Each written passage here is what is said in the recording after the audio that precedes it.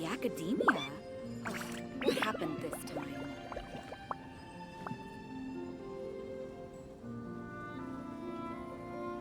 Did you hear what happened? It's the academia.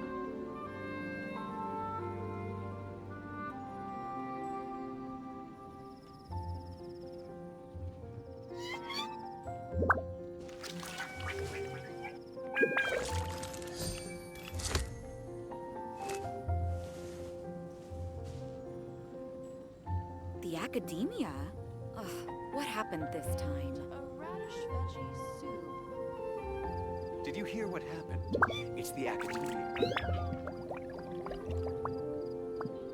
I got a new letter from an informant. Looks like the situation has changed again.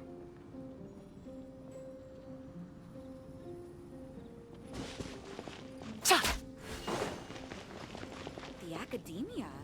Ugh, what happened this time?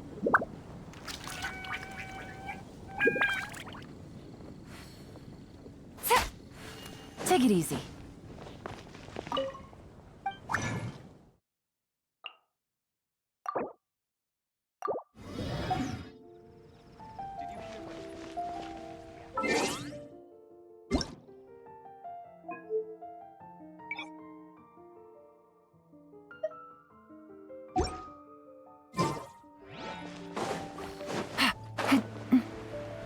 Haven't you? Add Astra.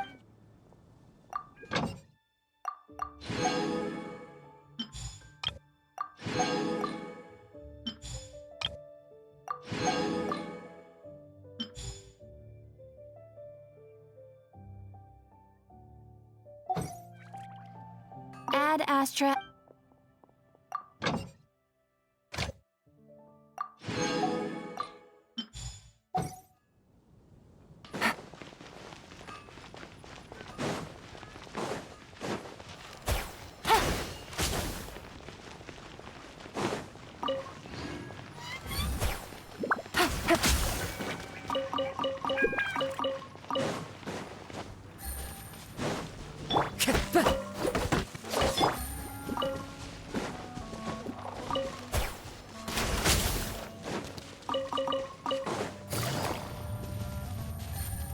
Take it easy.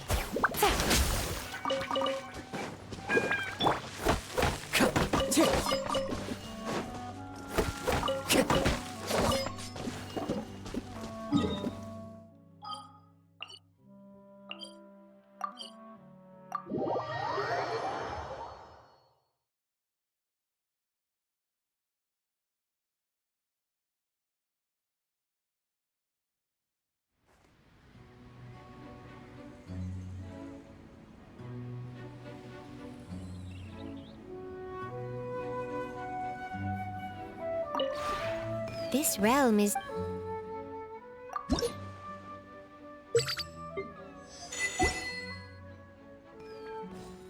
If you ever have it...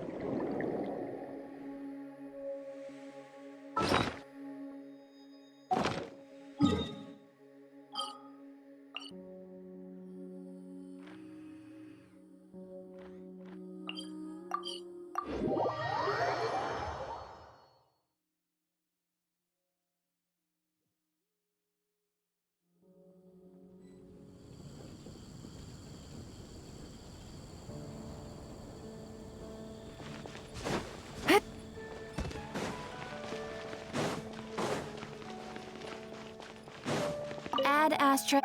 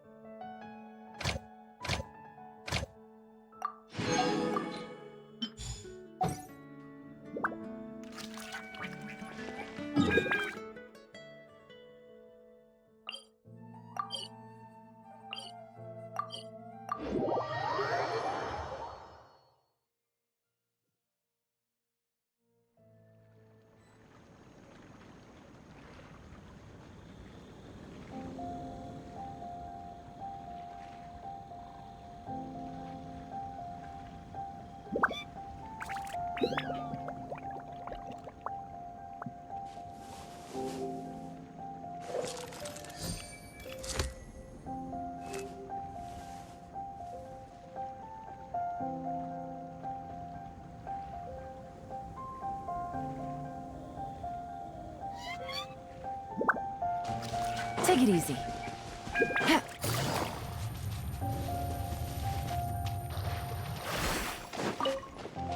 Take it easy.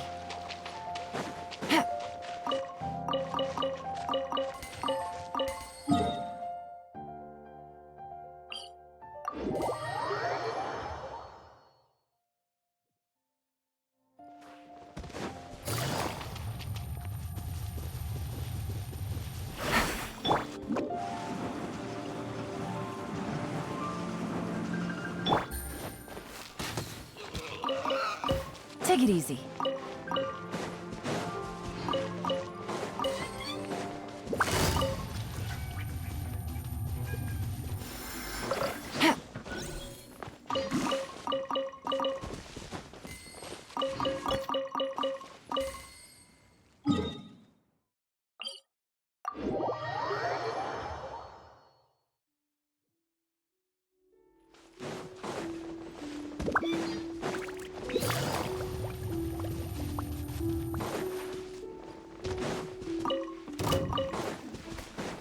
Direct assault!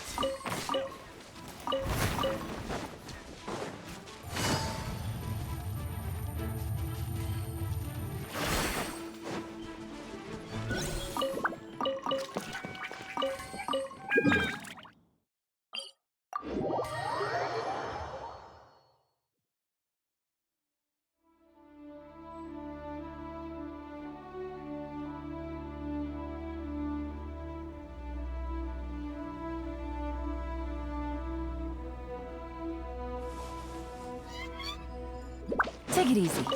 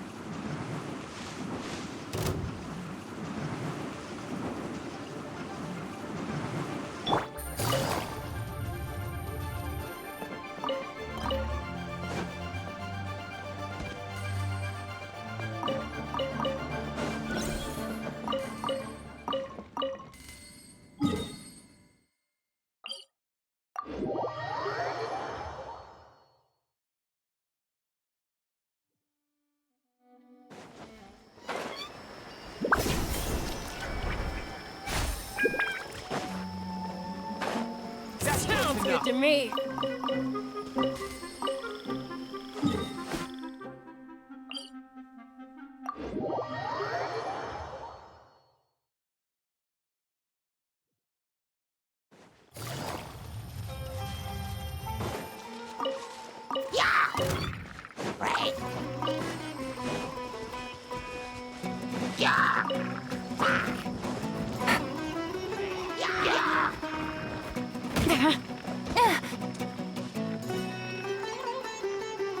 No!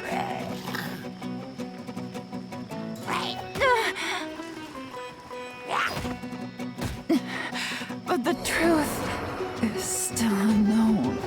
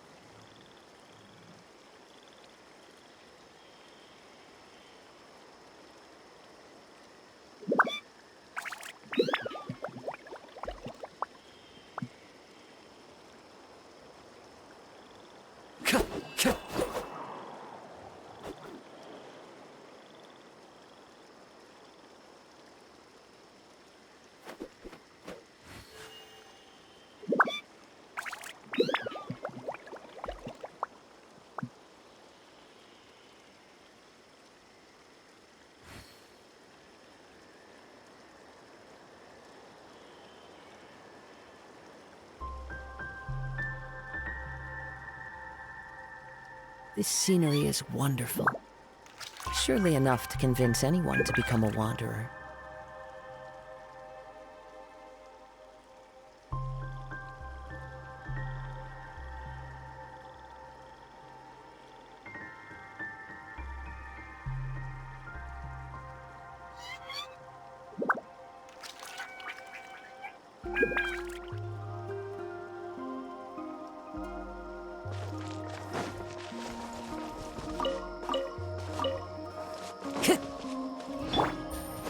Take it easy.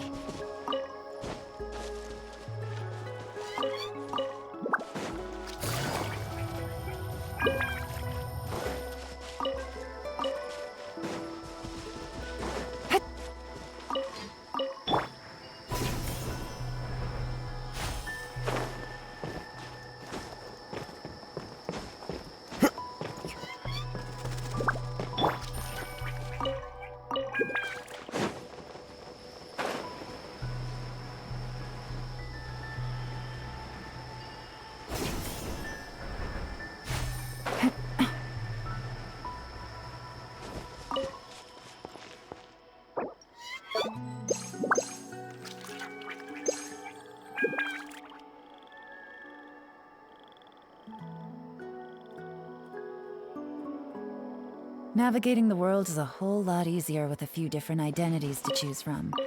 Need me to come up with some for you?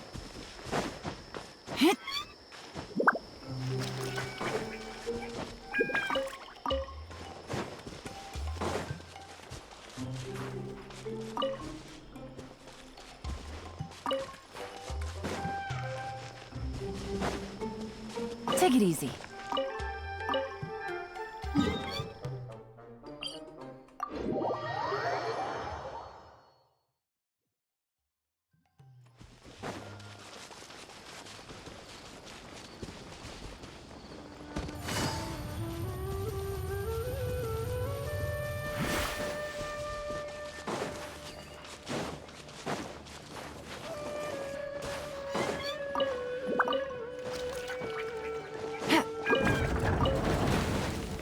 That's close enough.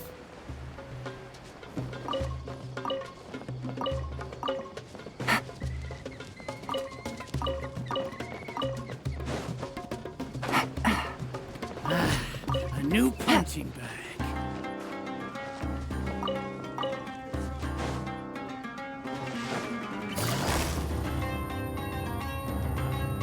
Gotcha. Take it easy.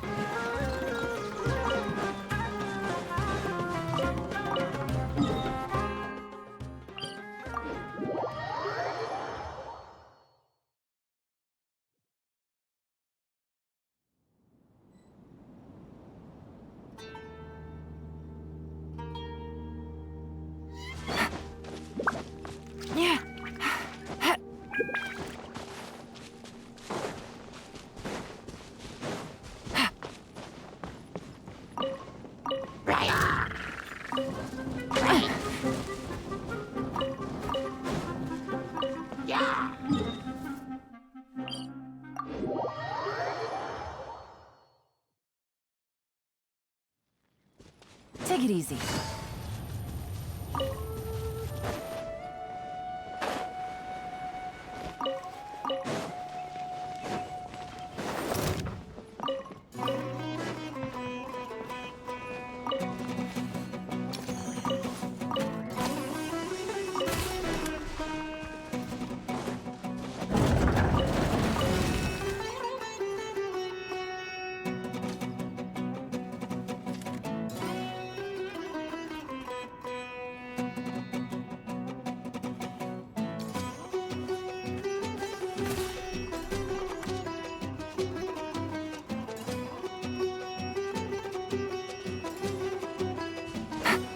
A fellow gambler.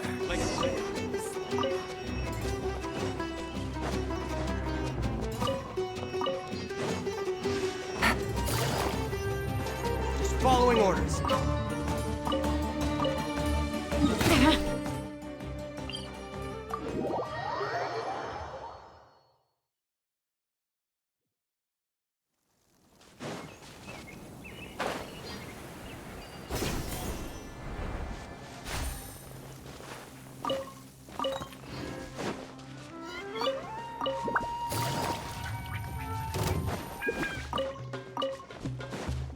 Like a lamb to the law of the jungle.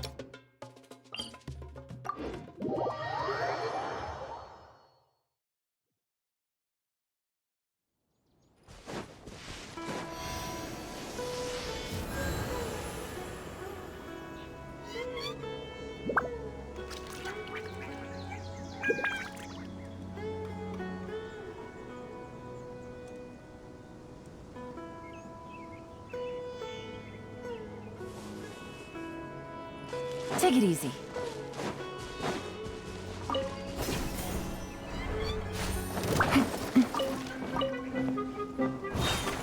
Where do you think you're going?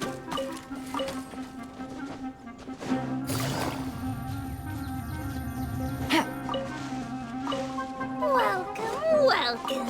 You are not welcome here.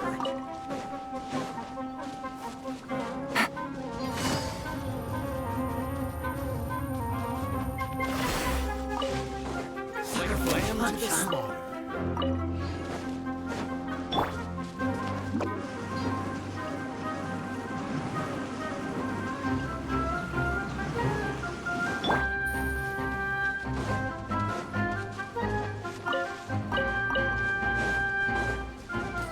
Happy to oblige.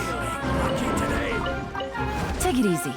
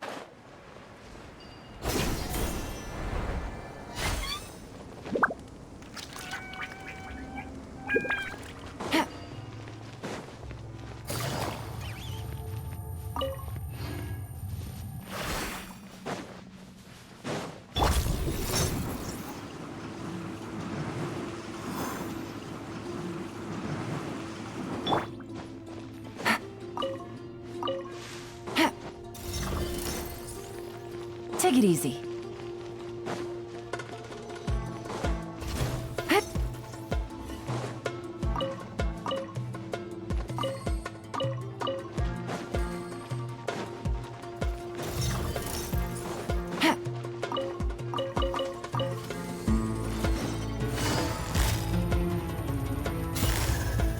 Quietly now.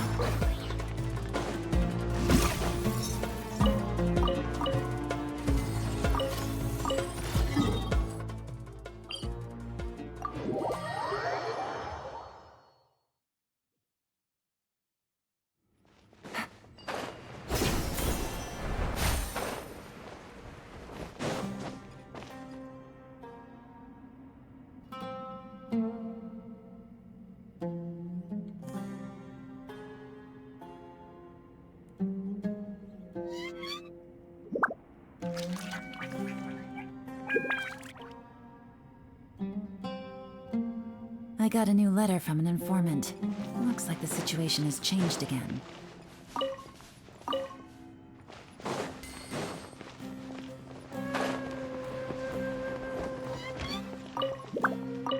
Take it easy.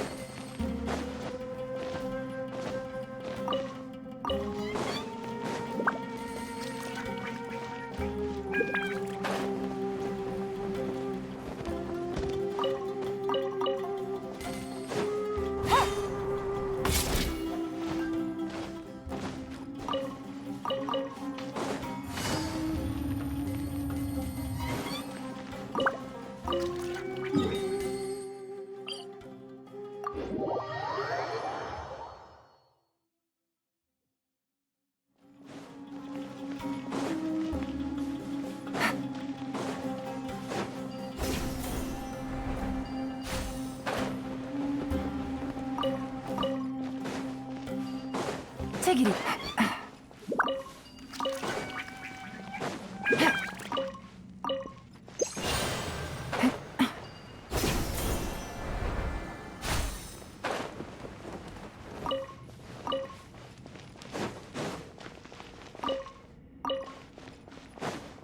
Take it easy.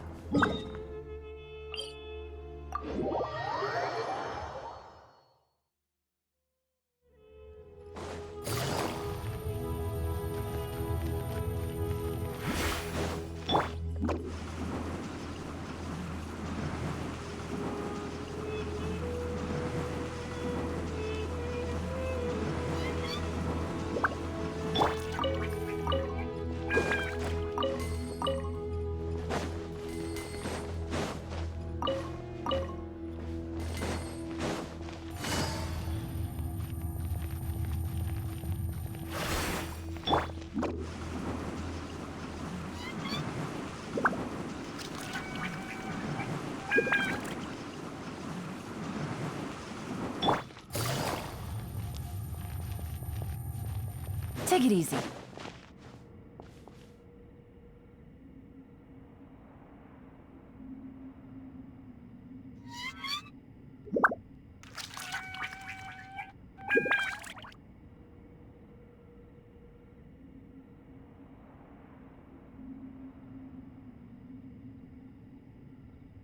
Navigating the world is a whole lot easier with a few different identities to choose from. Need me to come up with some for you?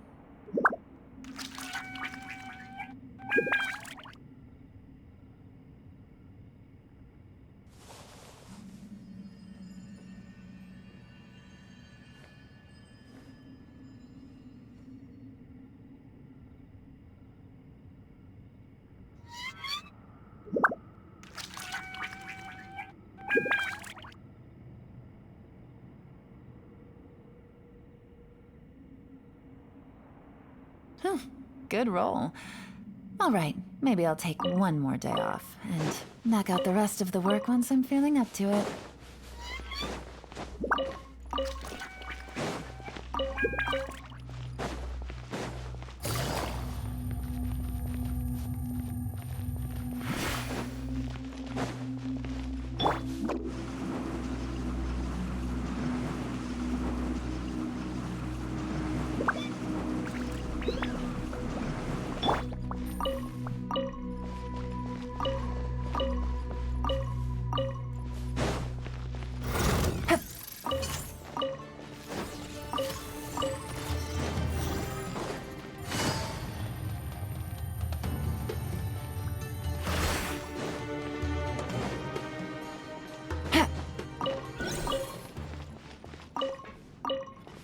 Take it easy.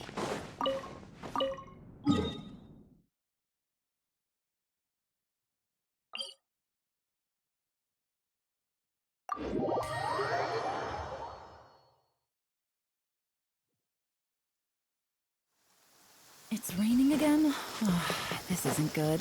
If the rain washes away the traces, it's gonna set us back a long way.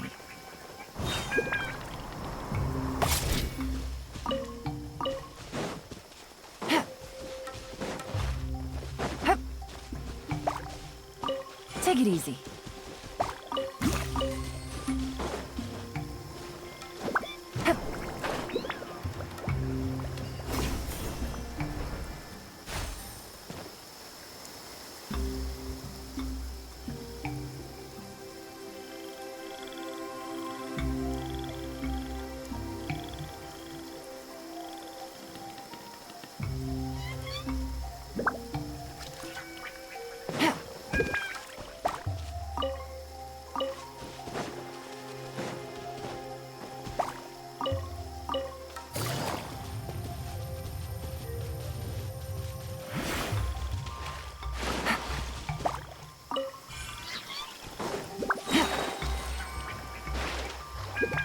Take it easy.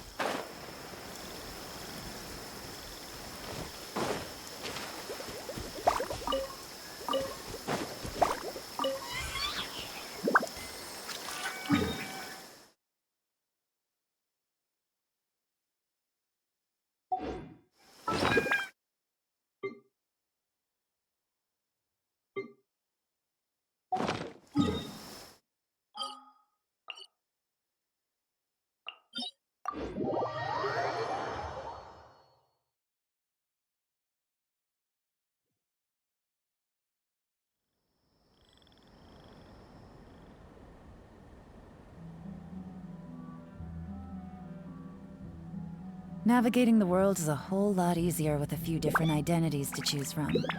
Need me to come up with some for you?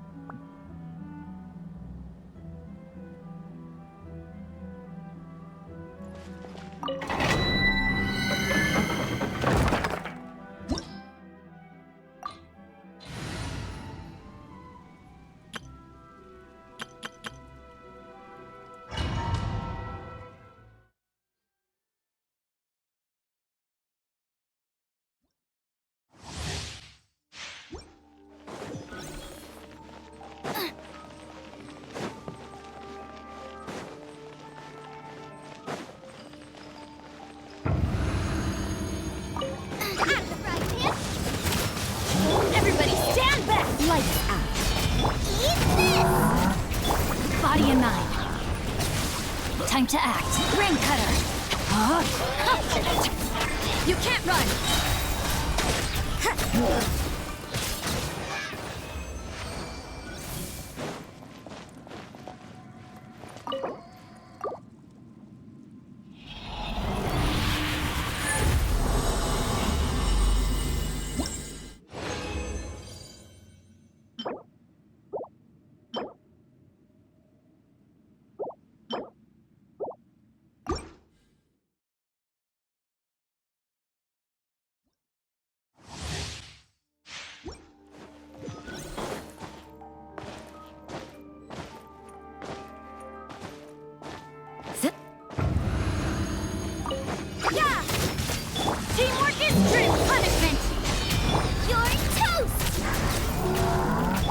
Witness the power of Gwa. Know my sword.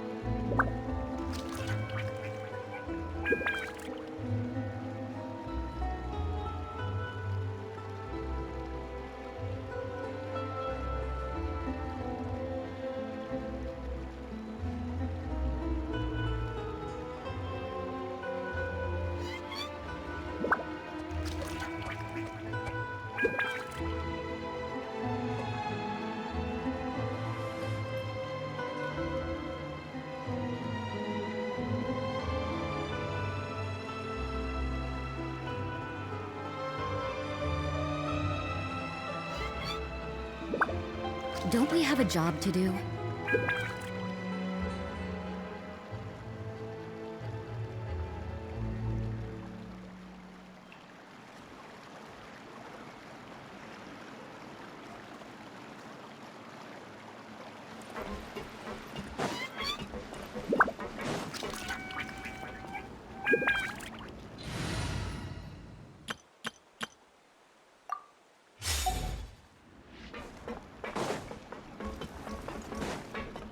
Your most Time to go.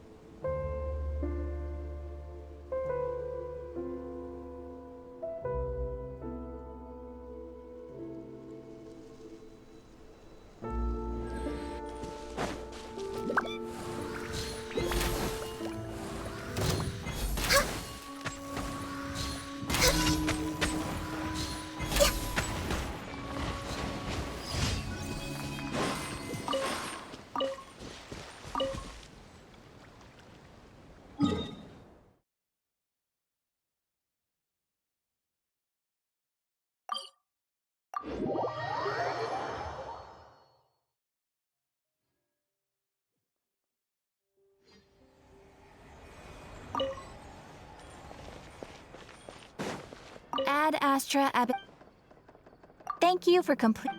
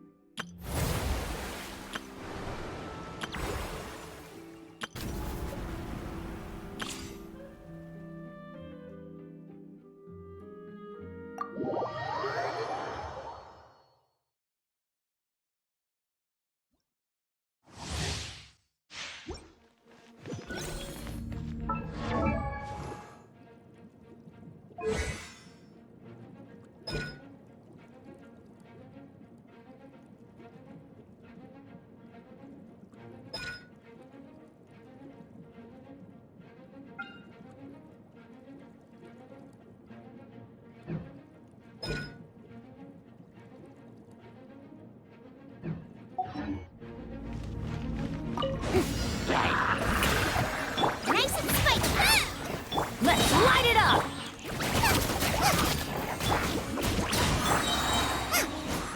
Eat this. Everybody stand back! Let the world collide.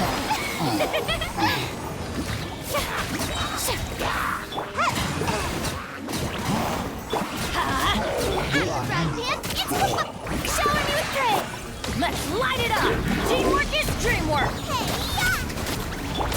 Let my name echo in song!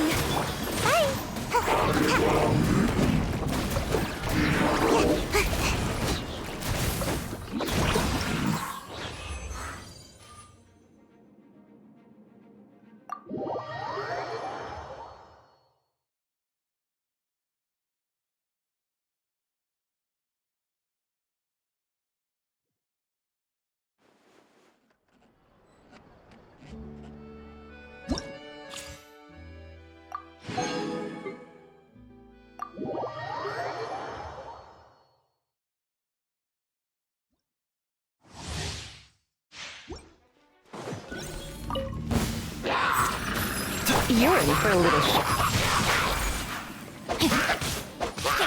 Come a little closer. Let me weave you a verse. Let's spark things up a little. You're in for a little shock. Mind the side effects.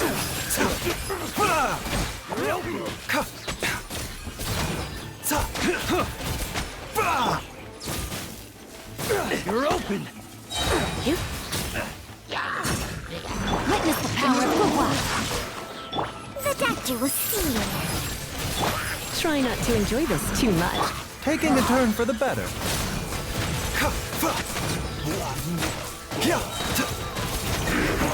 A bitter pill to swallow. Ring cutter.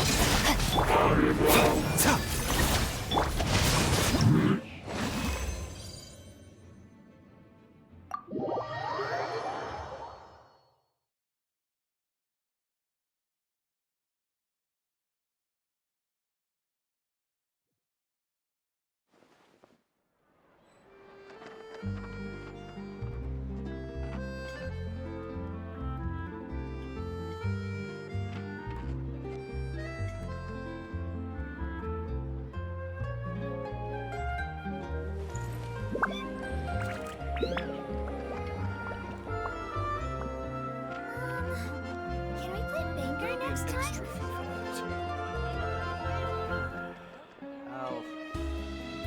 I'll think about it. It's so nice to de-stress.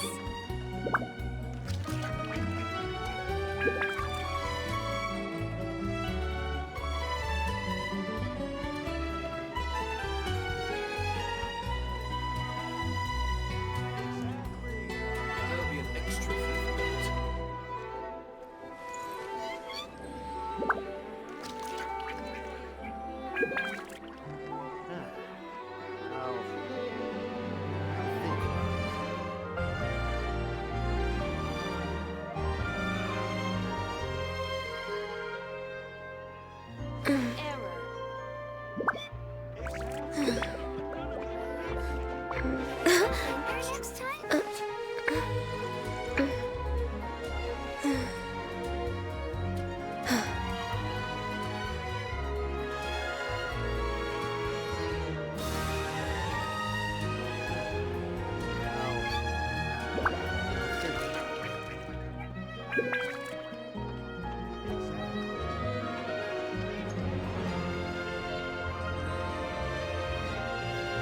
There'll be an extra fee for it.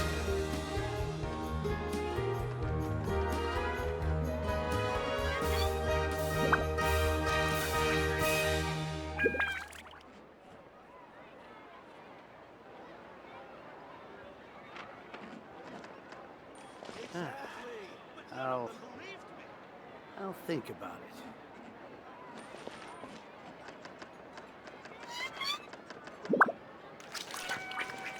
There'll be an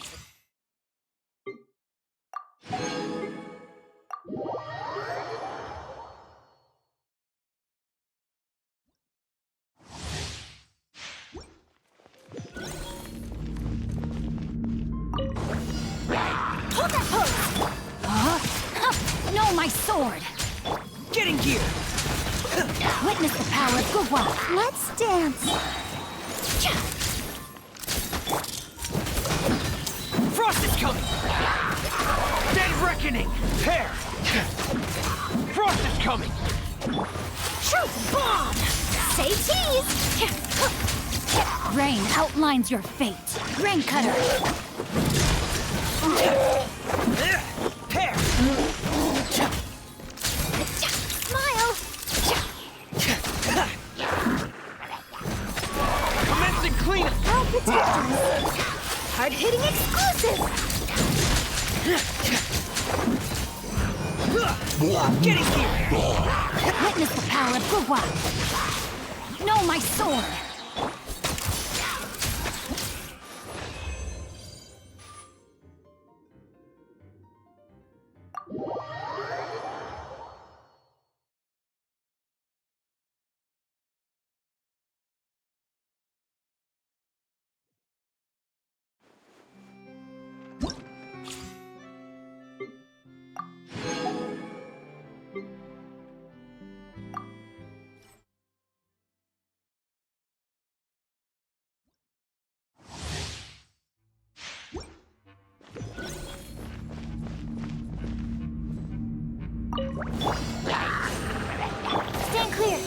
absorption test.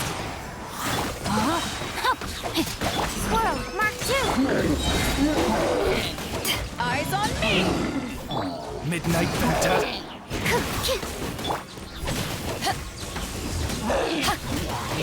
Ring cutter. Animal test 6308.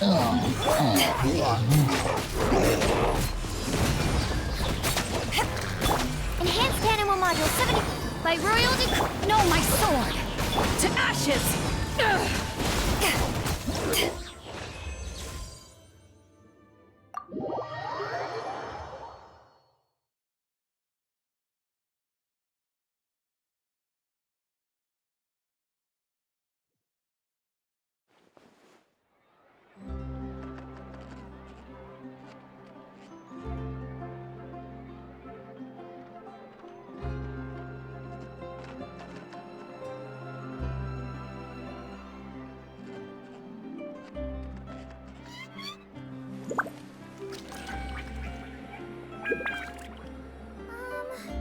Can we play banker next time?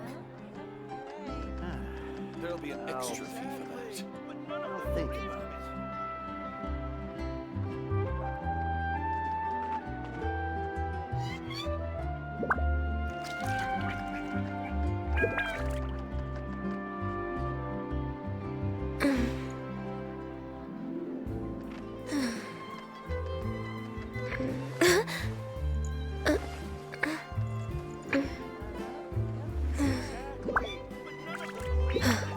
There'll be an extra fee for that.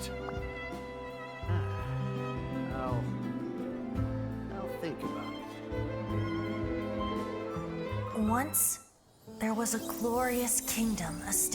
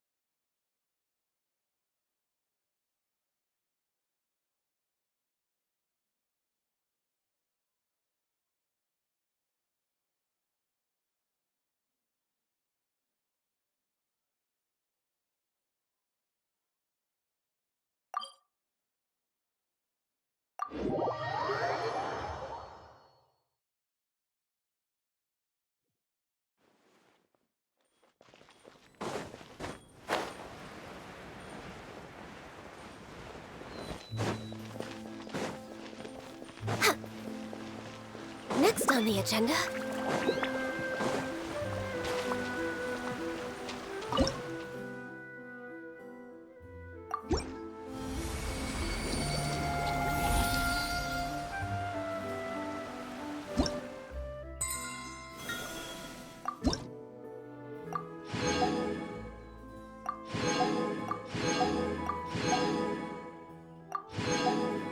If you lie on the grass, you can feel the heartbeat of the world.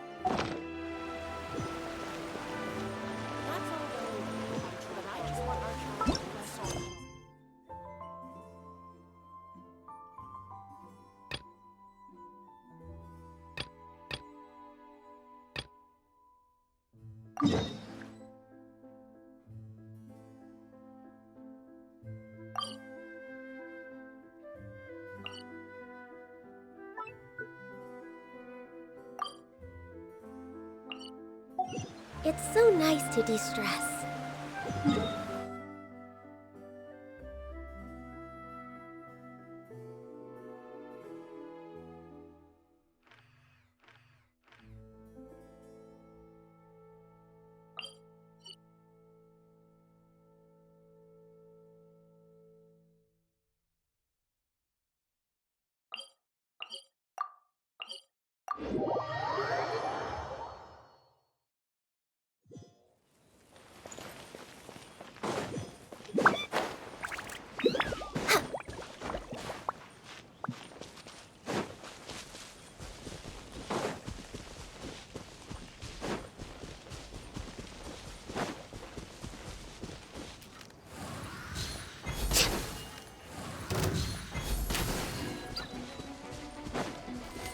Born of ice and frost.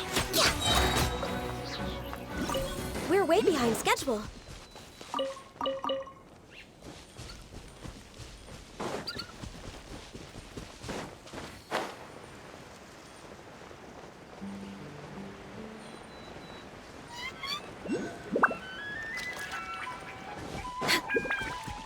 Yeah.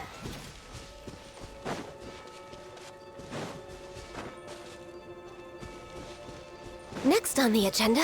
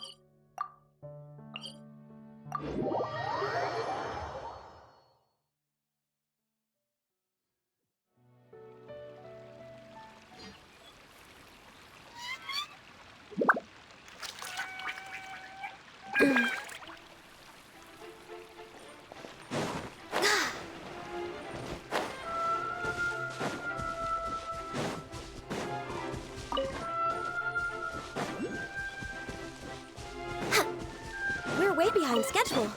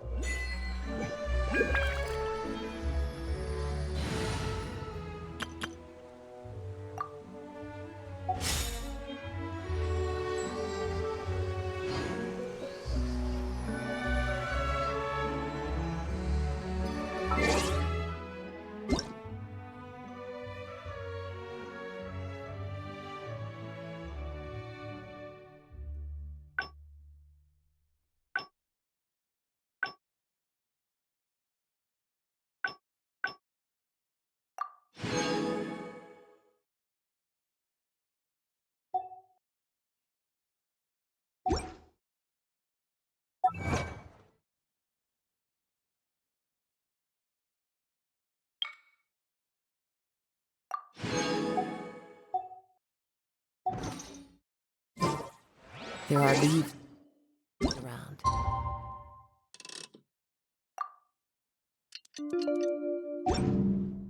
And I know just the two.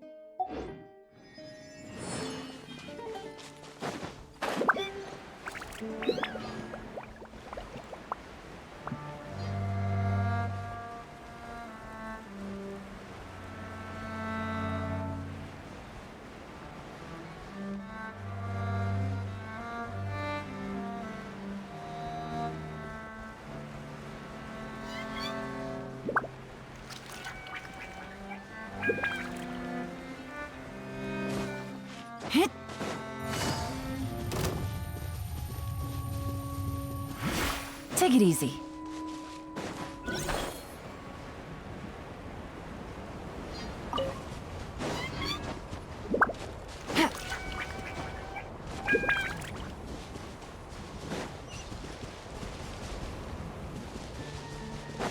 Take it easy.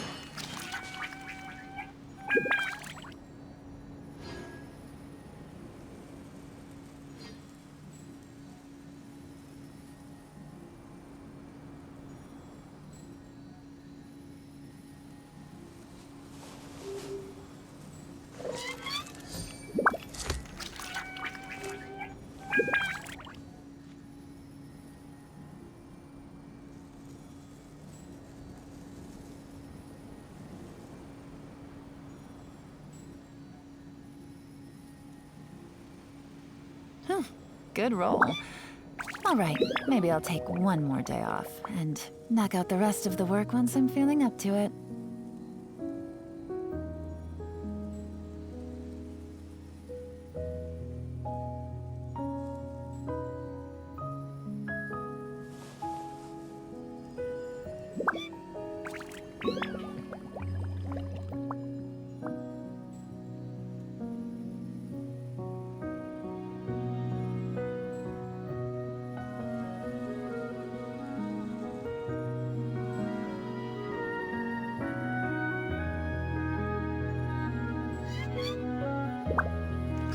I got a new letter from an informant. Looks like the situation has changed again.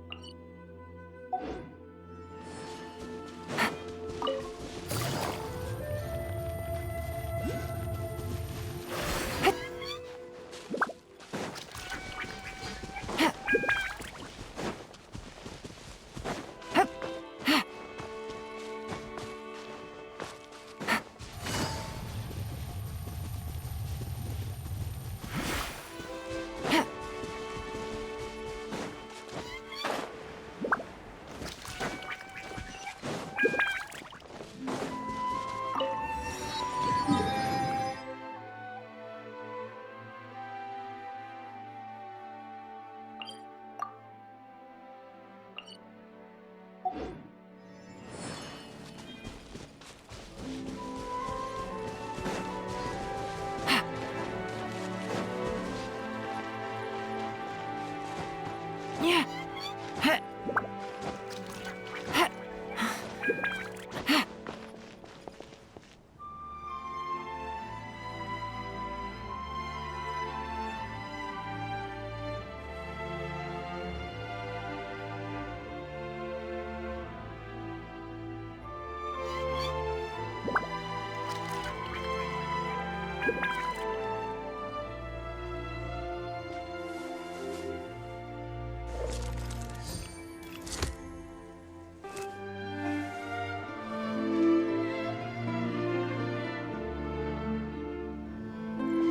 Take it easy.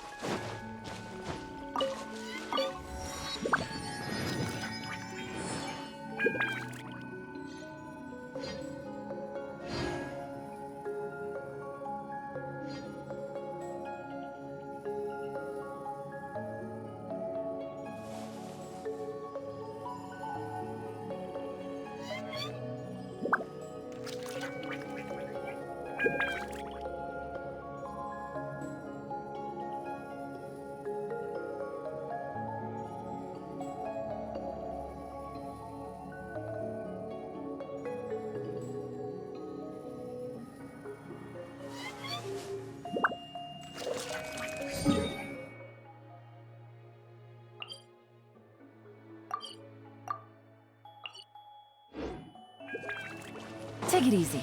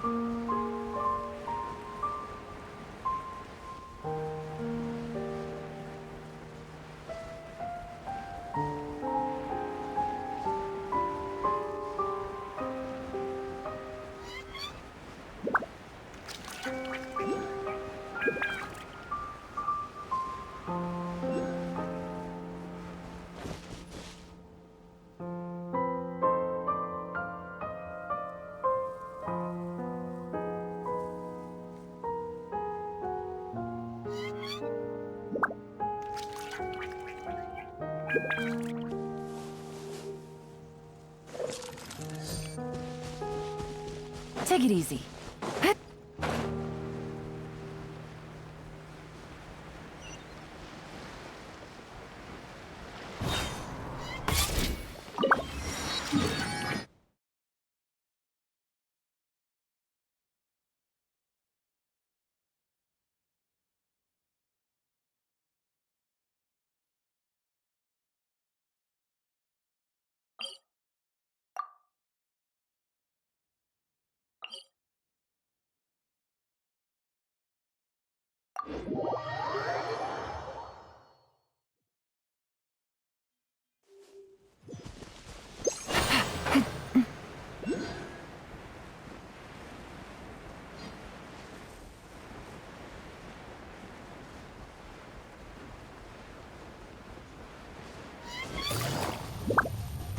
Take it easy.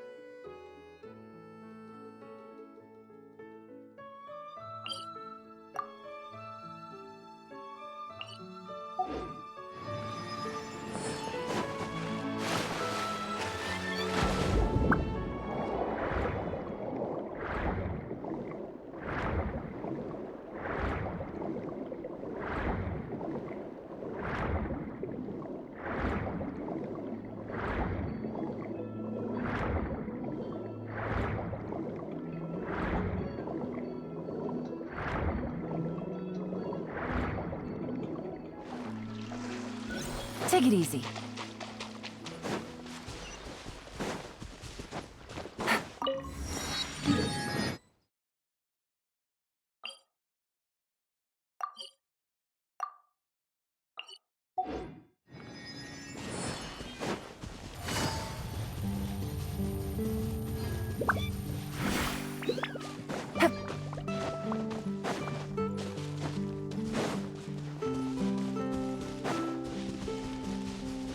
Take it easy.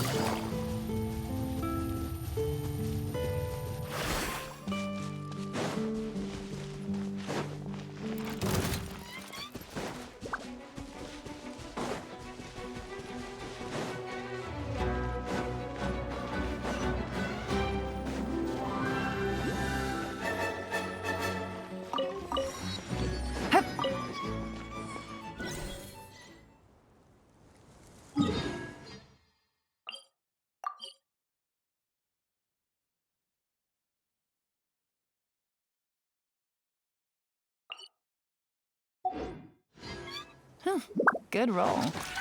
All right, maybe I'll take one more day off and knock out the rest of the work once I'm feeling up to it.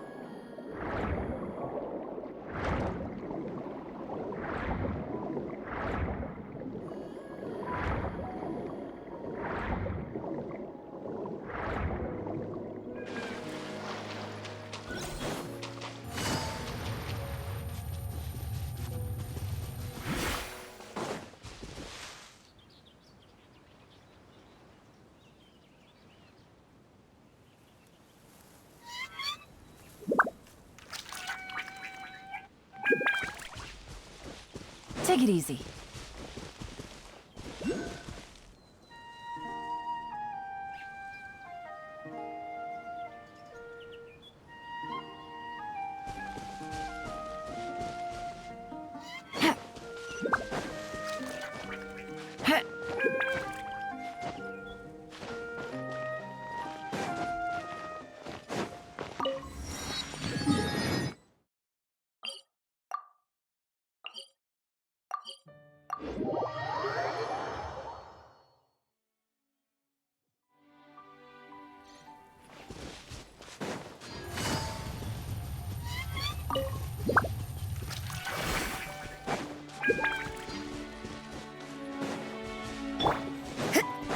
You can't run! Please appreciate my sincerity. Lights out.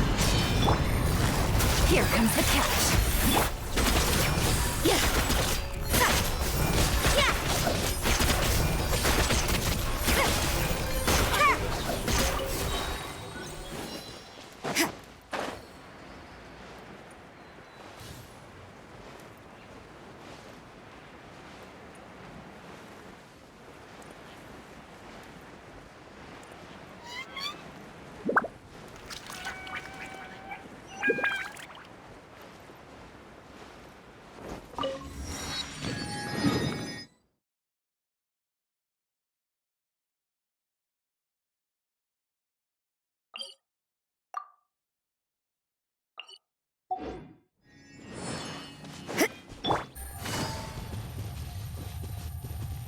rather rude.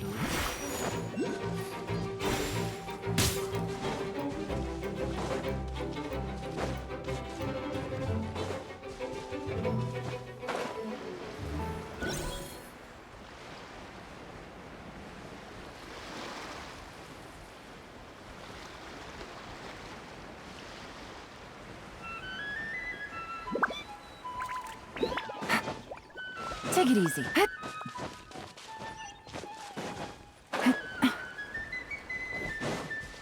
Time to go. Cheer!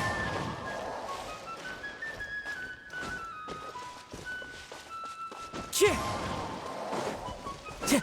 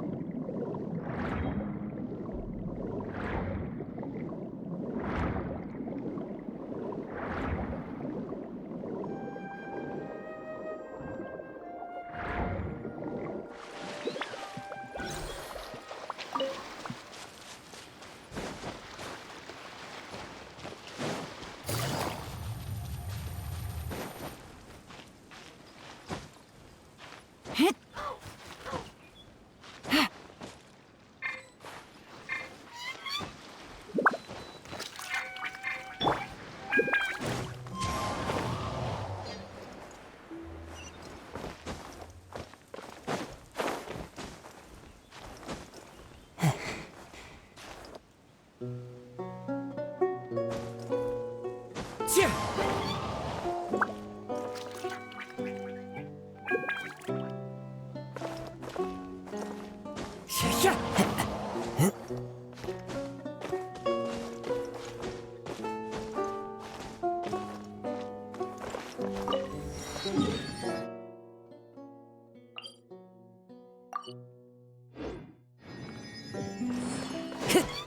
！Follow the wind.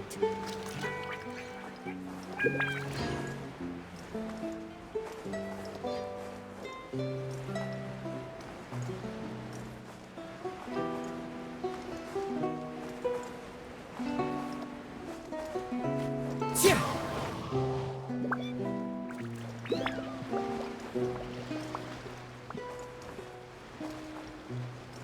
Chia!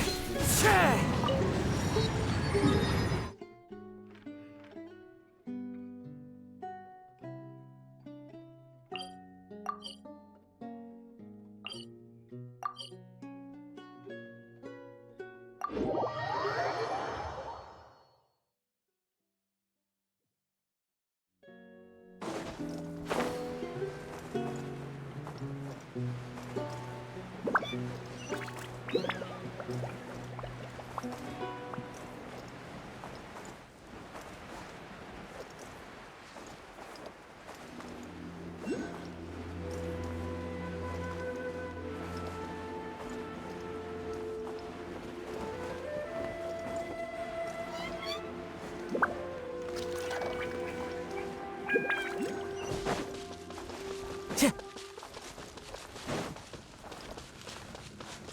Time to go. Judgment!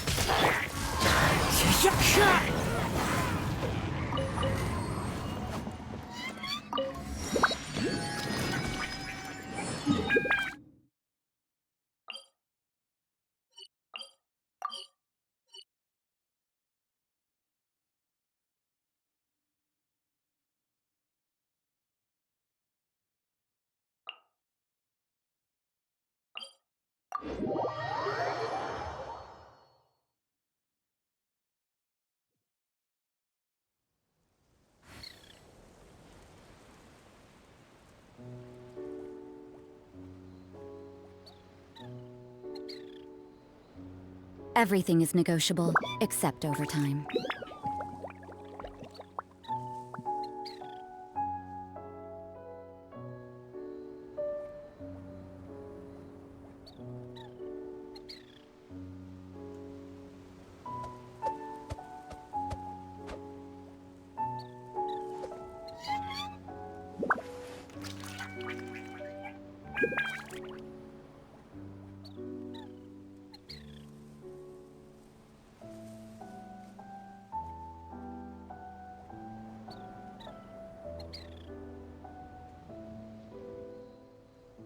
Don't we have a job to do?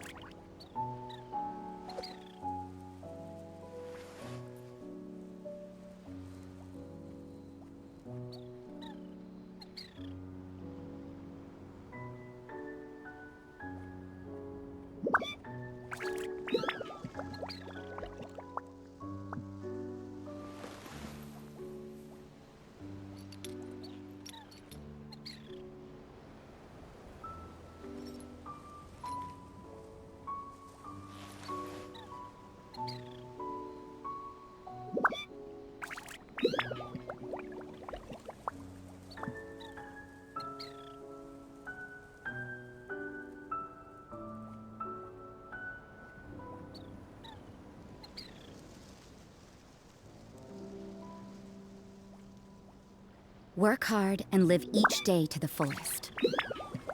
That is what life in Mondstadt is all about, isn't it?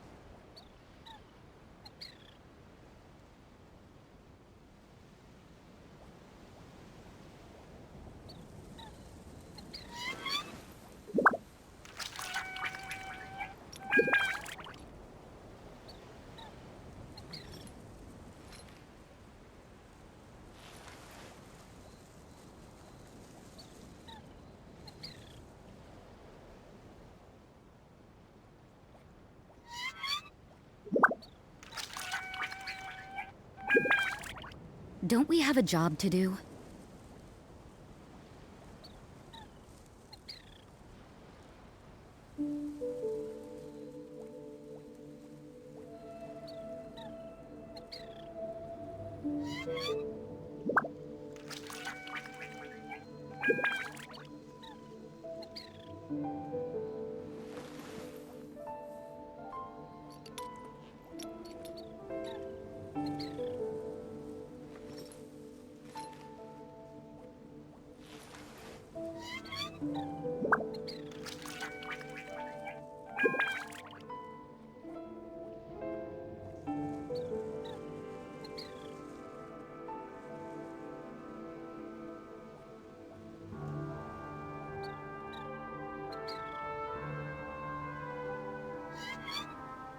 Work hard and live each day to the fullest. That is what life in Mondstadt is all about, isn't it?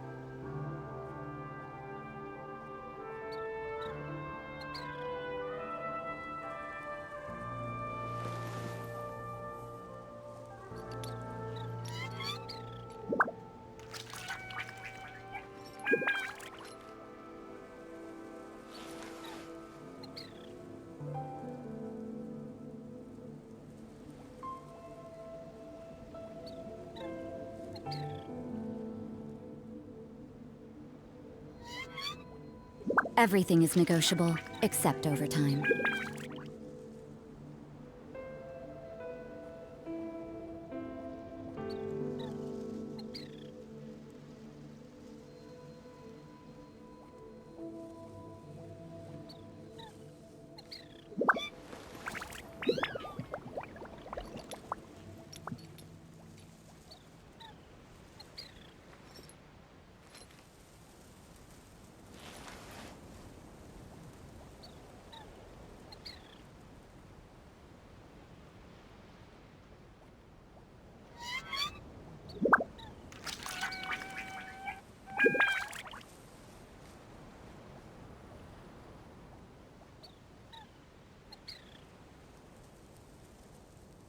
Don't we have a job to do?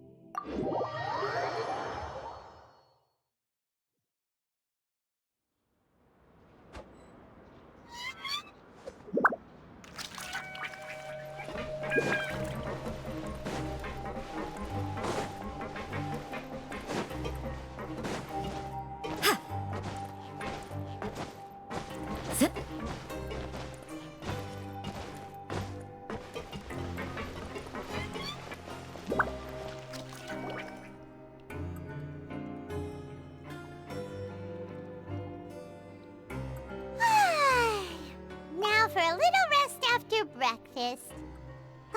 This is the life. Wait a sec. Isn't something important supposed to happen today? Oh, today's our big day! We're supposed to leave the Fortress of Mirapede! Come on, we've got to go complete the release procedures now!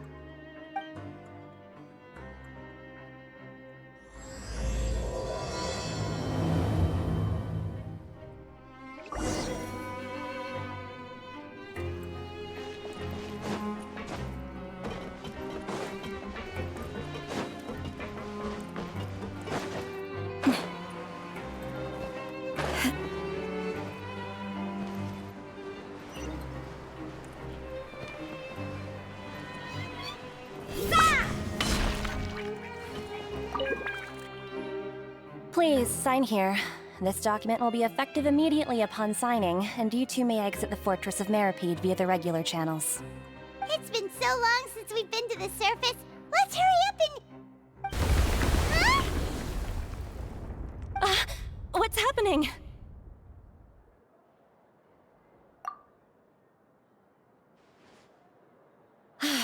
I'm fine, thanks. But I wonder what that tremor was just now. Let's go ask the Duke.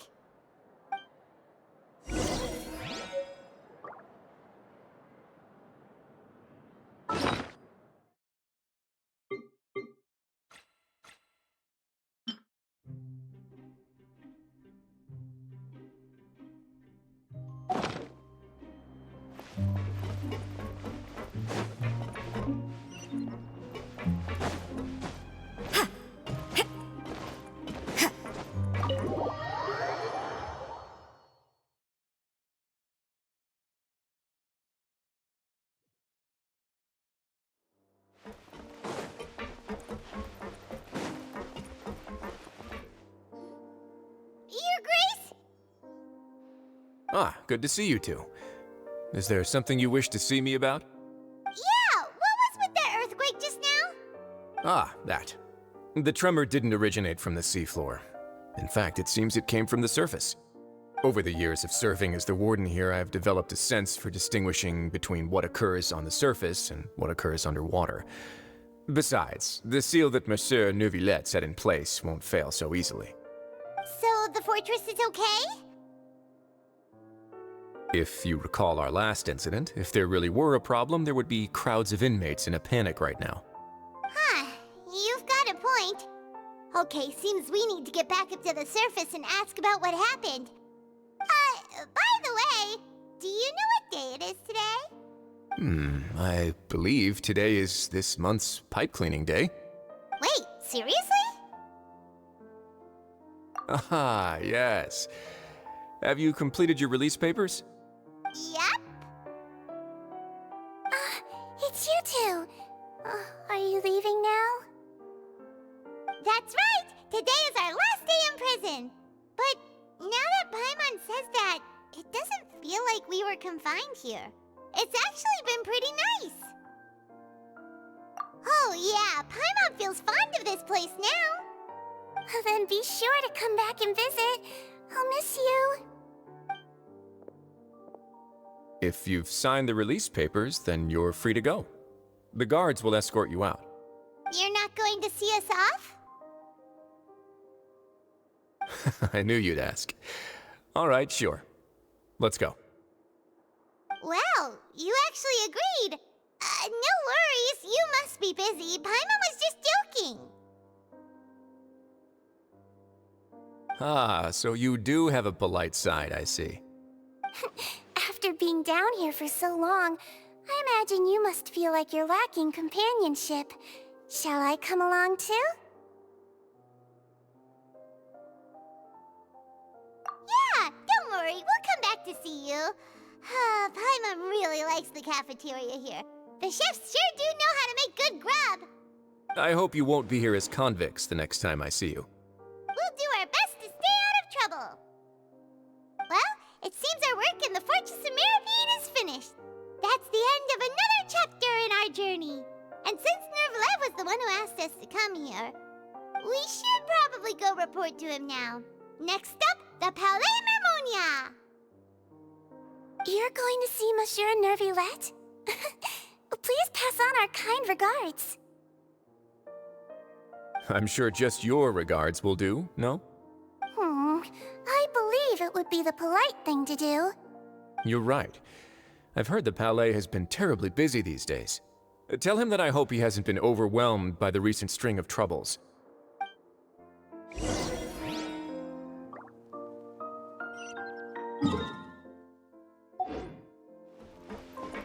If you're concerned about things at the Palais, why don't you take some time to go up and check things out? I believe you should still have some vacation time to spend. Thank you for being so understanding. It means a lot. It's been some time since I've gone to the surface. I must say that I've started to miss it a little.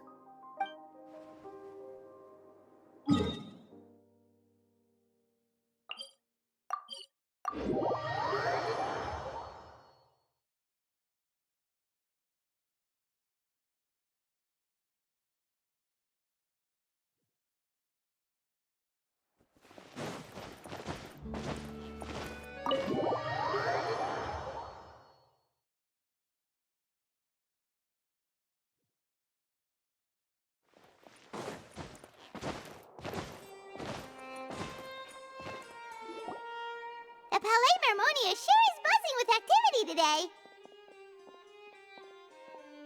Halt! Huh? Oh, it's you two. Apologies. Monsieur Neuvillette did say you'd be welcome at any time. Excuse me, would you mind helping me take a look at this report? I'll be right there. Sorry, I've got my hands full here. You can see yourselves in. Everyone's so busy. Seems a lot has been happening.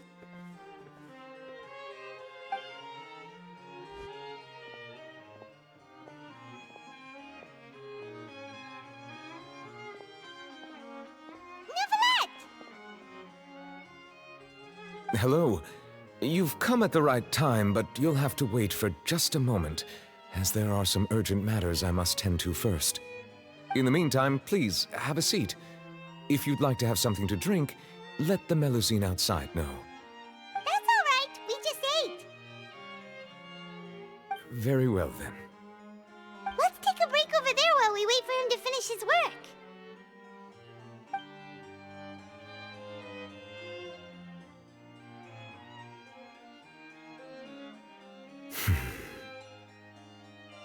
All right.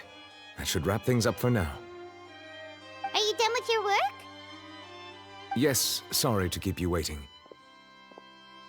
Today should be the day you were released from the Fortress of Meripede, and it appears that you've managed to complete all the release paperwork. That's right, and we came here to see you right away.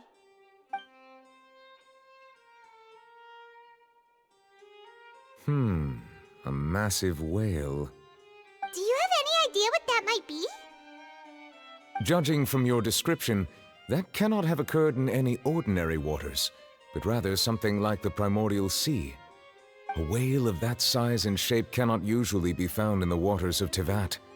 Therefore, we can only assume that Child is presently immersed in primordial seawater. Immersed in primordial seawater? But how? Is he okay? Most people wouldn't be capable of entering in the first place. I'm not completely sure how he could have gotten there myself. Yes? What is it? Ah, right! Paimon felt it too! We asked the Duke and he said it wasn't from underwater, so we figured you might know something about it. It turns out that I have just received a report about this particular matter. In fact, that's exactly what I was busy with a moment ago. The source of the tremor was here on the surface near Poisson. After the shaking stopped, the water levels in the Poisson area rose at an alarming rate. The water levels rose? Oh no! What about all the people there? Fortunately, the water levels only rose for a short period of time and have already returned to normal now. However, I still have a bad feeling about the whole phenomenon.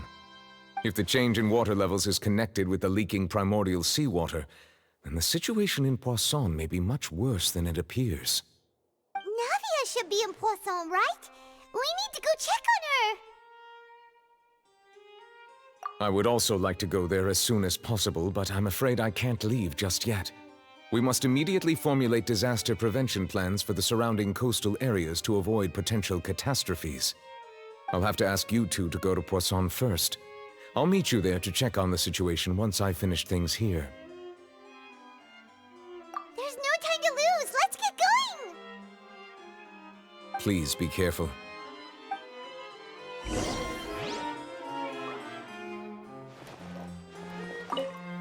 The two of you have my thanks. If you need any help, just let me know.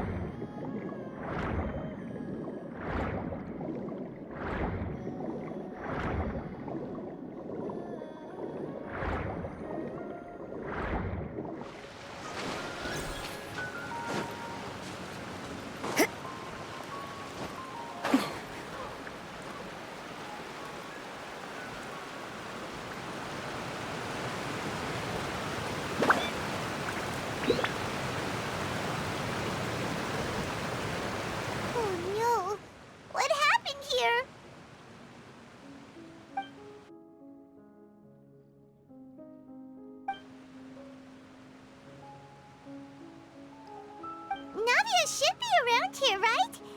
We need to make sure she's still... Paimon means we need to check on her.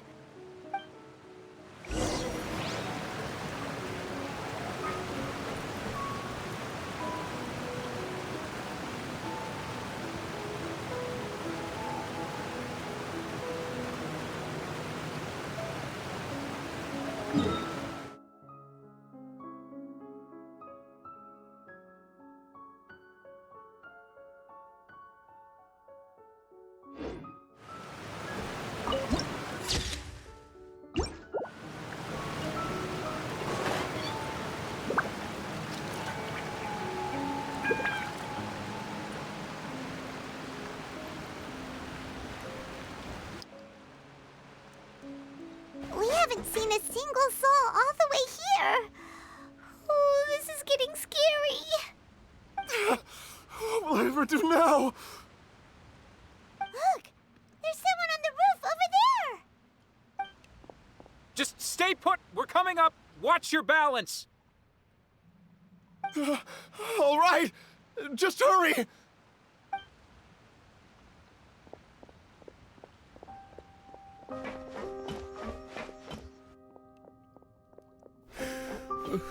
I'm not young anymore. How will I survive on my own? My Desiree! Oh, he looks pretty sad. My leg! My leg! How could this have happened? It hurts! Just hang in there. Help is on the way. You can hold my hand if it makes you feel better.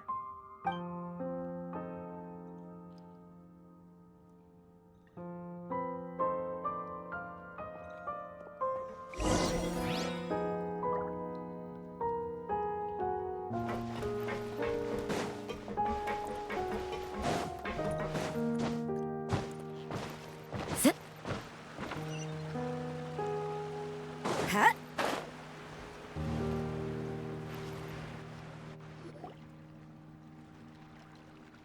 Oh, it's Navia. She's over there. Hey, Navia, are you okay?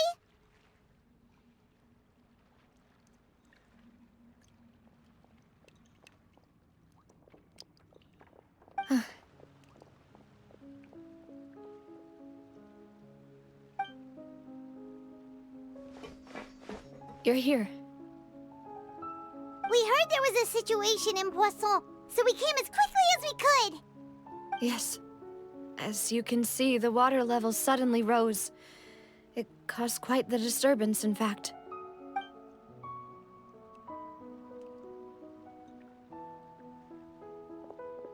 Demoiselle!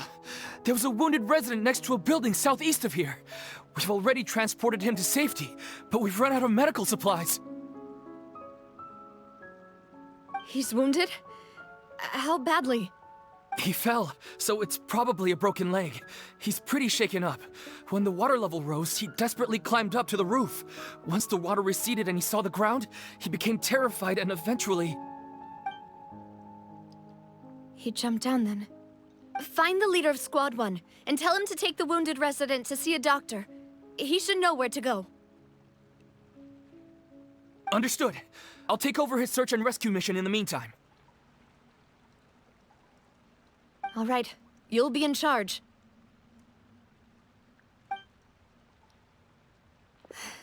I'm sorry. Where were we? The situation in Poisson? Ah, right. Allow me to explain. A little earlier, we suddenly heard a loud noise. At first, everyone thought that something might have exploded in the waterways. But before we knew it, water started pouring out from everywhere. The rushing water seemed a little odd, almost like the unique color of primordial seawater. Some people didn't realize the danger and thought it was just ordinary water, leaking from somewhere. Everyone on the street who happened to be close to the water didn't have a chance to escape. As the water levels rose, they suddenly disappeared. They were all dissolved. Those who realized what was happening started to flee in a panic, desperately trying to get to higher ground. Many were injured in the stampede, and some people fell from significant heights.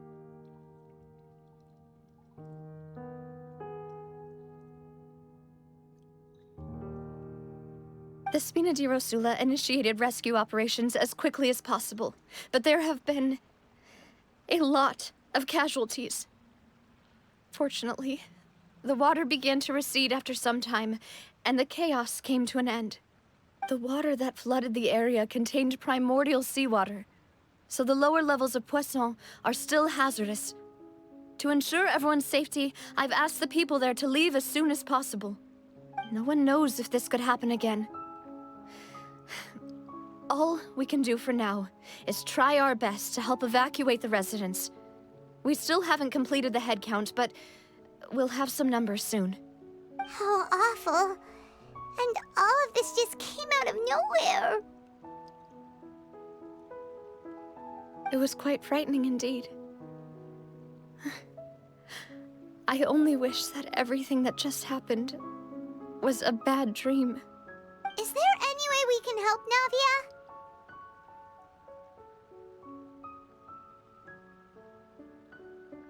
Thank you for being so willing to help in a moment of crisis like this. You don't know how much it means to me.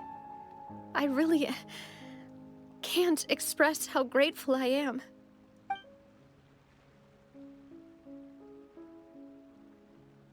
Don't say that, Navia. That's what friends are for.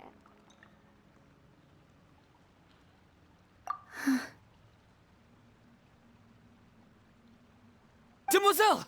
We've got a situation here! I'll be right there.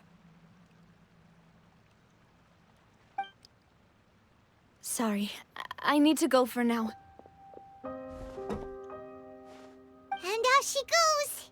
Seems it might be a while before she can take a break.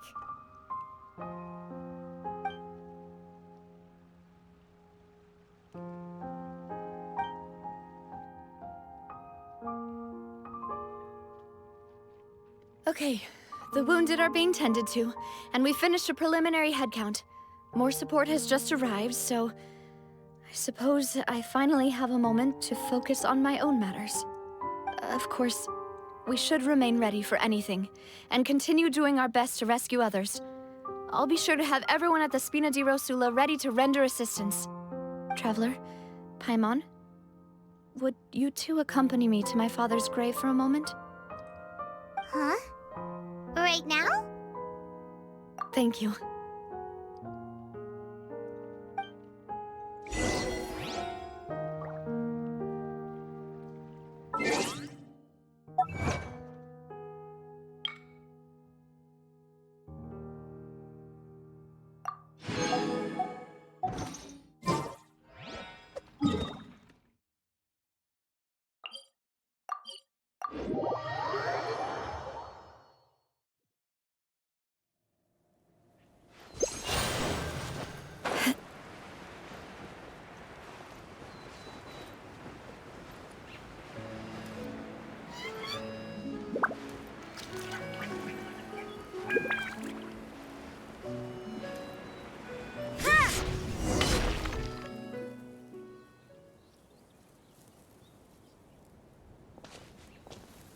Not a lot of people here, huh?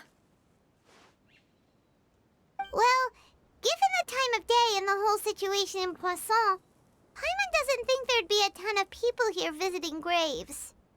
Right. That's how things are now. The living are so exhausted that they've no strength to spare any words for the dead. Navia?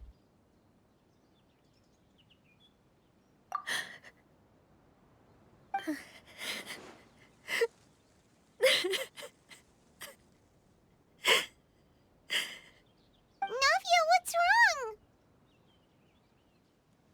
Sorry. I just... Malus and Silver. They won't ever come back here again. What should I do, Papa? Huh? What happened to them? Everyone agreed on the rescue plan, but still, I was the one who initiated it. They were helping evacuate the residents, but they couldn't leave in time. And they were caught in the seawater.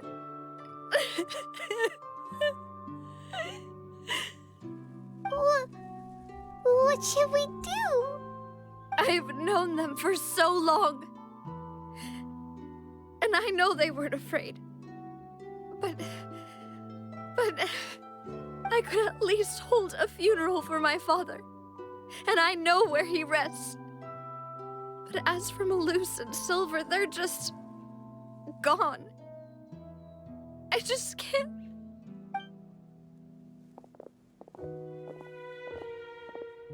Everything looks so clean after it rains.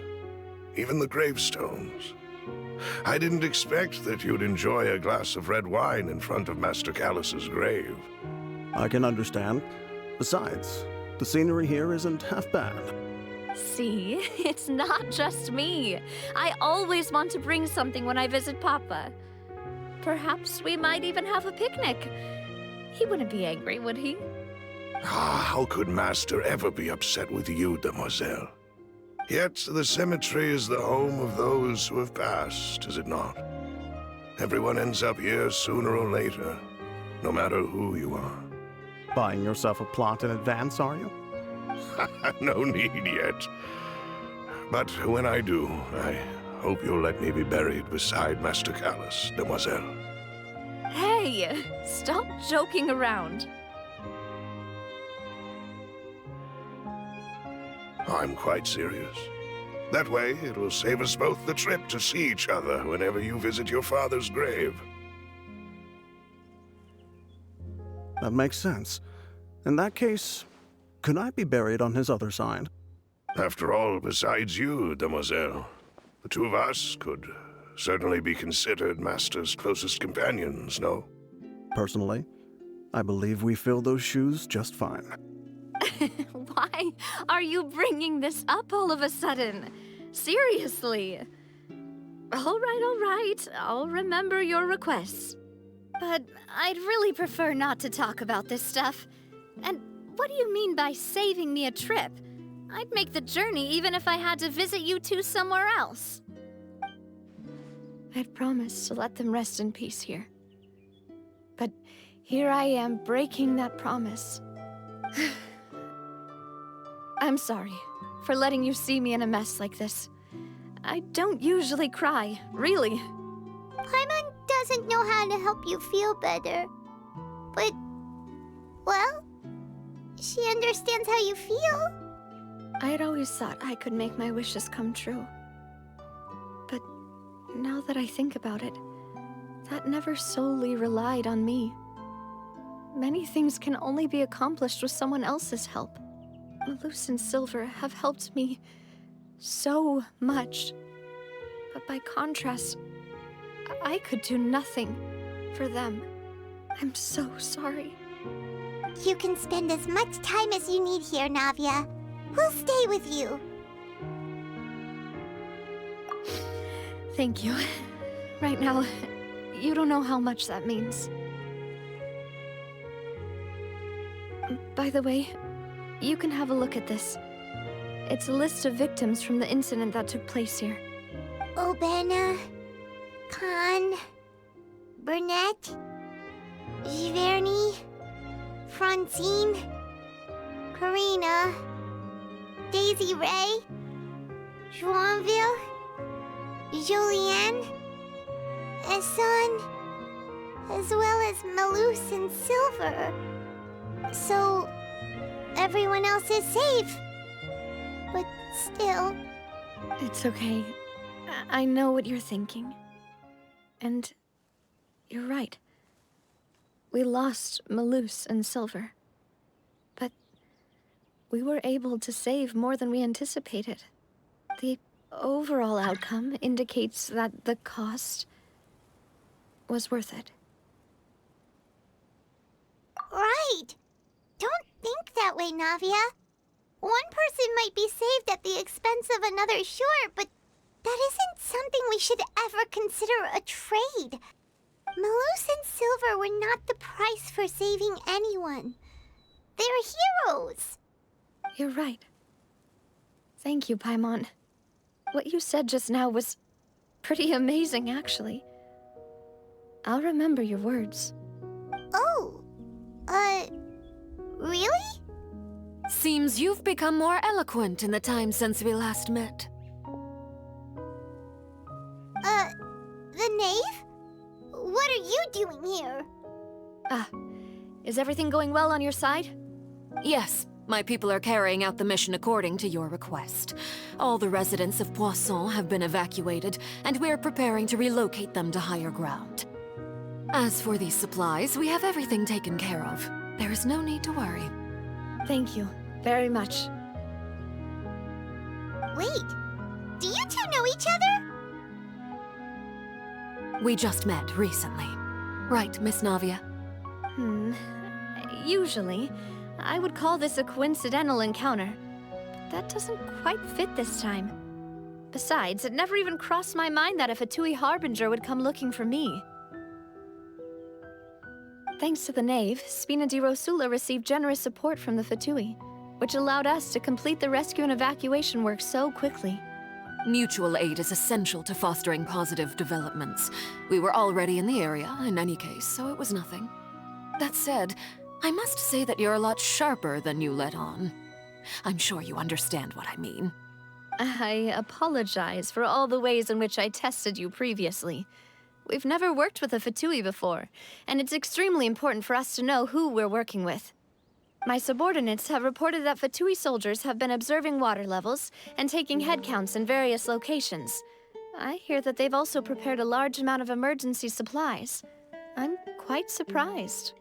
This is nothing to brag about, nor do I intend to. It is simply the way of powerful organizations to act forcefully, whether they are doing good or ill.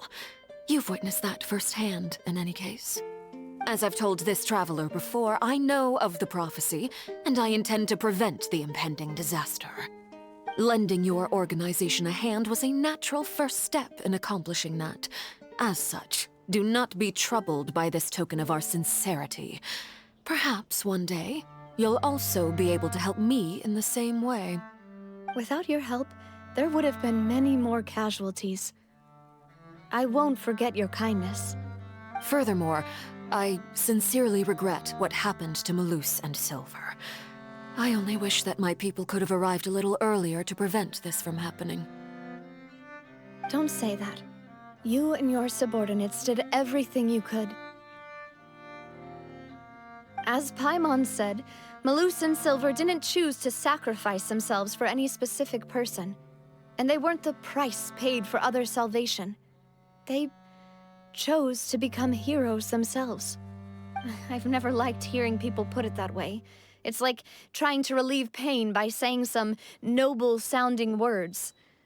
But right now, there's nothing more suitable. They really did become heroes. You're right. I'm sorry for your loss, Miss Navia.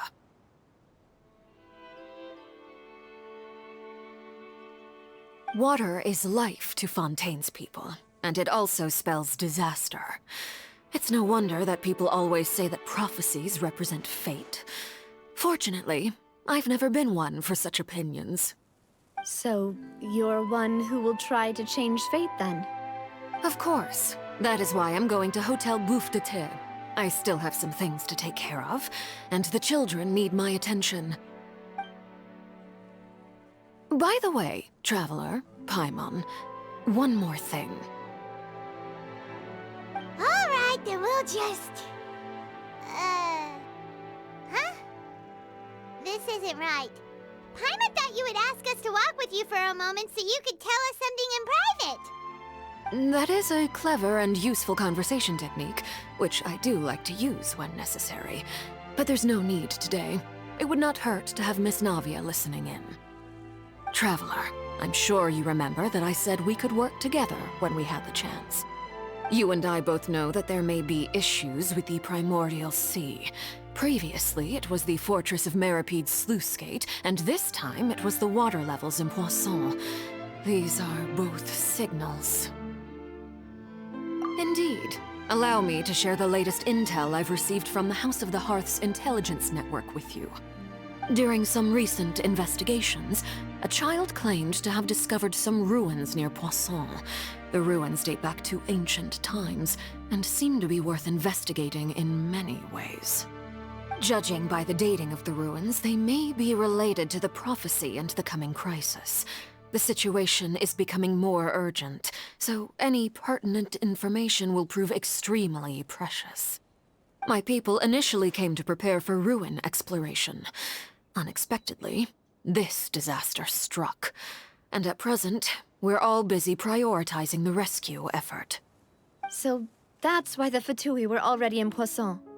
I wanted to take the children along, but unfortunately, Linny, Lynette, and Fremine have all been dispatched to higher ground to assist affected residents. Linny told me that outside of the house, the person they trust most is you. Which is why I want to give you this task.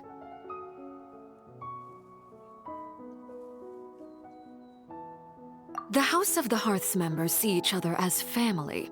But Linny, Lynette, and Fremine said that they also see you as such, even though you are not from the house. I'm sure you already understand how earnest they consider their friendship with you to be. Oh, that somehow makes Paimon feel kinda happy. The intel I just shared about the ruins could fetch a high price. But since the children consider you family, it's only natural that I freely share it with you. Got it! So all we gotta do is go to some ruins, right? We can handle that. Excuse me, but may I tag along? You wish to join, Miss Navia? But are you sure you're up to exploring some ruins? You need to rest. Well, I'm sad, yes. But I can't just go back and plop myself into a chair by the roadside and do nothing. There's no point in being depressed while we still have a disaster on our hands. As my father's successor, I must live up to the hopes he had in me. Besides, I'm also doing this for myself. I need something, a distraction, to keep my mind off Malus and Silver.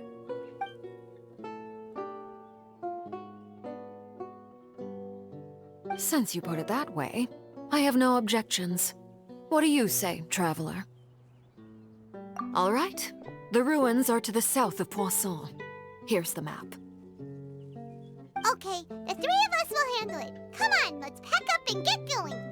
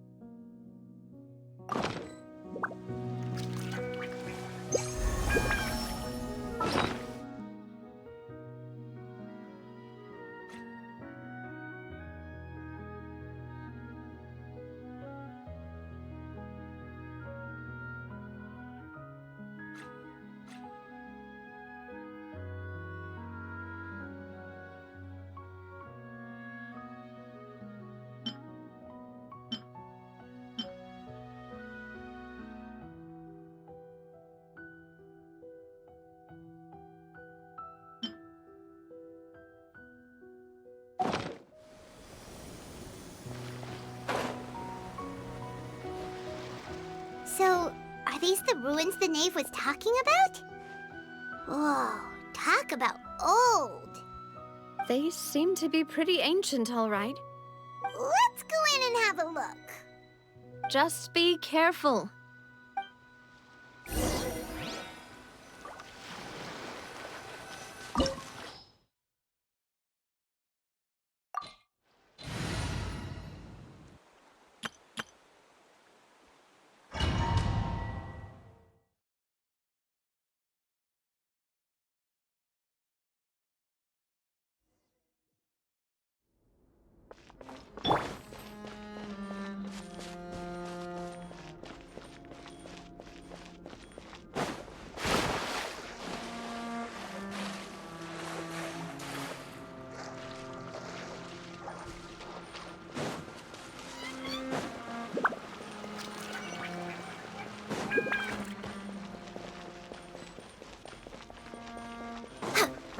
Access denied.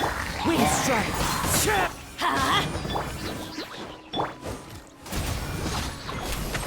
Come on, focus.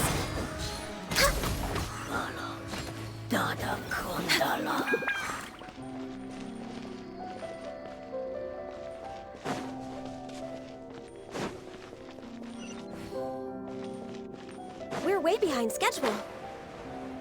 Floor here isn't safe.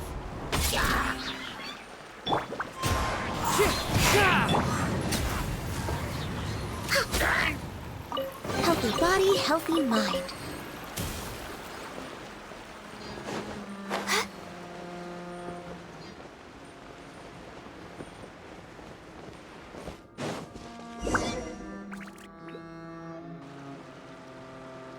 This place has also been contaminated by primordial seawater. Yeah. And a lot of it, too. A Fontanian would most likely dissolve the moment they fell in. Right! You can't go down if there's primordial seawater. It's too dangerous, and it won't be any help for you to just stay here. Don't get Paimon wrong. We're not saying you're useless. It's just that... No, you're right. I can't do anything in this situation. I'll leave this to you.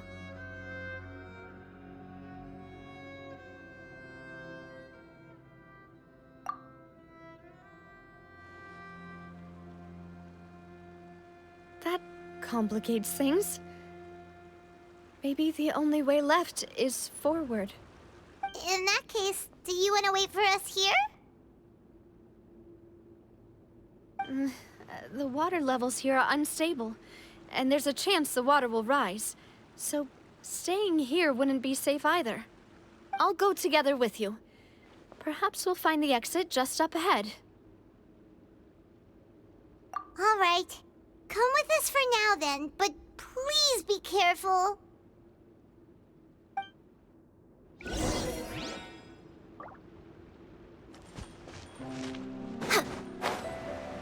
Oh no, it's a dead end! Let's try climbing over from the side.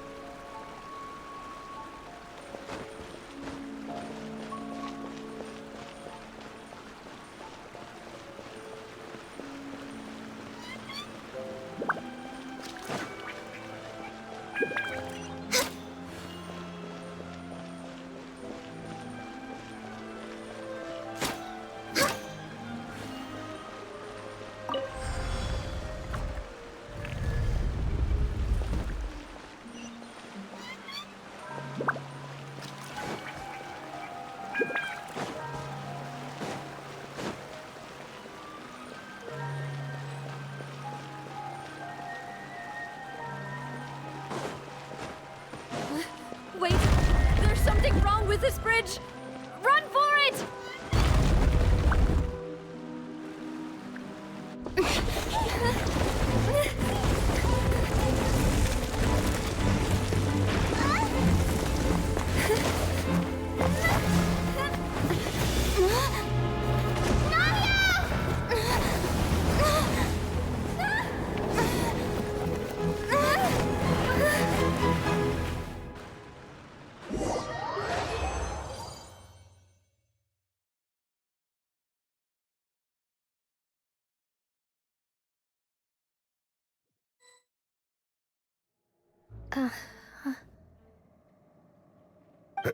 Demoiselle? Huh? Demoiselle, what are you doing here by yourself? Would you be standing here till dark if I hadn't come to get you? Maybe she just wants some time to herself, Malus. Hmm? Oh. Was I sleeping? Yes, it would appear so. I must be tired. That's quite possible. However, you were the one that suggested we go out for a walk. Oh, right. I nearly forgot. It must have slipped my mind when I dozed off. I haven't had a nap today yet. Have I? This is a familiar feeling, yet something's a little strange. Is something the matter, Demoiselle? Oh, no. No, I'm fine.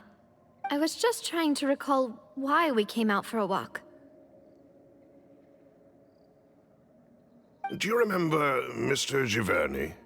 He'd requested our help before with foreign merchants who had a debt dispute with him, and we'd resolved the matter not long ago. We were headed to see how things were going with him at the moment. Ah, right. Yes. I remember now. Oh? Miss Navia. Ah, Mr. Malus. And Mr. Silver, too. It's good to see all of you. How have you been? I've been great. Thanks to your help, those bothersome merchants finally realized that I wasn't the one they were looking for. Why, I wasn't even the guarantor for that person. They were knocking at my door day and night. Even my neighbor, Obina, was getting fed up with them. Sometimes force is required to calm someone down and get them to listen to what you have to say. That's right. Oh, by the way, Burnett, what was it that you wanted to give to Miss Navia again? Oh, yes. One moment, I have it right here. Miss Navia, these are some flower seeds that I prepared. Please take them. They're a very good variety, and they'll become very big and beautiful once they bloom. I don't know what we would have done without your help, so this is a little token of our appreciation. I hope you won't refuse. Ah, did you cultivate them yourself? Thank you so much. I'll certainly take them. Malus, we do still have some empty flower pots at home, right? Why, we can have as many pots as you'd like, demoiselle. Perfect. In that case, we'll swap out some of the decorative plants for some of Mrs. Burnett's flowers. Very well. Wait. Something seems to be off here. Excuse me, madam. If I'm not mistaken, your name is Burnett, correct? That's right. Is something wrong? No, it's nothing. This is the first time we've ever met, but your name seemed familiar to me. I must have heard it when I was discussing things with your husband previously. I've heard this name before. Sometime recently, I'm sure of it. And why are there so few people around here? Where did everyone go? We must mind the time, demoiselle. We still have important things to attend to today. Huh? We do? Like what? Well, now, did you forget? Miss Navia, here you are! I've been looking for you. Please, come to the Opera House. Your trial is about to begin. My trial? Wait, why would I need to go to the Opera House? Yes, she's right, Demoiselle. It's just about time now, so we should get going. Oh? All right then.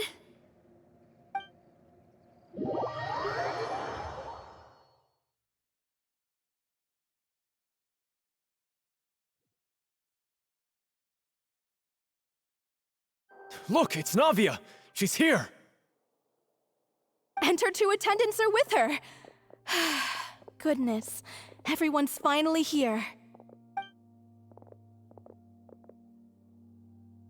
There sure are a lot of people here to see the trial. And they all seem to be oddly excited about something. I even know some of these people. Karina, Desiree, Joyville, Jolien, Essen. Why are so many people here? And why do I have no recollection of this case? And as for the judge... huh? Where's Monsieur Neuvillette? Please sit in the defendant's seat. Don't worry, Silver and I shall accompany you. All right. But are you sure you can stand behind me? Typically, it wouldn't be allowed, but today is an exception.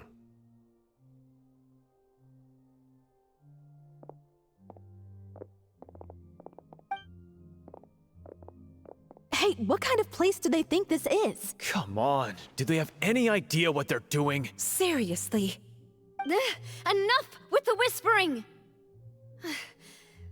Could someone please tell me where Monsieur Neuvillette is? And why I'm standing trial? My dear Miss Navia, have you not yet realized what you've done? In that case, allow me to explain. As all here know, you are Master Callus's successor, the head of the Spina di Rosula, someone held in high regard by every soul in Poisson. After you took over the Spina, you treated all of us just like the late Master Callus had. If anyone in need reached out to you for help, you responded. Not only you, but your butler, your subordinates, nearly everyone in the Spina di Rosula fought for the well-being of those in Poisson. Wait a moment. Aren't you just proving that I'm a good person? Yes, correct. Absolutely right. And that is why you stand accused. You have helped so many people get through so many difficulties. You are one with us. We are inseparable. We are one big family, all of us who are from Poisson, inextricably linked. And with you being so important, we couldn't possibly do without you.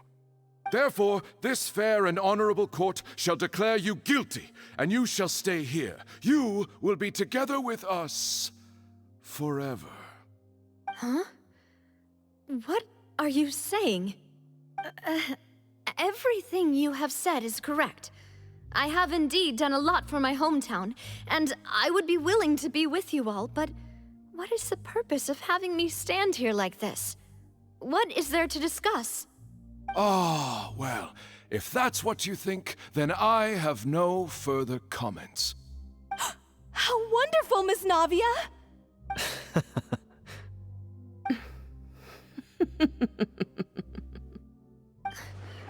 I know all these people. Why are they laughing? I seem to remember now. Yes, I get it. This trial is... Wait just a moment. This isn't right! Melus? What was that, Mr. Melus?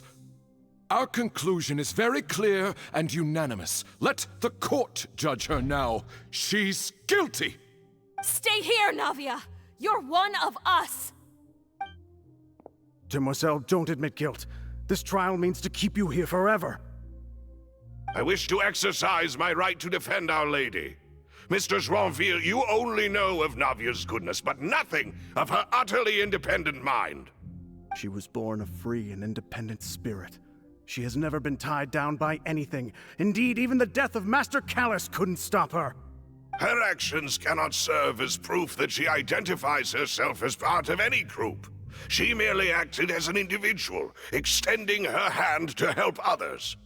Please do not mistake her actions as being otherwise. Really? As an individual, you say? Don't forget, we are all Fontanians here. This is the nation of justice, the nation of Hydro! Even if Miss Navia only voluntarily rendered her assistance, that doesn't change the fact that her beautiful soul must return to everyone. Water accepts all, blends with all. It will surely accept her kindness. Everything is measured here in the nation of Hydro, and in the end, everyone shall meld together. Thus, when a unanimous opinion emerges, that opinion represents justice. Now I speak for everyone. Our opinion is consistent. Navia should stay. We and Navia are one. And you would call this justice? Preposterous. You are merely jealous that Demoiselle still has a chance to exist as an individual. Have you forgotten how much you all once longed to become individuals, to become independent? Do you mean to defy our justice? If your justice is flawed, then why should we acknowledge it? As you said, we can also have our own justice. Silver and I shall defend Demoiselle. And that is how we will enforce justice. Ugh, my head... it hurts. Demoiselle. Silver, it hurts. My head is spinning. All I can see is stars swirling in front of me. I remember now. Everything that seemed odd from the very beginning.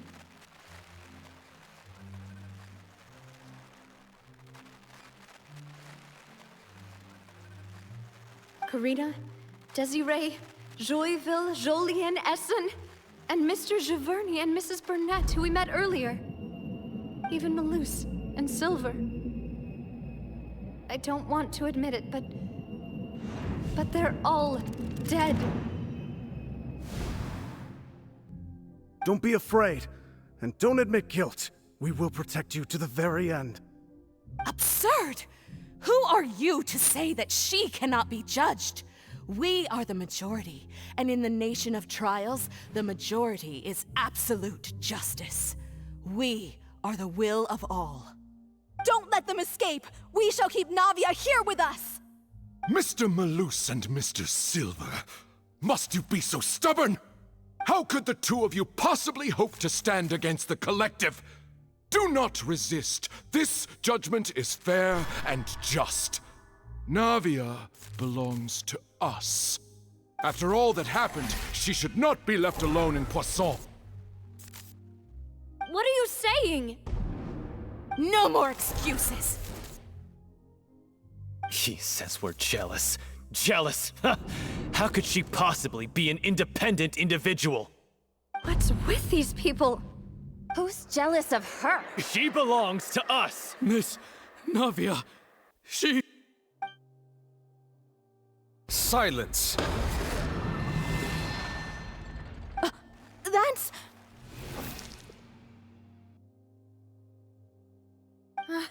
Monsieur Neuvillette! Such commotion is prohibited in the court. The accusations you just presented are nonsense and cannot constitute a proper trial. The court will adjourn for the rest of the day. In this, I shall hear no objections from any unauthorized party. Our thanks, Monsieur Neuvillette. Please leave with me, Miss Navia, while there is still time. But... Go on now, Demoiselle. This is your only chance to leave this place. What, can't bear to leave us behind or something? Malus. My apologies. I couldn't resist making one little joke once I realized that this shall be our last goodbye. Malus. Silver. Quickly! You must come now! Goodbye, demoiselle. Farewell.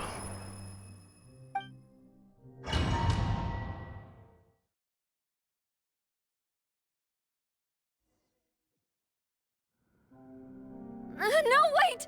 Just a second! Navia? You're awake? Good. I must have been dreaming. Malus and Silver were still alive, and they were defending me at some insane trial. It looks like you're all right. Did all the sad feelings cause you to have a nightmare? Paimon could give you a hug. The ruins you were exploring suffered a cave-in. When I arrived, I found you falling toward the water. You were just about to be dissolved within, but I...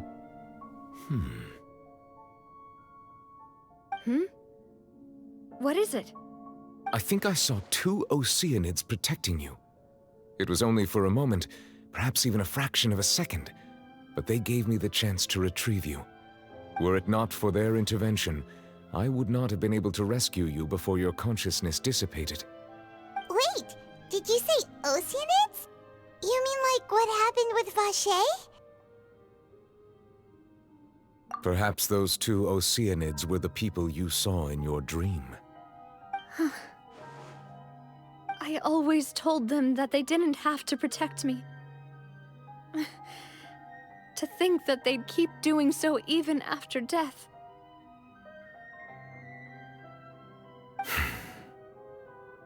Please come with me.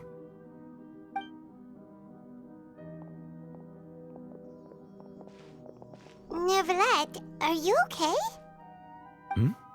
Oh, I am quite all right.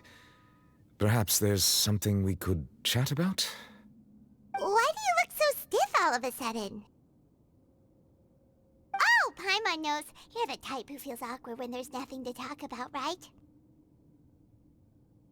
I merely thought that we should give Navia some time to herself. Huh? Why didn't you just say so then? Don't you think it's even more awkward to call us over like this and then have nothing to talk about? I suppose so. Ah, Sigewinne.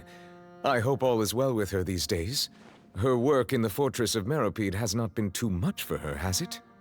No way, don't worry. She's doing fine down there. She's an amazing head nurse. I see. Well, that is good.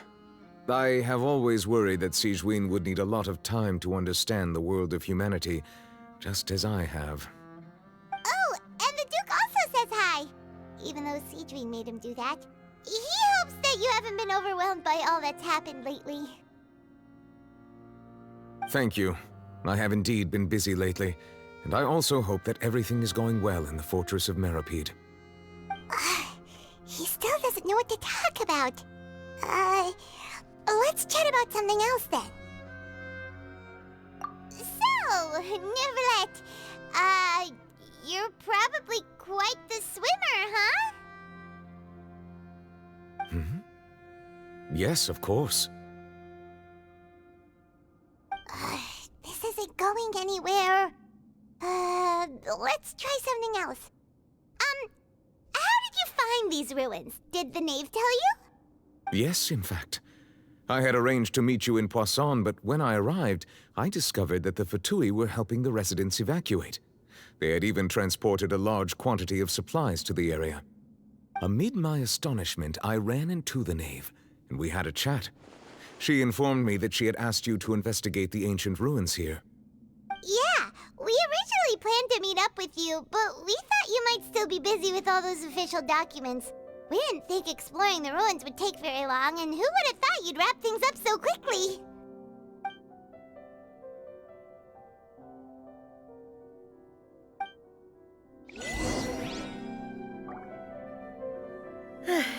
I'm sorry to have kept you all waiting like that.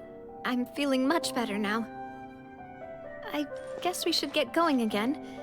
Will you come with us, Monsieur Neuvillette? Yes, if you wouldn't mind my company. All right! Another one joins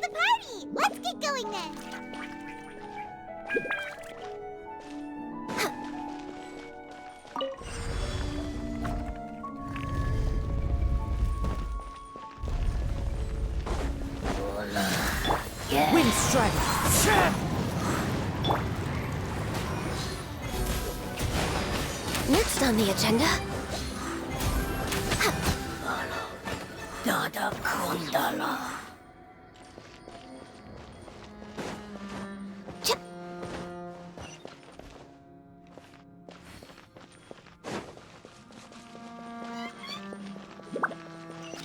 Oh no, another unstable path. Watch your step.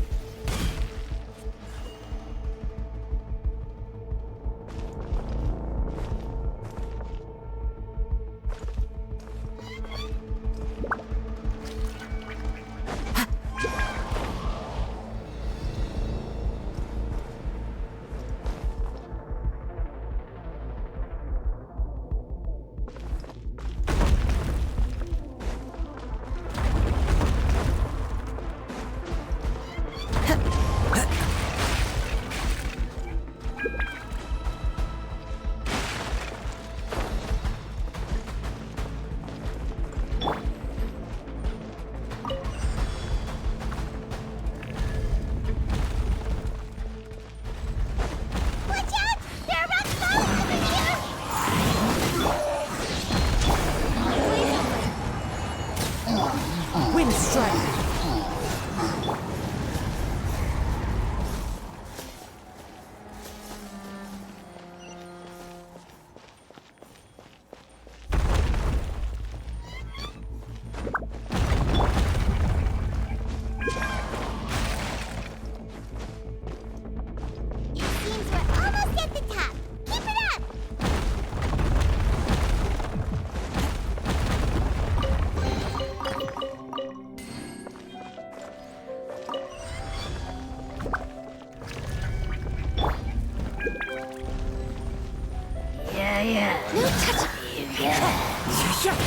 Let's light it up!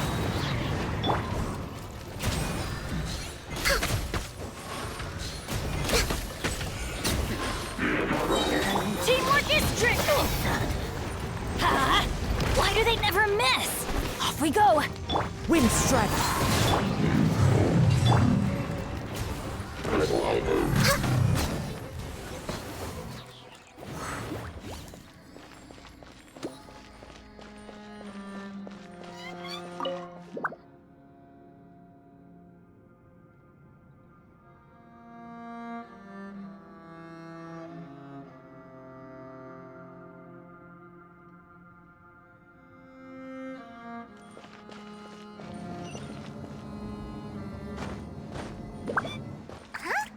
What's that over there?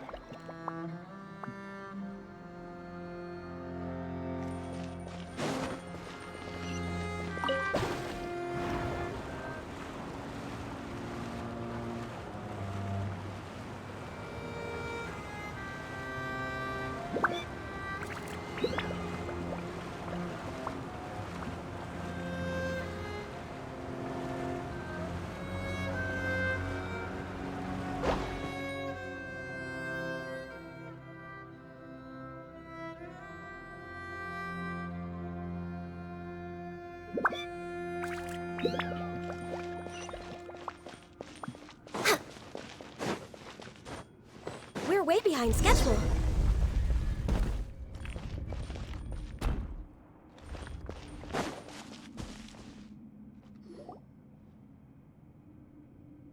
Looks like we've reached the end.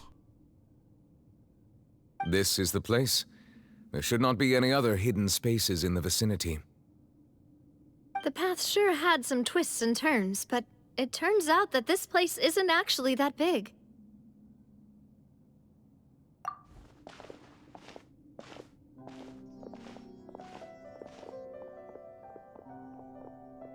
Stone slates.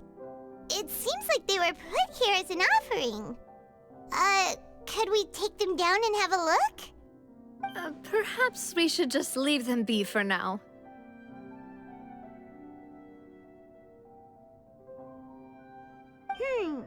There are 4 locations in total, but only 3 stone slates. The slate that should be in the first empty spot is missing. The surrounding walls also show signs of damage. There's something written below. Let Paimon see. Reason dictates that this nation be destroyed. I shall record the history of its future here in its past. Say what? It feels like someone left these slates and these words here for a purpose. But does he mean that Fontaine should be destroyed? That would fit the circumstances dictated by the prophecy, yes. Indeed, the slate's contents correspond to it. Take the second slate, for example. There's a person kneeling here. She seems so dedicated. And there's a whole bunch of other people behind her doing the same. She's facing this... what is this? Some kind of island in the sky? And is that Lady Farina in the third image? Did the Hydro Archon fall into the water? And is that a ring of people around her? Paimon doesn't quite get it. Are they all in the water? The fourth image. I know this one. This exactly matches the content of the prophecy. The people will all be dissolved into the waters, and only the Hydro Archon will remain, weeping on her throne.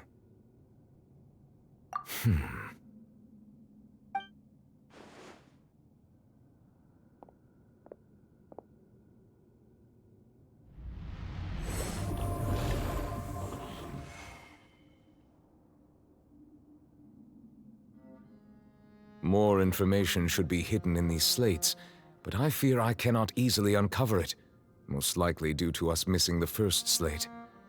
I am very sorry. Don't blame yourself, Monsieur Neuvillette. Deciphering ancient stone slates isn't one of your duties.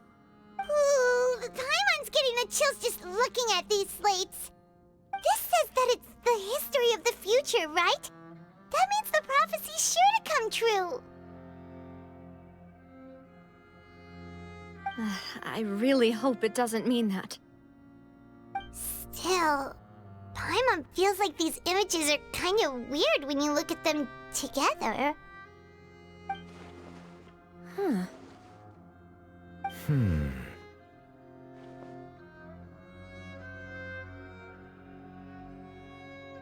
That's right!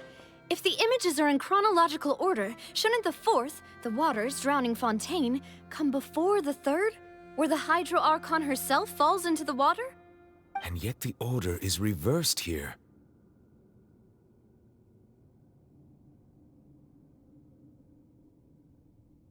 If we go by timing, Lady Farina only emerges in the third image.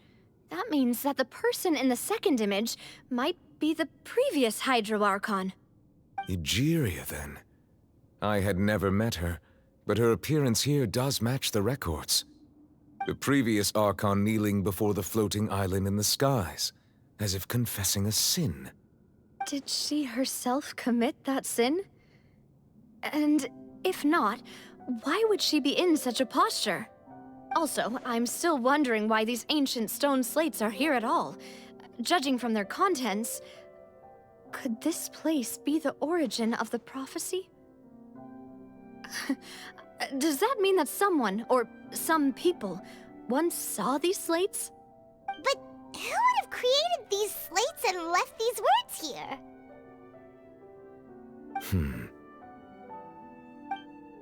It seems that any further clues will have to come from Farina. In that case, there's no time to lose. There's nothing else to be gained here, so let's head back first. Yeah, we better get somewhere safe for now.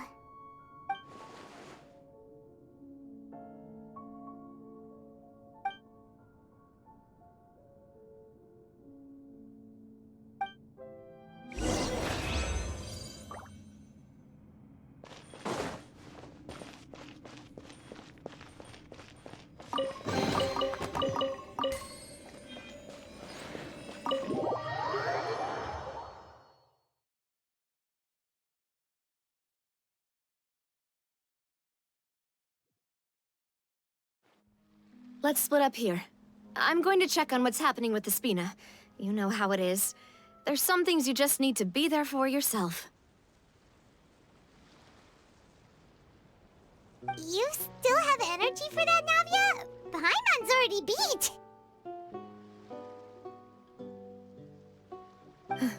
Just head back to the Fluvsandre and have a rest then. Thanks for keeping me company all this time. I'll depart as well. Thanks for your hard work today. Rest well, everyone. Traveler, I will go talk to Farina tomorrow morning to ask about the stone slates. I'm sure that you're concerned about this matter as well. If you have time, drop by my office. I will share the results of our discussion with you. Are you really gonna talk to her about this directly? Will that be a problem? Paimon's getting a little scared now that it's come to this. She has long been harboring secrets and will not give them up easily, which makes it all the more my duty to ensure that she understands the present situation. Alright, we'll leave it in your hands then. You're probably the best person to talk to her anyway. I will be carefully considering my words tonight. Traveler, Paimon, our safe house at the Fluvsandre is always open to you as ever, so please don't think you're an imposition. All right, I'll be on my way then.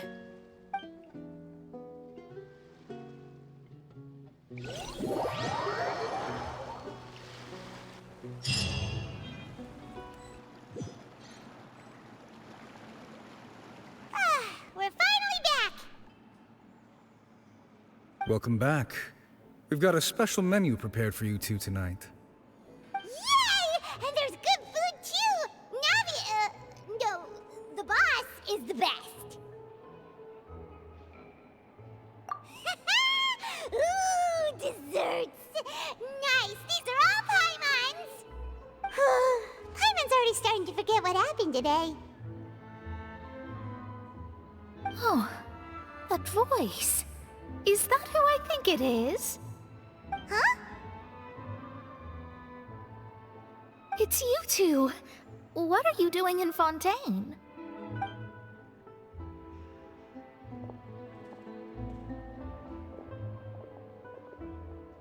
Mona?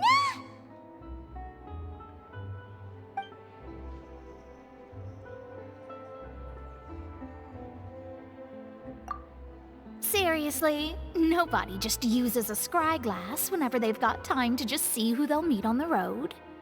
Still, we didn't expect to see you here. Wait, you're not a Fontanian, are you, Mona? Well, I have some business to attend to here, so I booked a hotel in the city. I was just out for a stroll when I bumped into you. Quite unexpectedly, if I might add. Why did you think I was from Fontaine, though? Is that because Magistus doesn't sound much like a Mondstatter surname? Yeah, let's go with that. Well, I used to have my own surname, which was, well, some other thing. Either way, the old hag told me when she took me as her disciple that the first step to being a great astrologist's pupil was to change that name. There was nothing for it, really. She really is amazing at astrology, so I changed my name to what it is now according to her wishes. To my surprise, however, Magistus is not the name of some ancient house or clan. It isn't? Nope. Although it is used by us in place of surnames, it generally just means great. Wow! Imagine including a boast in your name. Wait, are you gonna have to put that into your genealogy as well? I reckon so. In any case, I'd give my disciple a name like this as well, if I were to take one. Astromancer Barbeloth Trismegistus. Whoa, that's a long one. Does it also mean great or something? My name means Mona the Great Astrologist. As for the old hag, hers is, in plain speech, the thrice-as-great Scholar of the Stars. Just take it as a title specific to astrologists. Thrice as great? That's so petty. I know, right? That's just how she is. She used to call herself Magistus, actually, but when she took me in, she changed her name to Trismegistus. Talk about excessive. Megistus is thus the calling card of our school, so to speak, which makes it about the same as a surname. It's all right if you don't get it. You can look into it further should you need to study astrology more deeply.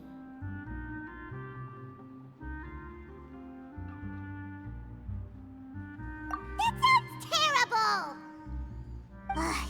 But anyway, you're not Fontanian, are you, Mona? You're from Mondstadt, right? Well, I was born in Mondstadt, yes. My parents migrated to Dornman Port, and I traveled with the old hag for a while, after which I settled down in Mondstadt City. Oh, that's a good thing then. At least we know you won't be dissolved by Fontaine's waters. Speaking of that, I'm sure you're aware that a bunch of things have happened here in Fontaine, right?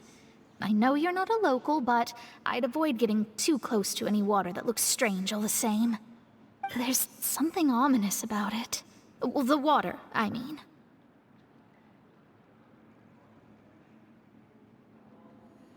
That was the main reason, yes. Just a while back, the Steambird invited me to take part in a panel and speak about the circulation of the prophecy as an astrologist. The invitation was sent quite early on. I don't think anyone expected Fontaine to be in this much trouble. What do you make of that prophecy, Mona? Just tell us what you think as an astrologist. Your word would go a long way to make things more certain and less scary. What I can tell you is that I'm an astrologist, and that this prophecy concerns the fate of Fontaine, even that of all Tevat. Ascertaining this is akin to reading the fortune of the whole world. I'm afraid that this is not something that just anyone can do. If I could do it, you would no longer call me an astrologist, but a visionary. But on the flip side, the prophecy is so huge and powerful that it must surely come from a powerful visionary. Its contents involve the fate of the world. Disregarding it would be a mistake. A visionary? Sounds really powerful and all, but does such a person really exist? Of course. The old hag could do it, and I'd bet there are others amongst those Hexenzirkel colleagues of hers who could do something similar.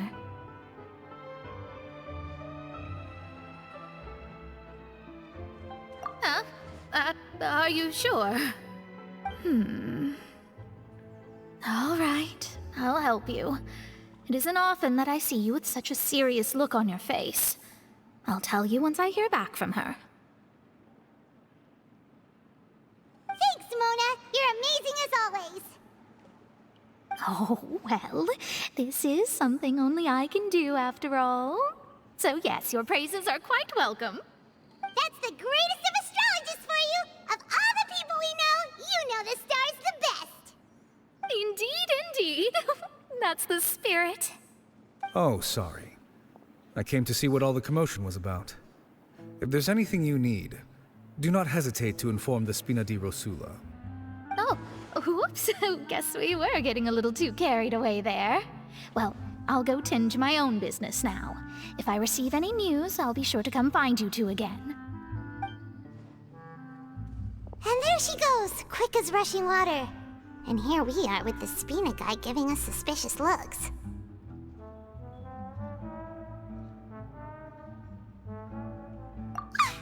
If Paimon hadn't spoken for you, it'd be you getting all the weird looks! The things Paimon does for you! That's more like it.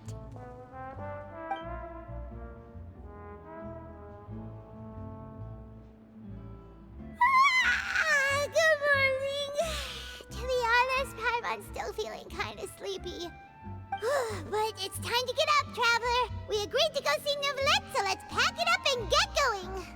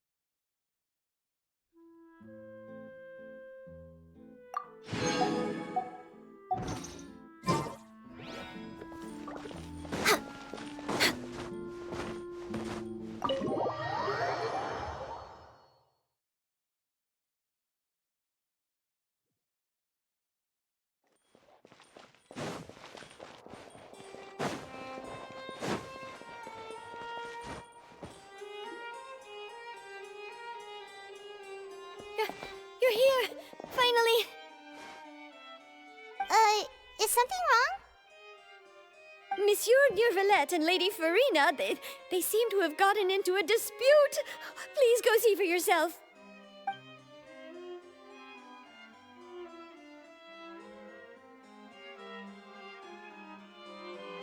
Like I said, I've already explained everything.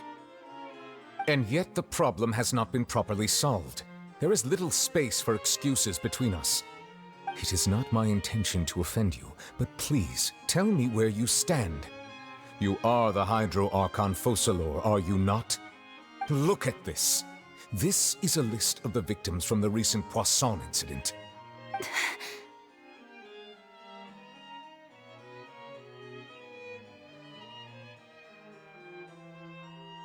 You mean... they're all... We did not arrive in time to avert this disaster, and I will not have it happen again. I will say this once more. You must tell me everything you know. Yesterday, I found 3 stone slates in some ancient ruins near Poisson. Do you know anything about those? Seriously? You're questioning me like this is a court case now. I don't know anything about that. But you found them in some ancient ruins, you say? That's correct, which is why I came to ask you some questions. There should have been 4 slates, but one of them was missing. The other 3 feature different images that seem to correlate to the prophecy. The prophecy? The second of these slates depicts the previous Hydro Archon Egeria kneeling before a floating island in the sky, as if confessing something. Do you know nothing of this either? I don't. I've never seen such slates. I'll ask you again. Do you really have no information regarding the previous Archon?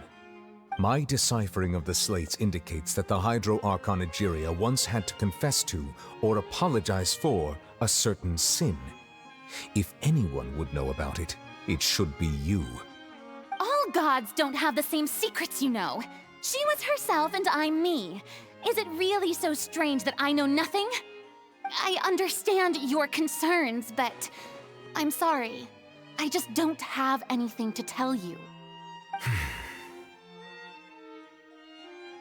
Forgive me for saying this now, Lady Farina, but I have long known of your various secret investigations into certain matters. There are several indications that you have been investigating the prophecy on the sly. This is not strange in itself, considering that you are the Hydro Archon. But it is strange that you should also claim to not know any of Egeria's secrets, as well as do nothing following your inquiries. You have never been as superficial as you have presented yourself to be, nor are you a fool. And yet, your behavior is very inconsistent.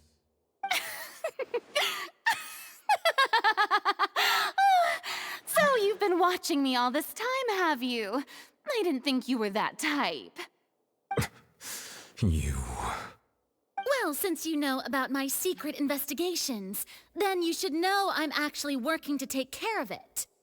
There's no point questioning or suspecting me. You're the Eudix, but you're still my subordinate. You should be following my lead. Just trust in me, you're Archon, and do as I say. Never mind whether you can truly convince yourself to or not. It'll all turn out fine. That's all I have to say. We do not discuss this matter again. Oh, the opera's about to start. Toodles!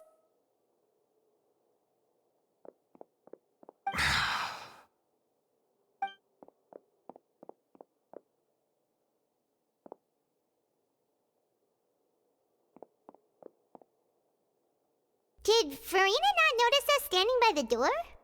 Wonder what's up with her. She was smiling. Huh. She didn't seem in the mood to care if we were listening in or not. I assume you've been outside for a while now? Oh! You noticed! Seems Farina didn't even realize we were here. She was in a great panic, though I cannot discern the reason. Our discussion reached impasses time and again, a state of affairs that we cannot allow to continue. Still, I do not understand. Dialogue is the basis for understanding, so why did she keep refusing to engage?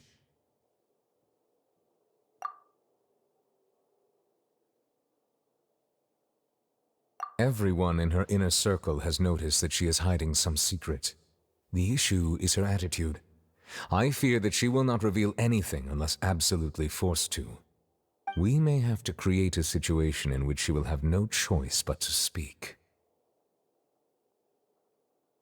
Oh? Like what? Normally, people will only reveal the truth when standing trial. Perhaps we must have the Hydro Archon experience just such a scenario. But Farina's seen so many trials, and she's really good at dodging questions. How do we make sure that she won't just slip away at the first chance she gets? We will need to consider this thoroughly, join forces with various parties, and then do what we can. If at all possible, I would prefer to recuse myself from this affair, but we must prevent the prophecy from coming to pass. This may be cruel to her, but all Fontaine is in crisis.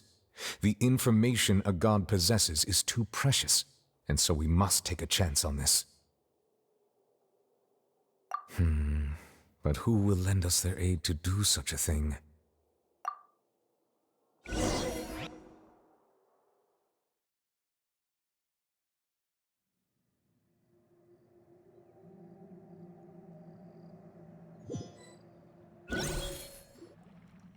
Well, that's everyone, huh? Speaking of which, it was pretty smart of you to think of hiding here. Poisson was just involved in a disaster, so it's presently devoid of people. That naturally makes it the best choice. And here you are drinking tea like it's the most natural thing in the world, huh? That's what families should do. Sit and enjoy a leisurely time together. It's nice to enjoy tea here, you know? Care for a cup? Lend me your ears, everyone. Or perhaps one of you might like to start us off. How about you, friend? Me? No, I don't think I can. Then, how about you, good sir? I fear that I will cause the mood on this boat to become as somber as it is in court. Well then, I guess we're lucky we've got a local like me to organize things. Wonderful, the spotlight at last. I guess I'll be facilitating things from here. That was a little long-winded, don't you think? Oh, you might be right. Anyway, to cut to the chase, our friend here, the Traveler, has brought us together to discuss something. As for what that is, well, let's start by saying that we'll be pooling our efforts together to create a series of traps. Oh, how intriguing. Well, it's just an expression, really. One that I just learned from Chlorand, and used on the spot. So, let's invite her to explain in detail. A round of applause, please.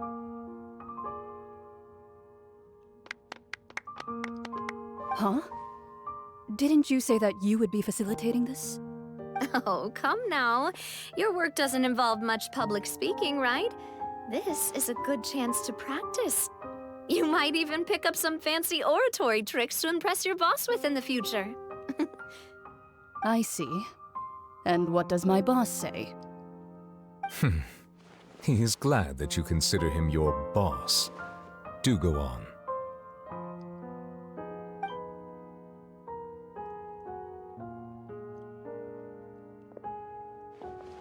In that case, do any of you have experience hunting? Not that I recall. Fremine and I once used a wooden stick in a basket to catch wild rabbits when we were younger. As for Lynette, oh, right. You were sick that day, weren't you? I've also gone diving to catch some fish before. Does that count? I'm afraid not. You may or may not have heard, but Fontaine once played host to a group known as the Marechaussee Hunters. Though that was their name, they did not hunt animals, but rather various monsters left behind by the ancient dynasty of King Remus. Today, Fontaine's monster population has already thinned greatly, so the hunters have blended back into society, taking up arms in other lines of work. They even left a unique methodology of hunting in their wake.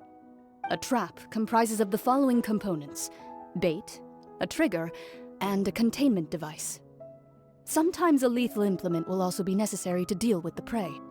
So, if we were to build a trap together, right now, what would you choose to build it with? For me, I would prefer something basket-shaped. Pigeons and rabbits will see the bait and naturally enter the snare. Our line of work requires a deft hand, and we're some of the best in the industry, so you can count on our techniques. You used some of those techniques while moving the people of Poisson, didn't you? My subordinates mentioned that you even performed some magic for the bawling children. Yes, and I even managed to gather some intelligence in the meantime. I'm quite the multitasker if I do say so myself. I'm afraid I can't claim that as my strong suit. I prefer more stable methods, like placing bait in the water and waiting for the fish to come within reach. That's the kind of method I would count on. Calm and steady. Exactly the kind of person who would catch loads of fish. And I can be their assistant. With discretion, I'm sure. I'd probably use some sort of mechanical animal. Papa once bought me some small clockwork squirrels, mice, and such. When placed in the forest, they can attract others of their kind. I remember that you liked those too, didn't you? I did. And that would be a good way to go about it. If they're realistic enough, animals of the same kind will follow them all the way to the trap. What about you, Monsieur Neuvillette? I fear I do not have any related experience. That makes sense. You usually solve problems directly, without the use of any such tricks. But I do have one more question for you, Monsieur. If we were to create a trap now, how would you design it? I would like for it to be effective, but bring no harm to the prey. A more gentle trap would be ideal. Kind, as always. However, our intention doesn't necessarily change the containment device and the type of implement we need. If we wanted to kill the prey in one strike, we would need a powerful implement. However, that also goes for prey that must be captured and safely contained. Wait, why's that? Only a hunter who's a true expert at subduing their prey can snare it without harming it. The line that divides life and death is often exceedingly thin.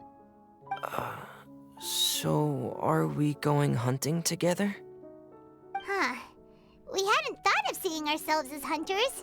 It kinda works, but maybe it's still not the best metaphor.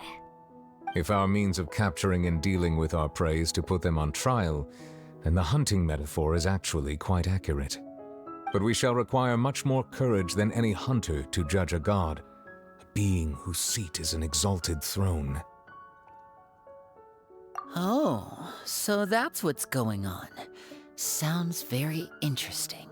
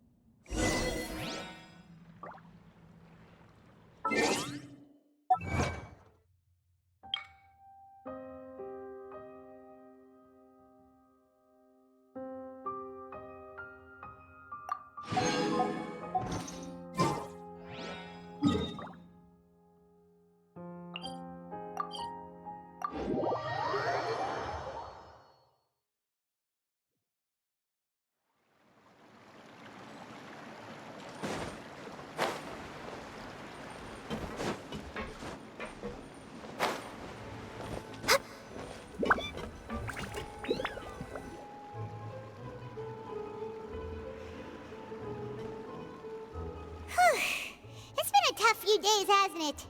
So much has been happening. Paimon didn't think the meetings would go on for so long, but everyone seemed pretty fired up, huh? Paimon thought they'd be at least a little frightened.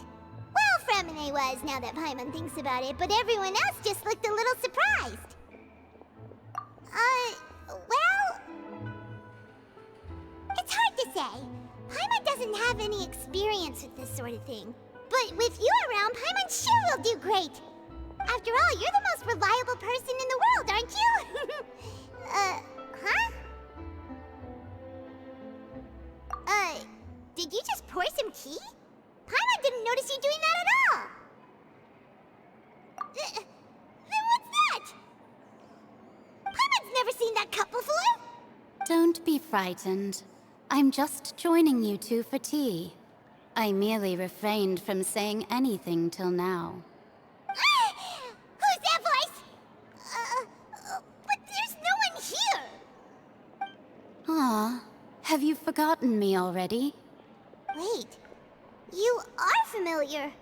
You're the voice we heard from the sky in Sumeru. The voice from the sky, I fear that description is wrong. Though, not completely wrong. You're feeling lost now, just as you were feeling previously. I sensed that confusion and thus came to you. Guiding people is an irresistible hobby of mine, after all. Consider me a passerby, just accepting a commission from my friend's disciple on a whim.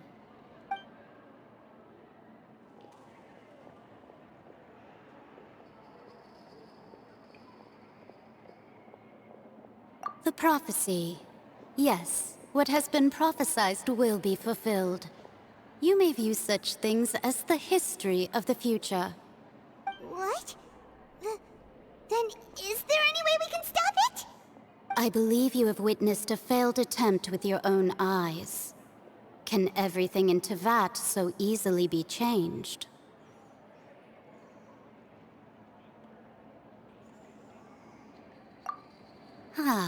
So you've caught on.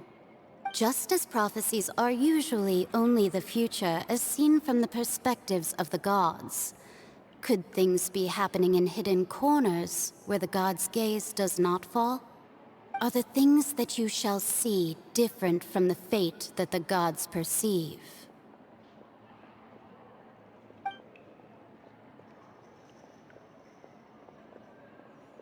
What is she talking about?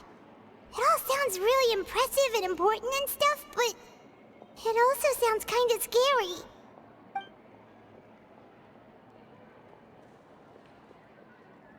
I believe that you understand, right?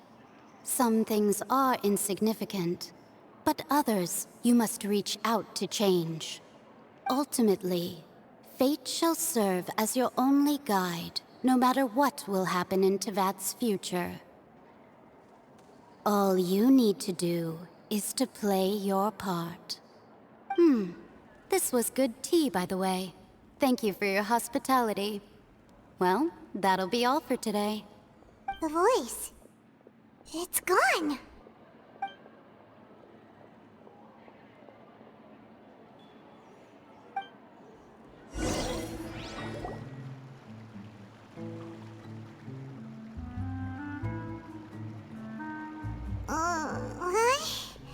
Paimon hears someone talking.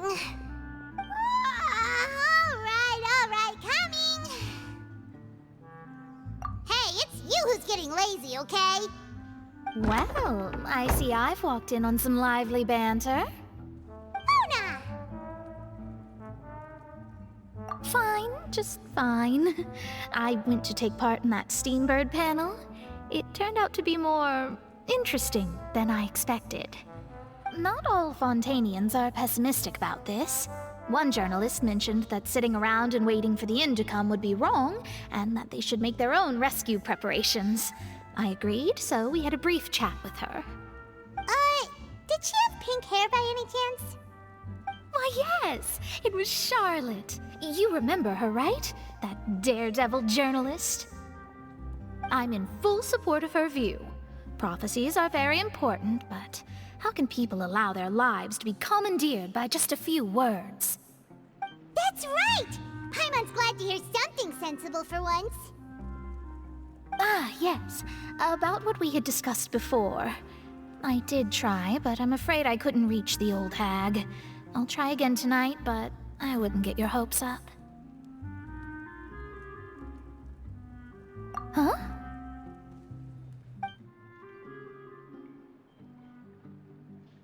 Goodness gracious. Are you serious?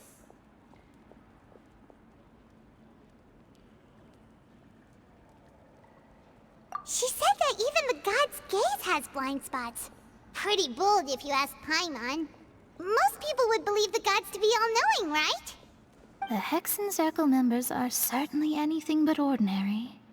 As for the mage named N, the old hag has mentioned her a few times. She said that N's sense of direction is incredible, and that she loves guiding those who are lost. But I've never met her, and if she were still alive, she'd be... well, suffice it to say that the hag's at least a few hundred now, and N's been around for longer than that. Whoa, the Hexen Circle sounds like a scary group. But they must really stay in shape to live so long. Their abilities alone are pretty terrifying. If she came to see you personally, then the problem you're facing must truly be of great importance. Well, it's not like Paimon could understand anything she said. Yes, she was quite cryptic, but I suspect she means that there is still a way to turn things around. She didn't say when or what that would be, though, so... perhaps it is something that you cannot know right now.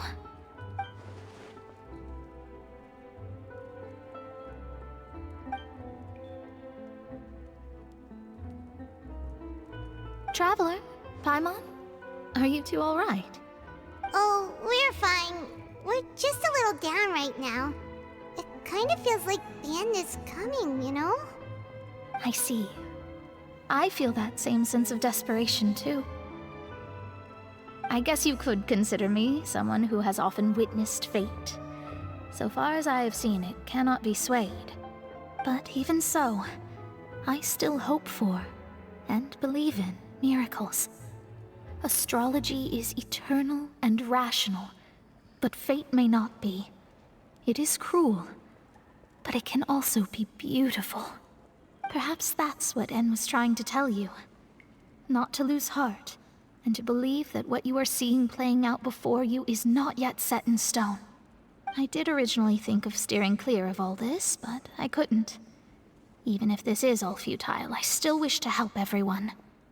If we don't struggle to the last, then how can we face the end when it comes? Huh. You do have a point. There I go, talking about astrological principles again. Sorry about that. The moment I start talking about work-related stuff... I need to get going. It was worth trying to comfort you, even if only a little. I believe that you'll help those who are struggling in the same way I did.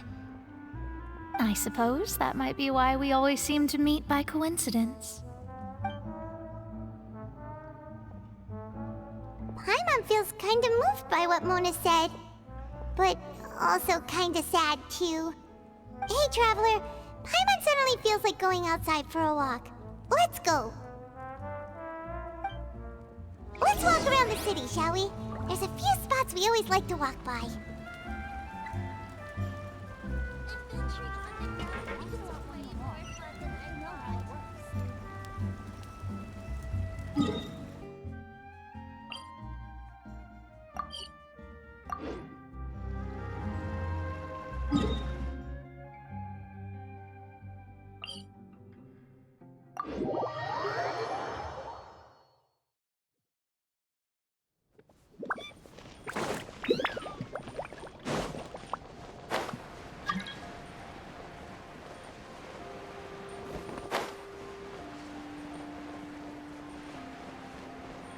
Next on the agenda...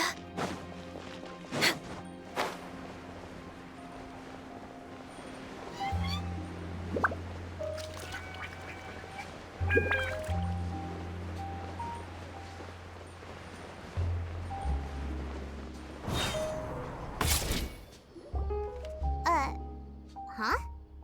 Our names are written in this newspaper. What's going on? Let Paimon see! The underwater stronghold, the Fortress of Meripede, has continued in its noble autonomy, but that does not mean that others cannot interact with it. My recent attempts to enter the fortress bore little fruit. Huh. Guess Charlotte still hasn't given up on that.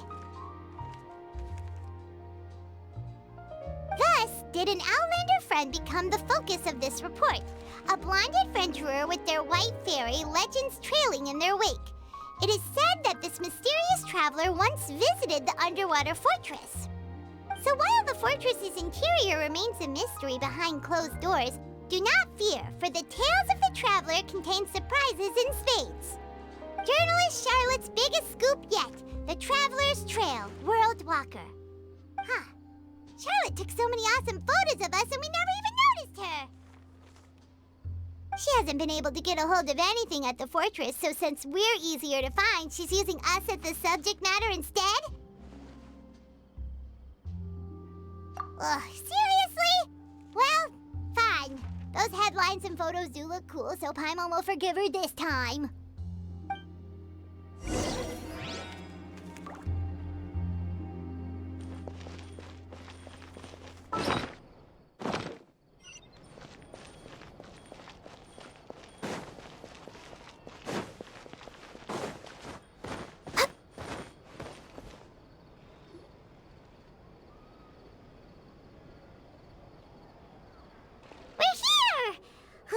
Paimon's hungry. Should we go in and get something to eat?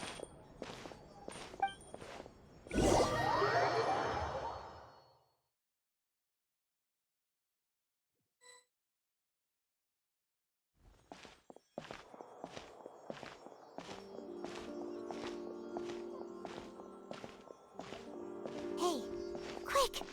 Look! That's the limited edition only 16 slices a day cake!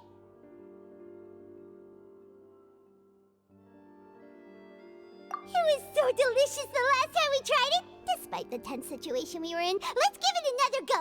I'm sure it'll be great! One slice of cake, please. Someone showed up after all! Oh, wait, you're the one from the Palais Mermonia. Oh, are you here to buy cake too?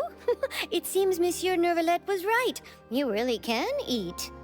Wait, did he really say something like that? That's right.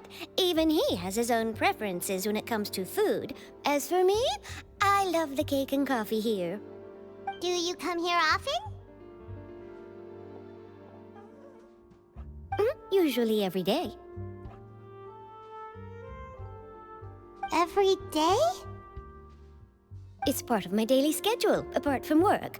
I shall have my cake and coffee. Then what if someone told you one day that this place would be closing soon, and you wouldn't get to eat cake here anymore? What would you think? But why would it close? Well, Paimon doesn't know either, but maybe the waters will rise tomorrow. You know, like in the prophecy. Oh, the prophecy. To be honest, I haven't paid much attention to that. No. Still, even if there'd be no more cake tomorrow, that wouldn't keep me from having some today. No. It's the same for eating in general. You might not be able to eat tomorrow, but if you can do so today, then you should carry on. That's what people call living, you know. Huh. Don't be sad. Excuse me, could I have 2 more slices of cake to go? These 2 slices are for you. Sijuin said that this kind of expression you're making is what humans call being sad. Oh, you know Sijuin? I sure do. She was born before me, and she sometimes comes to the surface to teach us things about humans. She said that humans are creatures that are saddened easily, yes, and you can only lift their spirits by feeding them delicious food. So please try the cakes here. I've got something else to do, so I'll be going now. You two try to stay in a good mood after eating, all right? Bye!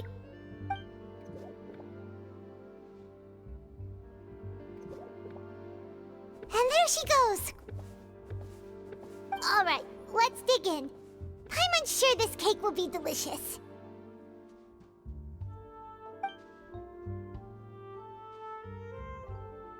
It's more delicious than last time!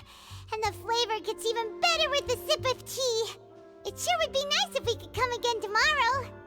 Sure would be nice if we could always eat delicious food here.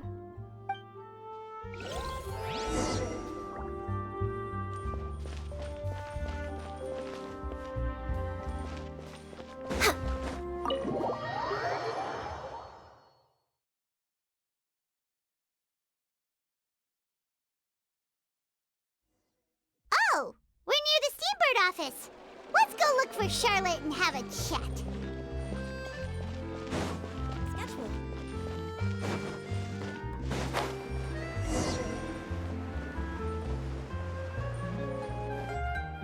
Wow! If it isn't the Traveler and Paimon! Oh, have you seen the article I wrote about you? Ha! You've got some nerve! You just used us to make some quick mora! Oh, you needn't worry about that. I heard that you were in Poisson some time back, so I sent you a letter to discuss just that. It appears you didn't receive it, though. It's all right, though. I've set aside the amount intended for you. I've even set the table with some food. Really? Oh, you're the best! You're almost a little too easy to win over, Paimon. If I were a journalist with ulterior motives, you'd be in trouble now, you know. Oh, Paimon knows you're not like that. Still, what brings you here all of a sudden? Were you looking for me? When Mona mentioned you, we thought of coming to see you at work.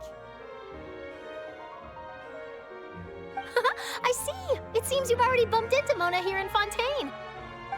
So she mentioned me? What did she say? She said that you're a real daredevil of a journalist. Nice. In which case, can this daredevil journalist dare to request an exclusive interview with the legendary Traveler and Paimon? Huh? So your article in the paper today doesn't count? Oh, of course it doesn't. That was more like live photography. What I'd like to do is dive deeper and ask you to talk about the things you've seen and experienced. Yeah, are we even qualified enough? Why not? If I say you're worth an interview, then you're worth it. But not right now, of course. I'll need a few days to prepare. Oh, in that case, we'll just chat when you have the time then? Oh, so that's a yes? Ooh, splendid! I'll tell the editor-in-chief immediately. I'll have to apply for lighting, a venue, some props, and... Whew, so much to get done now. Talk to you later. Wait, Charlotte, Paimon's still got a question for you. And what's that? If, just for example, Fontaine were to be flooded tomorrow, what would you do today? Huh, that's the prophecy you're talking about, isn't it? I mean, I do hear about it often, but I've never once thought that the day could be tomorrow. If you're seriously asking, then I might try and think of a way to leave Fontaine. Oh, but I'm still a journalist first and foremost. That means I have a duty to be reporting from the scene. And secondly, I wouldn't forsake my homeland that easily. From what I've seen, most people don't know what they'd do should the worst come to pass. In truth, it might be better just to behave like normal rather than worry over such an end. So in all likelihood, I'd probably still be prepping at the office for that interview of ours. I know what you're thinking. That sounds a bit sad, but I've always believed that it's best to do what you enjoy. Just think about it. If this nation really were to be suddenly destroyed tomorrow, but I still successfully finish an exclusive interview with a truly unique person, then the story I would wind up writing would truly be timeless. And then do you know what I'd do? Well, I'd write that story, send it for printing, and use messenger pigeons to get copies out to the various nations as soon as possible. I'm not a dreamer, nor am I a workaholic, but I do love my job, and I'd be proud of leaving such an article behind. I guess you could say that I was born to be a journalist. But anyway, that's my answer. And on that note, I'll get back to my preparations. That's so nice. All of a sudden, Paimon actually kinda envies her. Anyway, let's go and take a look at the sea, shall we?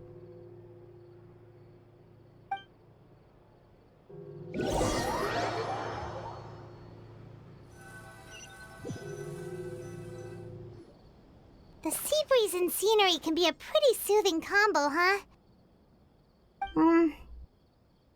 Paimon's been thinking.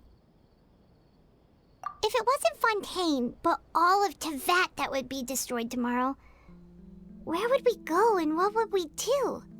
No, Paimon should ask, if you could choose, what would you like to do?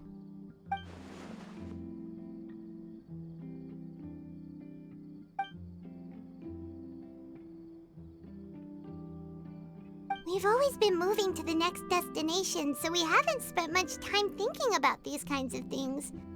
We didn't have to either, with us always being on the road and whatnot. You mean, still traveling? Huh. Wait, isn't that what we've always been doing?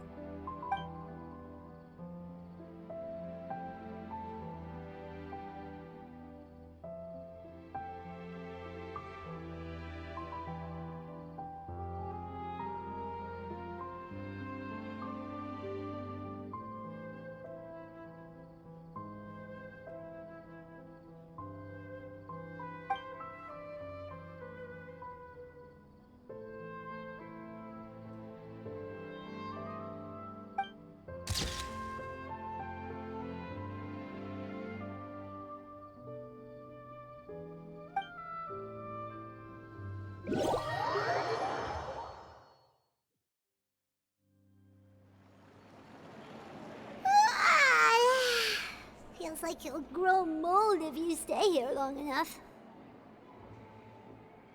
But it's still better than the Fortress of Meripede, that's for sure. It's not only damp there, but salty too. Ah, so the two of you are still here. Wonderful. Oh, you're from the Palais Mermonia, aren't you? Yes, I'm Isadora. Monsieur Nervillet sent me to look for you two before. I heard that afterward you went to the Fortress of Meripede.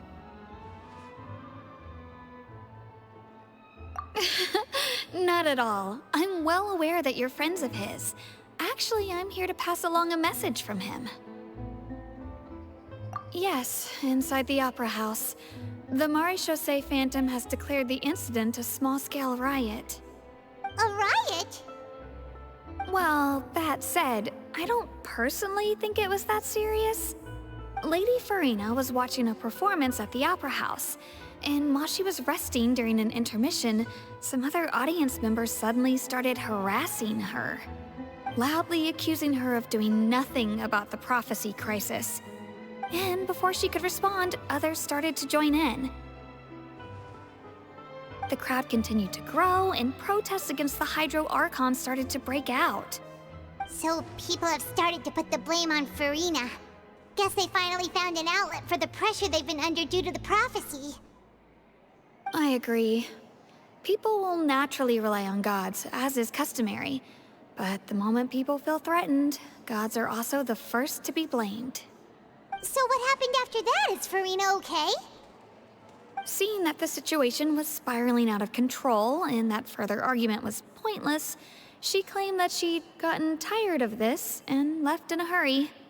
The Maréchaussée Phantom had their hands full maintaining order and did not catch where Lady Farina had gone. Only when things had stabilized did we realize that she had gone missing. So, you mean she's still missing? That's right. The Maréchaussée has dispatched many people to search for her, but we don't have any leads yet. That said, I don't think there's much to worry about. She is a god, after all. Even if she were to fall into the hands of rioters, what could ordinary people do to her?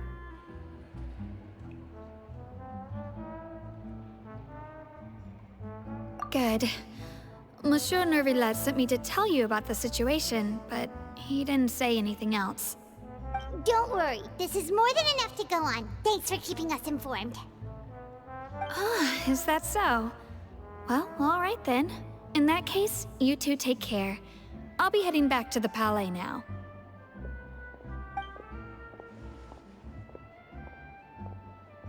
Well, sounds like we should hurry over to Poisson then. If we know Farina, she won't try to fix things in this situation. Instead, she'll look for a place to wait out the heat. And, as we also know, she may be loud and dramatic, but she doesn't have a heart of stone. When Nervalet was talking to her in the Palais Mermonia, and she heard about Poisson, she couldn't hide her sadness and remorse. It would be hard for her to ignore being accused by the public today. Paimon thinks Farina's probably taken the opportunity to slip away to Poisson and try to relieve the sense of guilt that she's feeling. Huh. Well, what do you think? Paimon knows the answer, of course, but Paimon can do the analysis to back it up, too. Cool, huh? In that case, there's not a moment to lose. Poisson, here we come!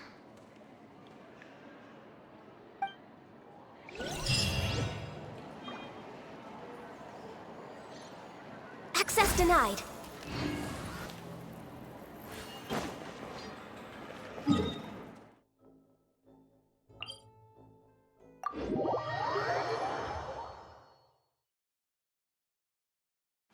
This place looks deserted.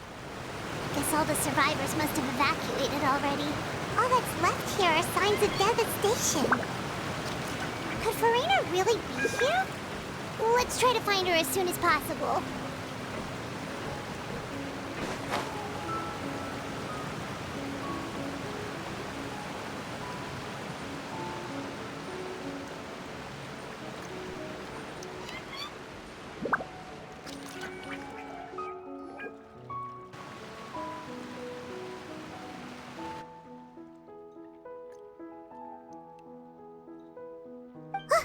That's Farina, right over there. She really is here all on her own.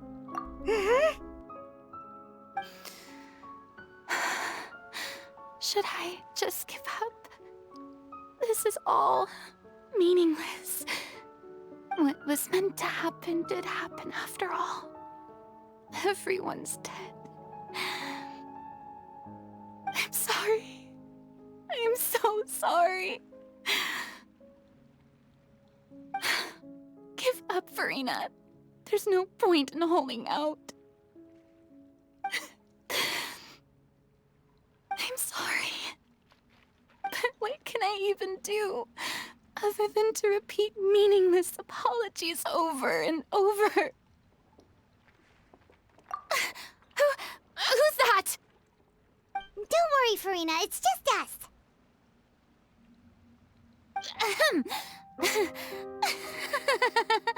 So it is you, blonde traveler from another land. Why, I almost thought you were someone from that mob of my ignorant subjects, come to kneel and beg for my forgiveness. Farina, you were crying just now, weren't you? The tear stains on your face are obvious. What do you mean, tear stains? Oh, I remember. The show at the Opera House earlier this morning was so moving. I'm still trying to process it. Who did that uncivilized rabble think they were, disturbing my enjoyment of the arts? They even dare to tout their Archon. I must teach them a lesson. I can just imagine their twisted and frustrated faces once they realize that I'm nowhere to be found. Oh, and I'm sure Nouvellette and those people from the Marche Chaussee Phantom are freaking out right next to them, too.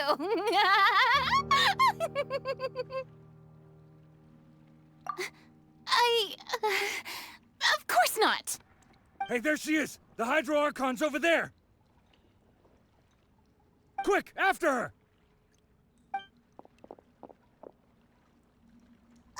Farina, those people seem to be after you.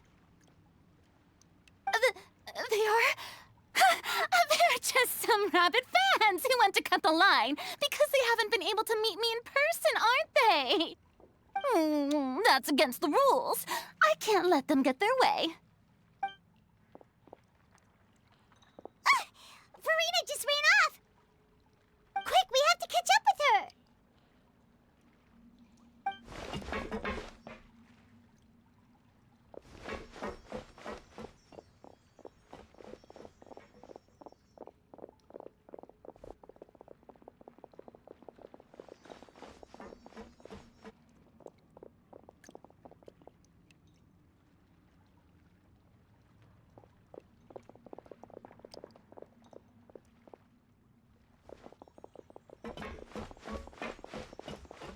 This should be the place, right? Hey, Farina! There's a good hiding spot over here. Quick, come to Paimon before the rest of them catch up to you. What is this place? Hurry, they're almost here! Fine. I suppose haste is warranted. Lead the way.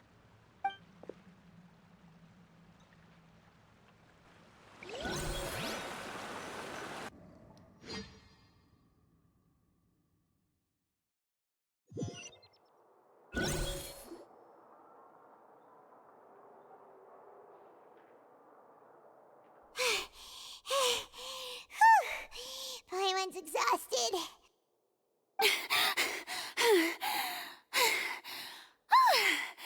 I'm so tired. I totally thought they had caught me. No, I merely gave in to the sheer enthusiasm they displayed. You were right. Yep, that's a good girl.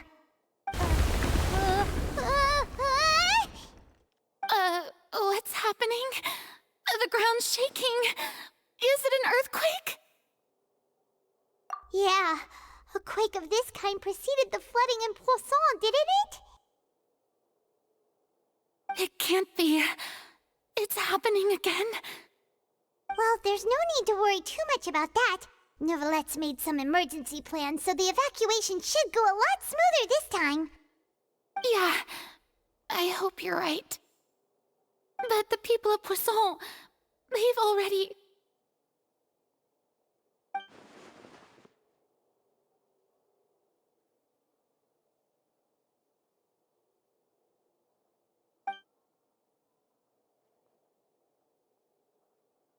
It's true. I've been investigating the prophecy for hundreds of years. I once had informants all over Tevat, searching for clues and feeding information back to me. I've tried all kinds of ways, too, to hold back the sea. Anything to keep the coastline from advancing. But all my efforts proved to be futile in the end. Really, the truth has been clear to me for a very long time. We cannot make an enemy of the divine. No matter what we do, the will of the heavenly principles will have its way, and the prophecy shall be fulfilled. Give up. I do love the sound of that phrase. It would mean finally coming to terms with fate, but also for me to finally be free. Indeed, I've thought about giving up so many times, especially after we almost lost Poisson. Fate is really unreasonable, isn't it? It has no heart and obeys no rules. The prophecy has only just started to come true, and so many people have already lost their lives. But just now, it all became clear to me. I still don't have the right to come to terms with fate on behalf of everyone else. As long as the final moment hasn't come, it's still not too late. Don't worry. I will keep hope alive for everyone until the very end. Well, that's enough for now. I got the impulse to play the stricken maiden, but honestly, considering my rank and station, that wasn't a good fit at all. Don't take any of what I just said seriously. How could I possibly let Fontaine fall to the whims of trivial prophecy? Come on! Paimon could have sworn you were actually being honest just now.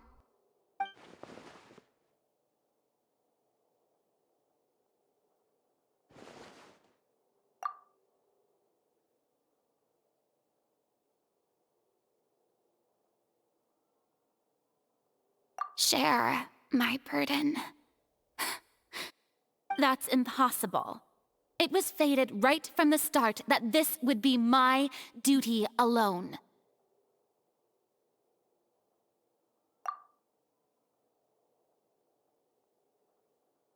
A witness.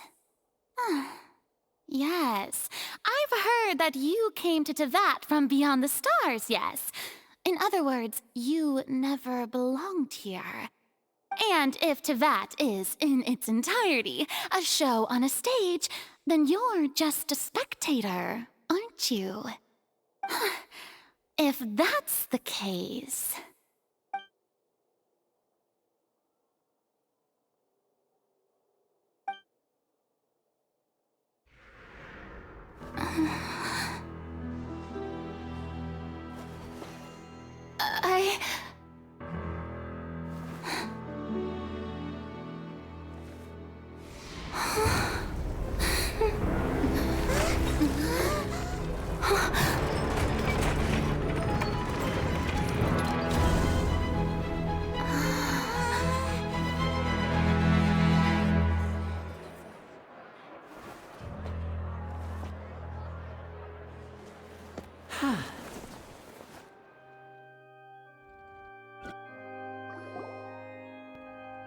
Ladies and gentlemen, this concludes my opening performance. Now, without further ado, we may proceed to the trial of our god. So this is what it is. Yes, you deserve praise for the effort you took to raise the dramatic stakes. Do not forget, however, that I am Focalor, the god of justice, the embodiment of justice itself. Does it not strike you as even the least bit absurd to bring the very concept of justice to trial? May I interpret these words as your refusal to stand trial? In that case, you will have the opportunity to defend your honor through a duel. You would draw your blade against a god?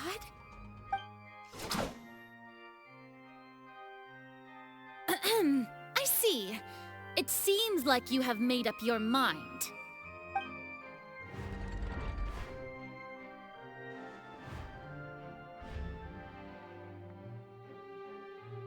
Paimon can't believe it. She just surrendered. What the heck is going on? Did I just see an Archon surrender to a human? Wow, how utterly humiliating. Lady Farina, what is the meaning of this? Shh! It would seem that there has been a misunderstanding. To be clear, the raising of both hands is not always an indication of surrender. Looking for excuses again, huh? I raised my hands just now to indicate my acceptance of the trial. No duel shall be necessary. I will admit that I've been running away for a long time. I'm sorry, everyone. I was unable to protect the people of Poisson. It is my duty to stand trial for my crimes. You are not the only ones to be disappointed in me. I, too, am exceedingly disappointed in myself. But now, it is time for the Hydro Archon to show you her courage and resolve. I, Farina, will use this trial to show the world the true meaning of justice! This time, I will protect you. Applaud and rejoice! One of the most outrageous and fantastical arcs known to the opera epiclese is now unfolding before your eyes. Mark my words, this shall be one of the most exhilarating and brilliant shows ever to grace the stage of Fontaine!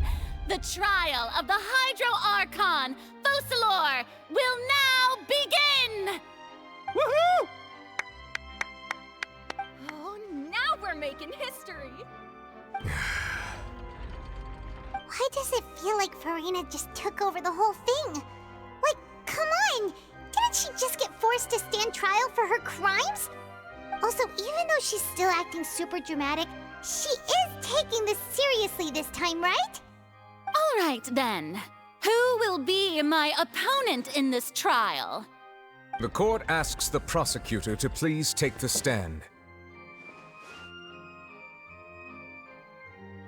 Is that so? Very well. Then please speak, witness of Tivat, my accuser and fated opponent.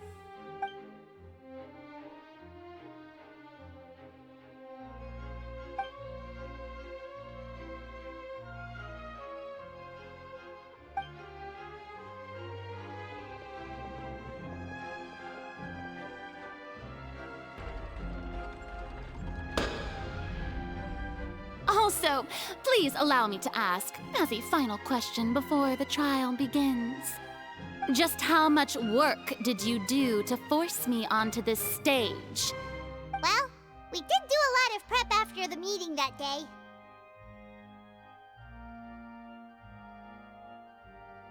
I can go over the tasks assigned to the Spina di Rosula, since they were rather straightforward and easy.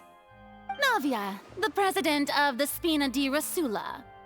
Most of the people who participated in the disturbance this morning were my subordinates. They changed into plain clothes and came to the Opera House as regular audience members, waiting for the perfect opportunity to incite insurrection against you. The people's resentment against their Archon has been building as more and more of the prophecy is fulfilled. A spark was all we needed to turn smoldering anger into a flame. Moreover, according to our understanding and analysis of you, when something like that occurred, you would likely flee the scene and head to Poisson by yourself. So, we arranged for a second group to lie in wait there. So, you mean, the ones who scoured the settlement for me were also from the Spina? And their goal was to force you to step into the giant magic box so you may personally participate in the greatest magic performance in all of Fontanian history. That's right. That house was a magic box, rather than someone's residence. As the super ultimate version of the setup that I used when I first performed at the Opera Epiclese, the volume of the box was increased by a whole order of magnitude, and the distance it traversed was the entire gap between Poisson and Aranias. Its cargo, of course, was an Archon instead of a human. My thanks, Farina. Without your help, we could never have pulled off such an extraordinary performance. You're welcome? Of course, this performance was only made possible with Father's support. The House of the Hearth spent a massive amount of labor in Mora to pull this off. We had to select a location, construct the giant magic box, dig a tunnel, and open up a path through the water. It was a lot of work for all of us. So, in other words, the earthquake that we felt within the giant magic box was just a normal tremor from the transportation of the whole house? That's right. It wasn't a sign of another disaster to come. Then, I can guess Nervilette and Cloran's parts. You gathered a crowd, prepared a stage, and made sure that the champion duelist would be immediately ready for a fight. Also that as soon as I appeared on the stage, the trial may commence without a hitch. Am I right? Yes, that is correct. Well, Clorand, I must commend you for your courage. Only the most outstanding champion duelist in all of Fontaine would accept a duel with an Archon without flinching. Thank you. As for you, Traveler, I suppose your role was to keep me distracted with conversation once you found me in Poisson. You'd make sure that I didn't notice anything amiss before revealing yourself as my prosecutor once we'd arrived onto the stage.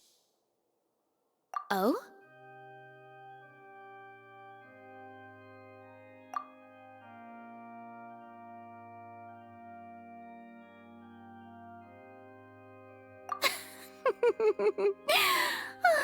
Is that so? Then I suppose I must have missed my final chance. It's fine. It matters not. What's done is done. The stage is already set, so there's no reason to disappoint the audience. Let's see this trial through to the very end.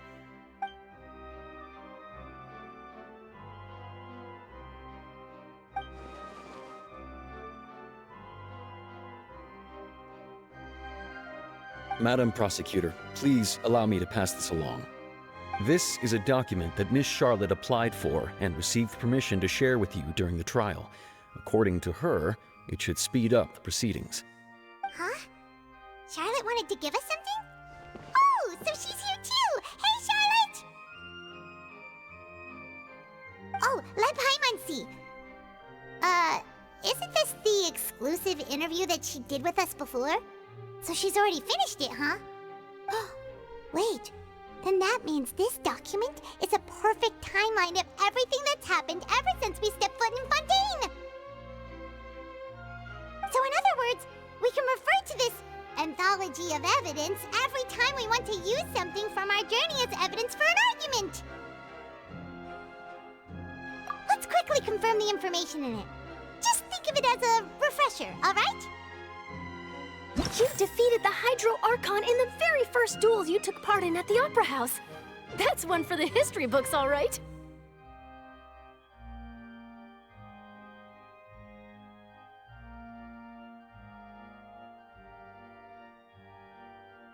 I didn't think that you'd wind up getting to the bottom of the case I'd been following all this time. I guess you could also see this as a happy coincidence. This is the first time Monsieur Neuvillette had a difference of opinion with the Oratrice. Even the Hydro Archon can't figure it out. A Fatui Harbinger. She's an extraordinary person.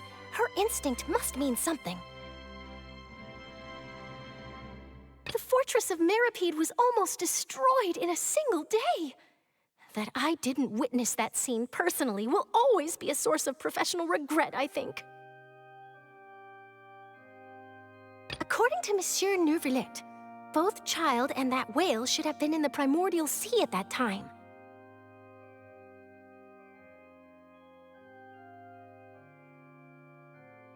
I nearly lost my awesome friend Navia. To be honest, that still gives me shivers.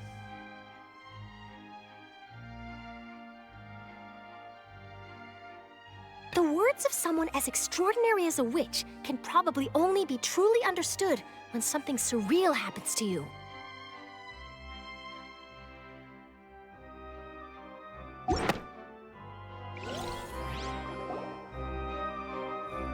The prosecution and the defense are both in position. The trial shall now begin. Oh, come on, Neuvillette. There's no need to repeat all the unimportant legalese. Just fast forward to the part where the prosecution lays out my offenses. As the defendant and the lead actress of this performance, I still haven't even been informed of my supposed guilt in all of this.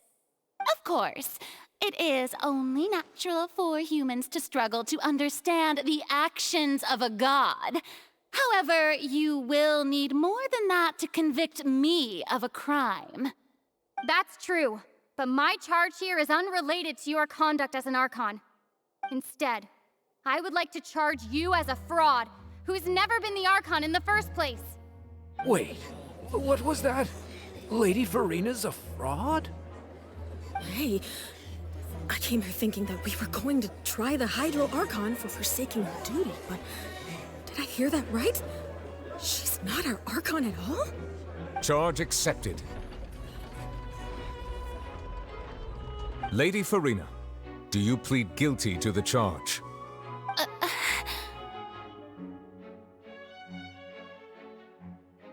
Lady Farina. I plead not guilty. How can I be guilty? There is no way that I, Focalor, otherwise known as Farina de Fontaine, a member of the Seven and the Regina of all waters, kindreds, peoples, and laws of Fontaine, could be anything other than your true Archon. Yeah, even though Lady Farina can be rather eccentric, isn't it going too far to doubt her very identity? Yeah, I've never questioned her identity either. Sure, Lady Farina can be super irresponsible, but what grounds does that prosecutor have to make such a huge claim? I have cause to believe that common sense will prevail in this case. Many of the members of the audience have known me as the Hydro Archon ever since they were born. There would be no fooling their memory. See? Even the Oratrice has decided to show me its favor. Are you sure you want to commit to a charge that will never be upheld? If you wish to drop the case, I can promise you as the God of Justice that you will not have to face trial for making a false accusation. We will treat everything that's happened as a dramatic spectacle and move on with our lives. What do you say to that? Huh. An argument with near impossible odds, huh? We have to not only refute Farina's claims, but also overturn the long-held beliefs of the people. Well, I tried to give you the chance to surrender. If you must persist, then let me ask. If you believe I'm not the Archon, then what manner of being do you think I am? And if I was not the Archon, then how did I manage to live for over 500 years?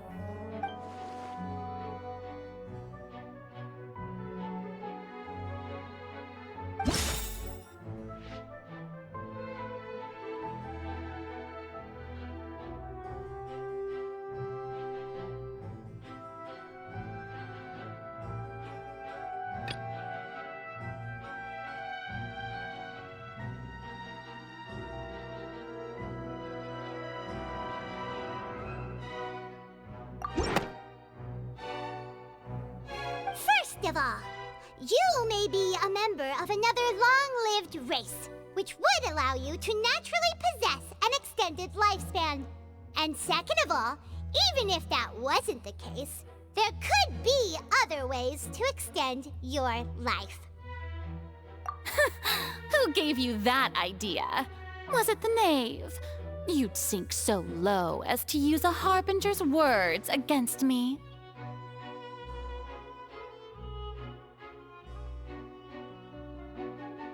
A curse? I once thought it possible that the aura of an Archon might naturally resemble a type of curse. But in light of this claim, perhaps what I sensed was not your divinity, but a curse after all. You sensed it too, huh, Nervalet?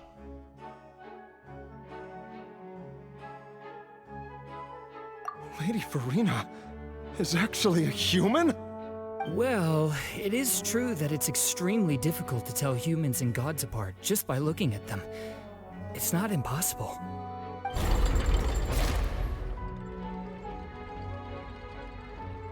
Well, don't start celebrating too early now. Even if I have been carrying a curse like you said, how does that prove that I am merely a human being? Besides, everyone knows that the main difference between a human and a god is the possession of authority. Gods can do what humans cannot. That's why they're worshipped as gods.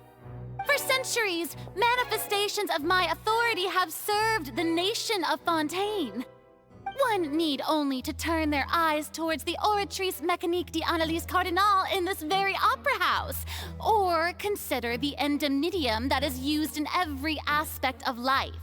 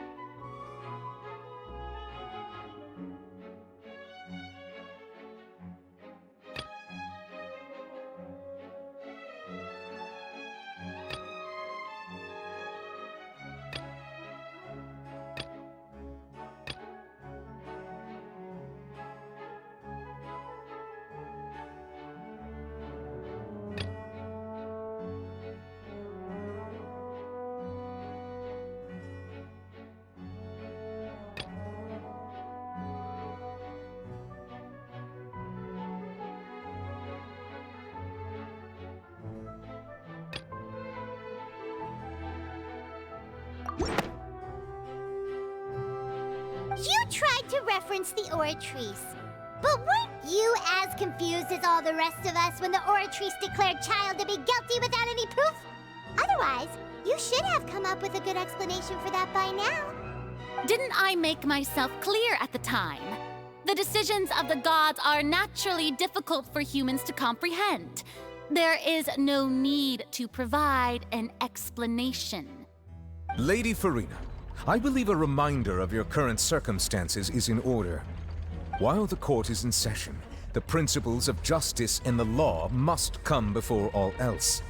While you are an Archon, you are also first and foremost the defendant in this trial. You will prove yourself unable to defend against the prosecution's charges if you continue to withhold vital information against the rules of the court. I never thought you'd use that kind of rhetoric against me. That was no trick of rhetoric, Lady Farina. I've merely reiterated the rules of the court. Rules that all should respect and follow. So, you neither knew why Child was declared guilty, nor did you understand the structure and operations of the Oratrice.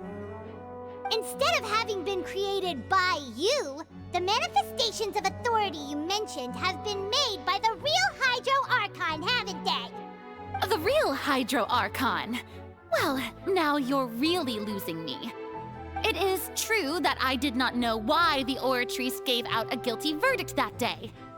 But the Oratrice handed out that verdict unilaterally, and it has been operating independently ever since it was first created.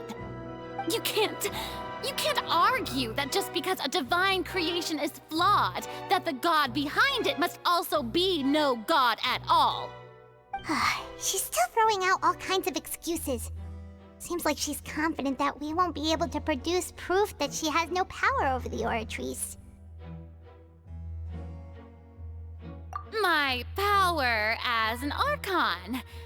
There are many ordinary citizens in the audience. How can I just carelessly demonstrate the formidable power of an Archon? If that poses a concern, I'm prepared to extend my protection to the audience. You don't need to go that far.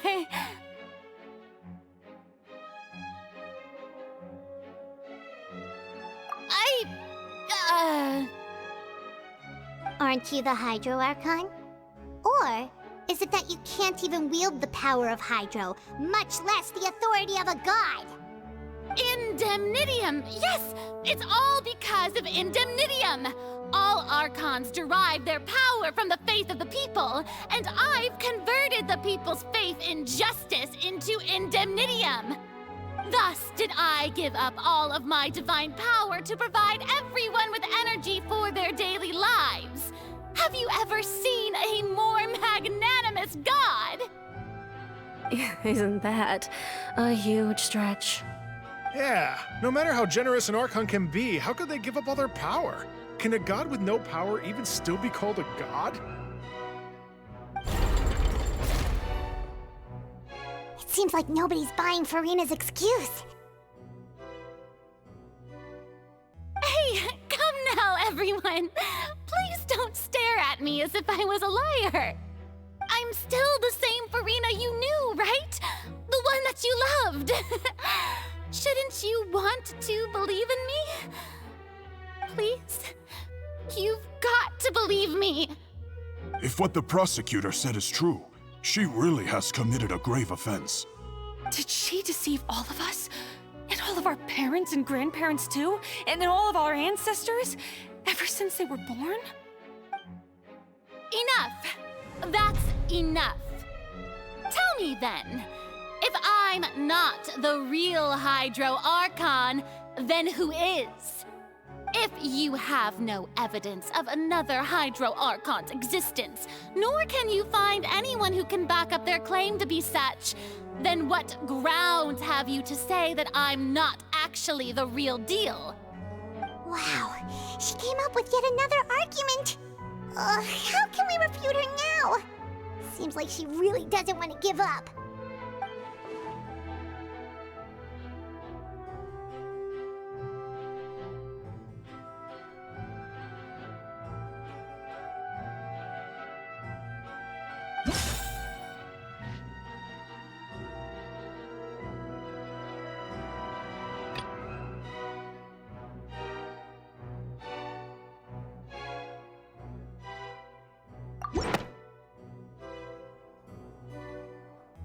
has been established that all Fontanians can dissolve in water from the primordial sea. And that means...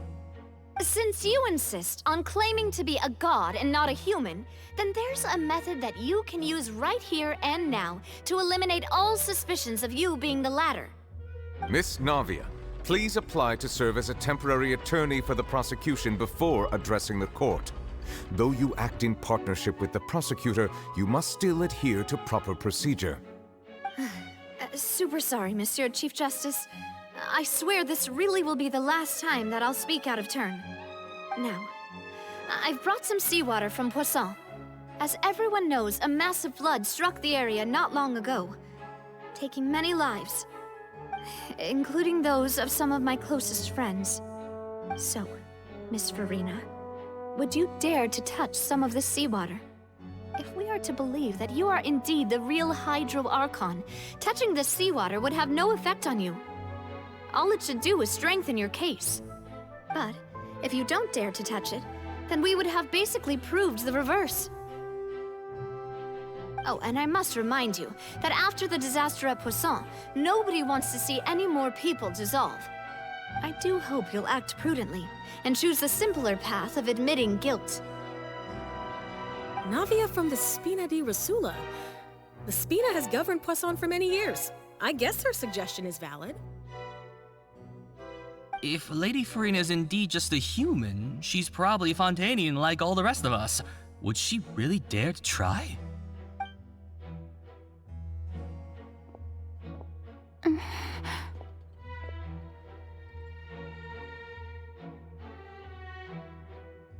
Lady Farina, this test has been unilaterally proposed by the prosecution. As it falls outside the realm of standard court proceedings, you possess the right to decline participation. Well, of course he had to tell her that. But refusing to participate is basically the same as a confession of guilt. She's just staring at the water without saying a single word. It really does seem like she's quite terrified of it. That could only mean... What's going on? Is she really planning to... that's not what we thought she would... Due to the inherent risk of the test, Lady Farina, you may...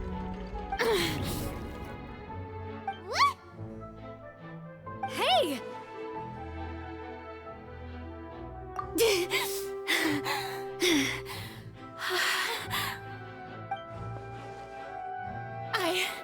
I'm fine! Look at me, everyone!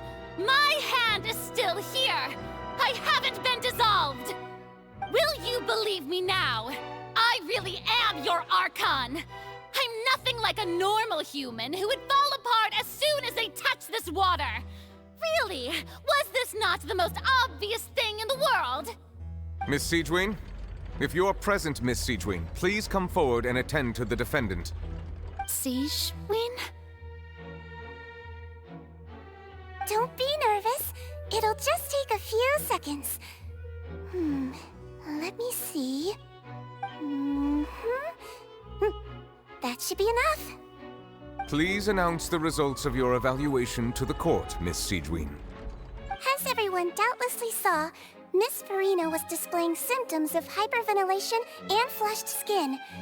These indicate that she was experiencing the adverse effects of exposure to primordial seawater. The extent to which she was affected is the same as other humans when exposed to primordial seawater of a similar concentration. Thank you, Miss Siegewien. Lady Farina, you may return to the defendant's stand. Oh wait, what did she just say? I didn't get dissolved! Shouldn't that be enough to prove my innocence? Well, considering your tendency to run from your problems, we did originally prepare a direct sample of the seawater around Poisson.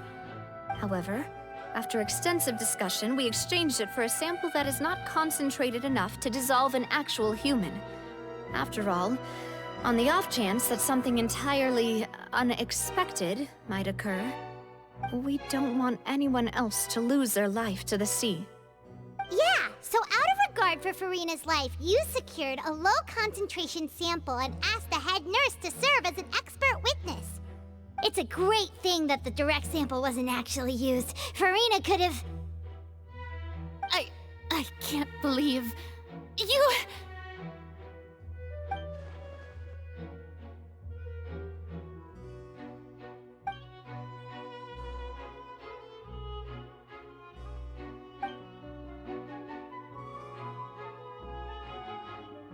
Listen to me, everyone! Please don't give me such cold and disdainful looks!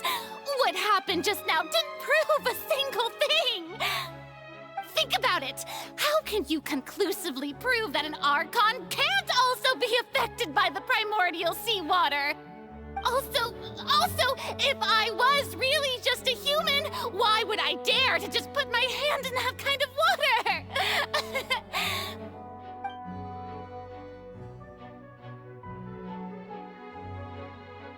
Please, everyone, anyone, just listen to me! I swear, I really am your Archon!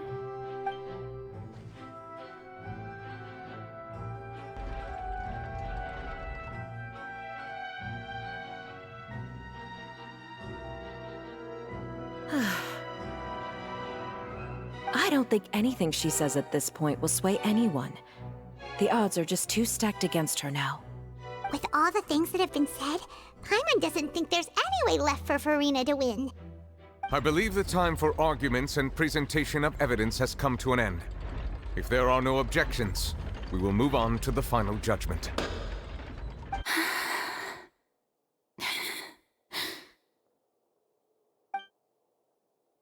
I don't think anything she says at this point will sway anyone. She's too stacked against her now.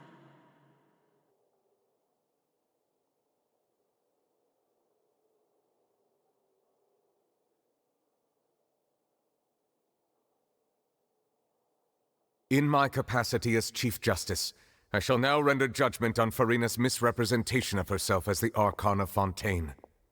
As a human who knowingly deceived her fellow citizens, Farina is... guilty.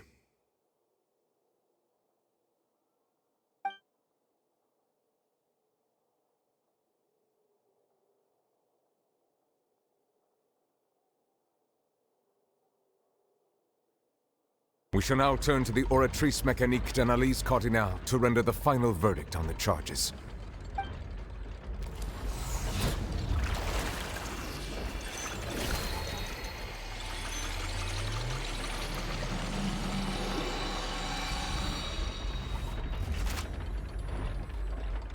According to the judgment of the Oratrice Mécanique d'Analyse Cardinale, Farina is... Well, what's wrong? What's the Oratrice's verdict? No, the Oratrice also displays a guilty verdict. Isn't that correct, then? However, the exact wording of the verdict is thus. The Hydro Archon, guilty, to be punished via the death sentence. The death sentence? That's actually one of the available sentences? I've always thought that it was just a myth. The one and only time the death sentence has been handed out at the court, and it's been given to the very person we've worshipped as the god of justice? What an unexpected twist. Farina's been sentenced to death by the Oratrice? We just wanted to use the trial to show her the seriousness of things so she'd tell us the truth. How did things escalate this quickly? This outcome is indeed quite strange. According to Fontaine's current definitions of justice, as well as its recommendations for criminal sentences, is this sentence really appropriate for the crimes that have been committed? Yeah! Even Fauché wasn't sentenced to death by the Oratrice. You know, the real evil mastermind behind the serial disappearances case. Indeed. Not only is Farina's sentence overly excessive, the very point of our trial today was also to prove that Farina has never been the Hydro Archon in the first place. But now, the Oratrice seems to have deliberately invoked the title of the Hydro Archon. What does this mean?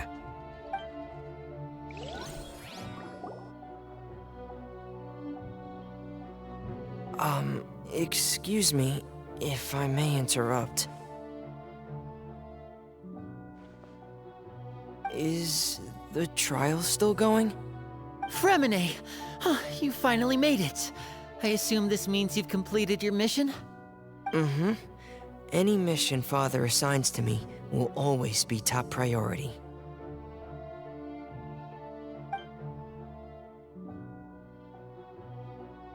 Is that the first prophecy slate?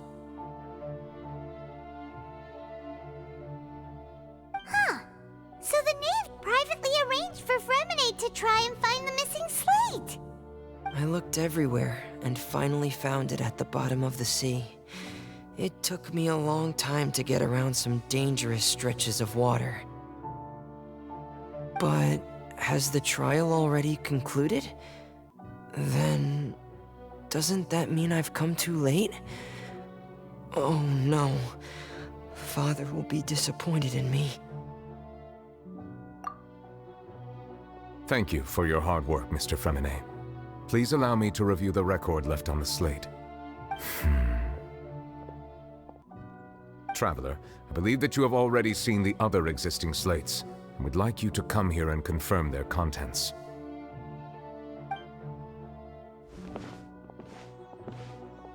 Huh?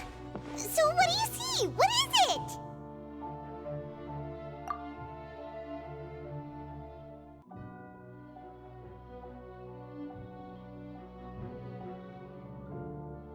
I believe I have now made sense of the Hydro Archon's crime. It has to do with Fontaine's lost history. Huh? Isn't the Hydro Archon just guilty of deceiving her people? Oh, wait, no, that's Farina, and we've already proven that she's not the Hydro Archon. So when you say Hydro Archon, do you mean the real Hydro Archon we've been kinda talking about? In truth, everything that you've encountered in Fontaine up until this point can be traced back to the contents of these stone slates.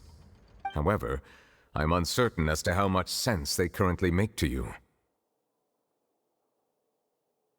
Okay, let's try to recall the contents of the other 3 stone slates. Paimon will do her best to help you remember.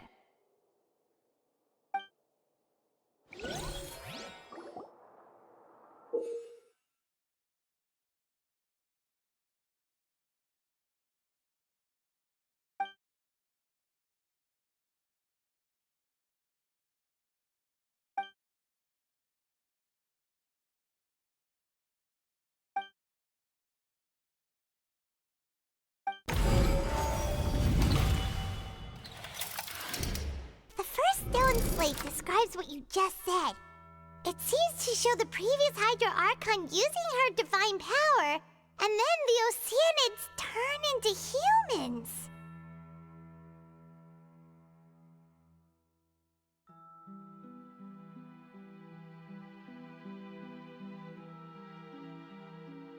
Does that mean that Fontanians are transformed Oceanids?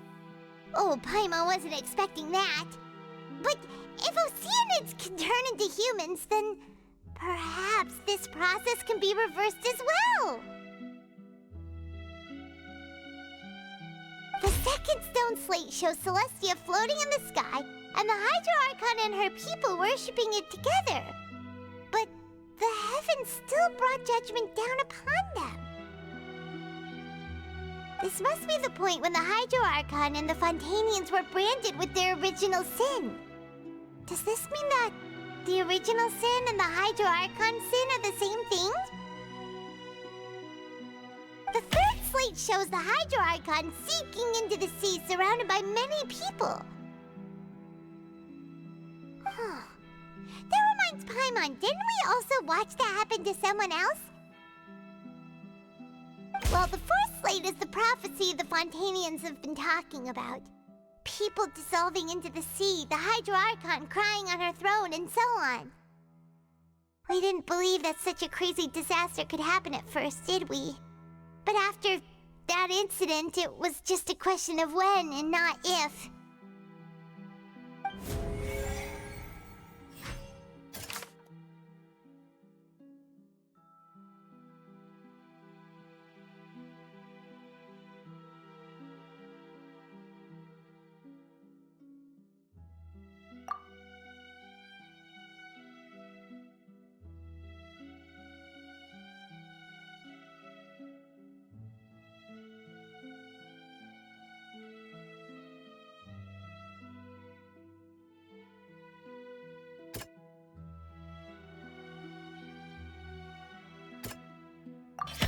We know from the case of the serial disappearances of young women that Fontanians can be dissolved in primordial seawater. And the first stone slate tells us that long ago, the Hydro Archon used her power to turn Oceanids into humans. This might be the reason that Fontanians can dissolve.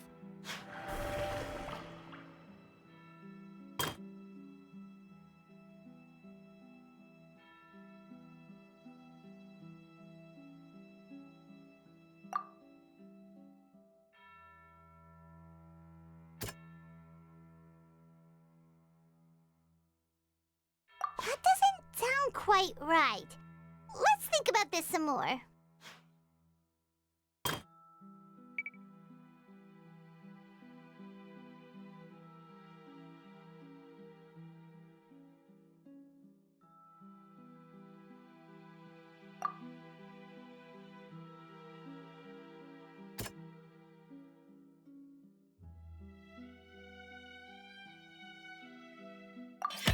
Perhaps what is about to take place has all happened before. The true sin of the Hydro Archon that Nervilette mentioned, and the original sin cast down on the people of Fontaine by Celestia, as recorded on the stone slates.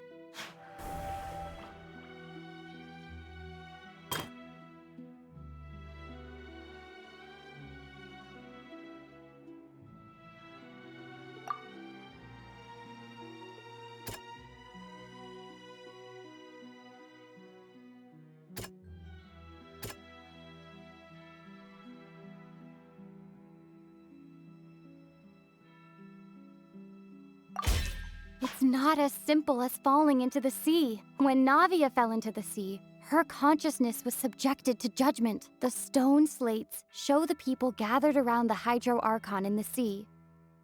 Could that be alluding to the same thing?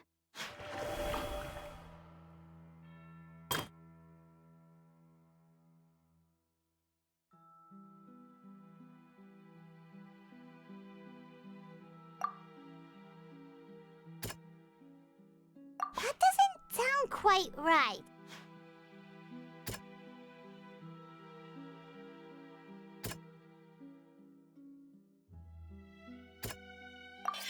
The prophecy from the stone slates found its way into society, but not many people believed it at first. The fortress of Meropide was nearly flooded with primordial seawater, which we know can cause Fontanians to dissolve.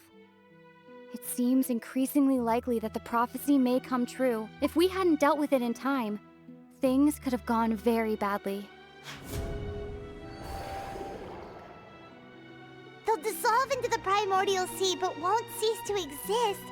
Their essence will flow in the seawater, converge, and take the form of an Oceanid.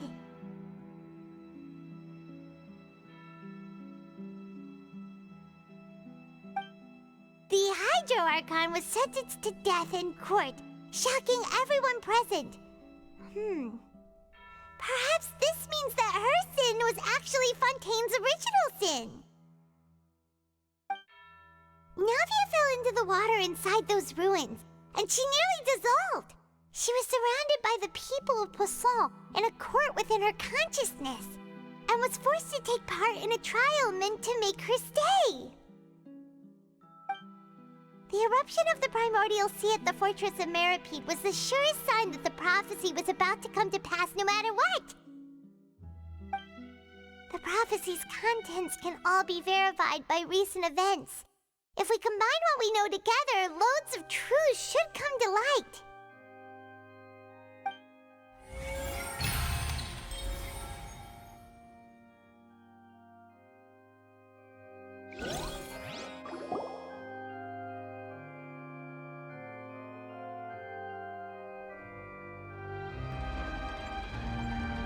Huh? Oh, Paimon gets it now! So that's how you can make sense of it! But then it feels like we're going to have to share some truly shocking revelations. Let's hear them. Incredible. Linny, did you hear that? We're not real humans.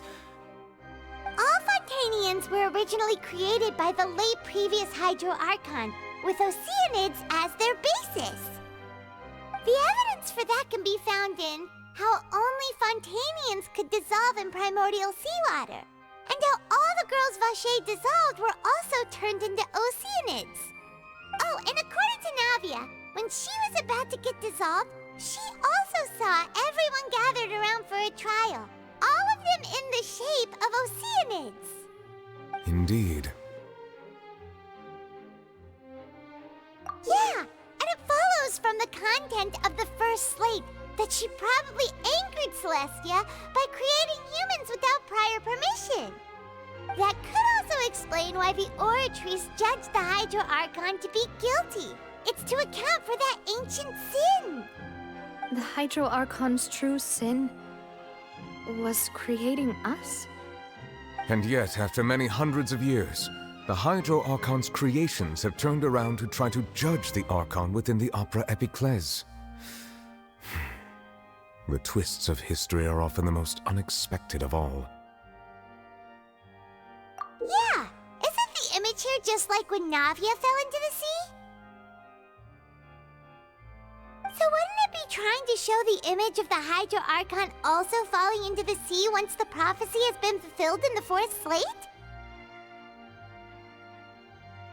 In the end, the people will all be dissolved into the waters, and only the Hydro Archon will remain weeping on her throne.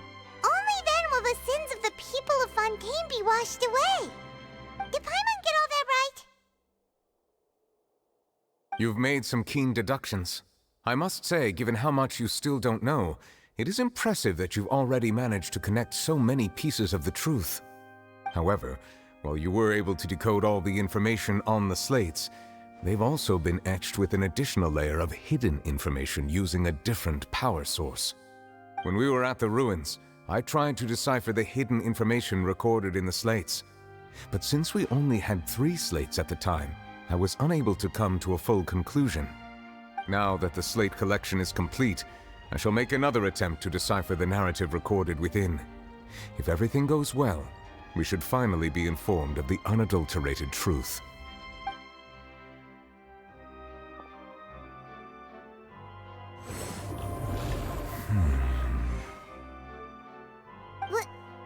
Well? Did you get it? I believe I should share this truth not only with you, but with all the people of Fontaine as well. I will try to briefly summarize it for you.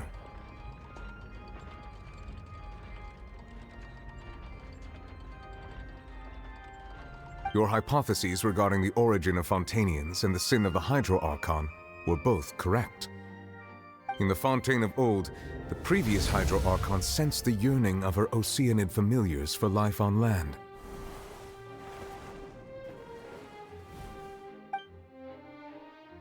The Oceanids were enamored with the beauty and romanticism of human beings, and wishing to have those experiences for themselves, expressed to the Hydro Archon their desire to become of a similar kind. However, even though water as an element is intricately linked with the power of life, the Hydro Archon, as one of the 7, did not possess the authority to create a new form of human life. Not one to give in, she eventually found a way to create permanent humanoid bodies for her familiars by appropriating the power of this planet's primordial sea. She poured primordial seawater into the Oceanids' blood vessels, creating humanoid mimics in the process. But if Fontanians were to ever come into direct contact with water from the primordial sea, the power within their bodies would escape these artificial restraints and return to the sea. As a result, their forms would collapse, and they would be reverted to their original forms as Oceanids. Of course, the Hydro Archon never received permission from the heavenly principles to create a new human race. And thus, the Hydro Archon and all of her creations came to shoulder the original sin of appropriating the power of the primordial sea. That is the true history of how the people of Fontaine first came into being. So we were all Oceanids before we turned into human beings? That's way too much information for me. I think I'm just going to pretend that I never heard a single thing. Wait, but if that's the truth, we can't let the Hydro Archon be sentenced to death. After all, her only sin was creating us. This really might be too much information for your regular Fontanian, but it does answer a lot of our questions. Alas, your hypothesis regarding the third and fourth stone slates was inaccurate. The slates' respective positions are, in fact, correct. A key point of the visual on the third slate is how all the individuals depicted in the water are humans rather than Oceanids. They have not been dissolved, which implies that the water depicted in this slate is not water from the primordial sea. The nation of Fontaine is the nation of Hydro, as well as the nation of Trials and Justice. Instead of being the literal element, the water in the scene symbolizes judgment and justice. You may also recall Navia's experience. When she fell into the sea, her consciousness was surrounded by that of many others who intended to hold a trial to determine her fate. Therefore, the meaning of the third slate is that the people of Fontaine shall try the Hydro Archon at the court of justice. Yes, it refers to our present situation. I think I'm following now.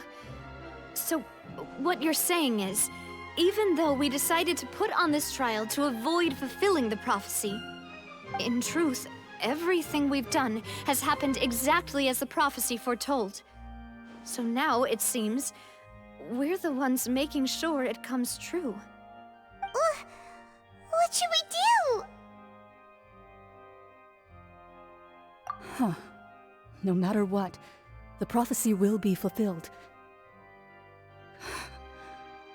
Is this what it feels like to be a prisoner of fate?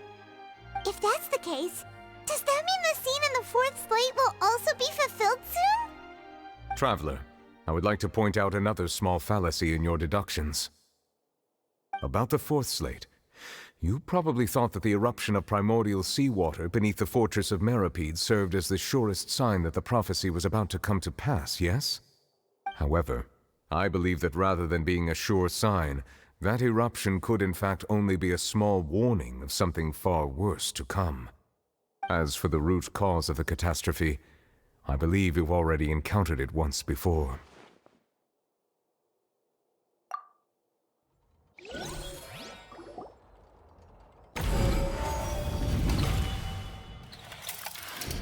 This eruption was just a small warning of the things to come. We must find the root cause of the disaster.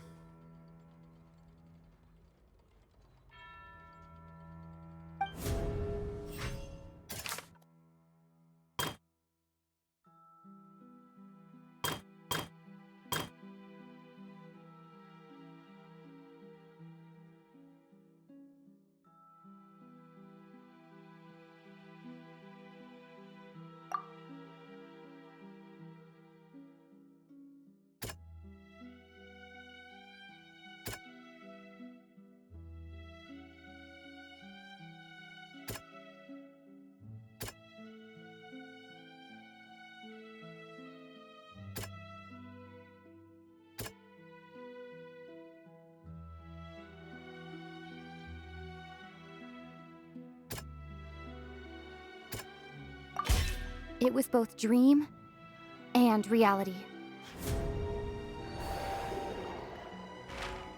If we're talking about a true culprit, that could only be that thing inside the primordial sea, right? The truth, the original sin, the trial, and the root cause of the disaster.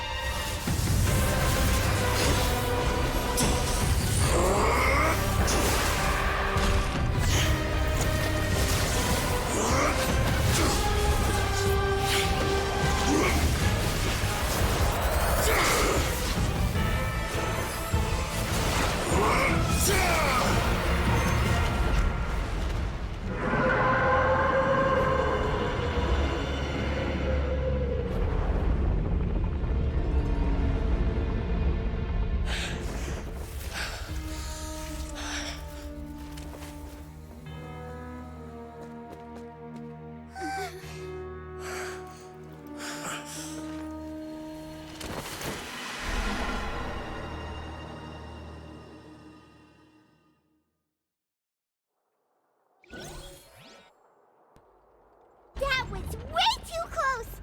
How did that thing just burst into the Opera House? Wait, was that the huge whale you saw in your dream? So we've met it at last. I understand very well why it has chosen to make an appearance here. That whale does not belong to Teyvat. It is a monster that has traversed the stars, weeping all the while. It has been greedily consuming the energy from the planet's primordial sea, using it to grow. That is the main cause for the rising sea levels. And once it has finished consuming all of the energy contained within the sea, its next step will be... You said that when the Hydro Archon first created Fontanians out of Oceanids, she filled their blood vessels with primordial seawater. Precisely. That whale finds the blood of Fontanians nigh impossible to resist. Therefore, when it left the primordial sea, it decided to make its next stop a packed opera house full of food. Food in the form of Fontanians. We just barely managed to push it back, right? In that case, won't it come back to target the people again once it's managed to recover its strength? That is correct. Indeed, it is more accurate to say that we should thank that Harbinger for buying us some time. Without him, the whale would have likely come onto land far sooner. From the way he looked, he must have been fighting the creature for quite a long time. That battle maniac. We've always known that he had a special connection with that whale, but we definitely didn't expect it to help us out like this. Anyway, now that we know that this whale is the actual cause of the disaster recorded in the prophecy, all we need to do to stop the prophecy would be to find a way to beat it up, right? It is too late. It had already absorbed too much of the primordial sea's energy before we could notice it. At this point, it has become practically integrated with the sea itself. Even if the entirety of Teyvat were to be destroyed, it could still survive and swim off towards some other world. That's not something I will accept. We've already done everything we can, and we even found the true culprit. We've come so far. You can't just tell me that the last hurdle is some impossible foe. That's just not fair. Indeed, that's not how a grand performance should end. I'll fight it to the end, no matter what. So the prophecy will be fulfilled no matter what, huh?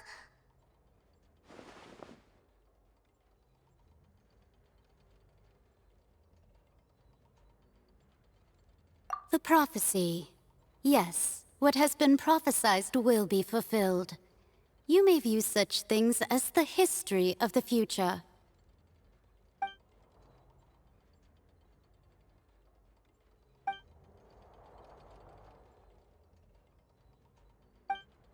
Just as prophecies are usually only the future as seen from the perspectives of the gods, could things be happening in hidden corners where the gods' gaze does not fall?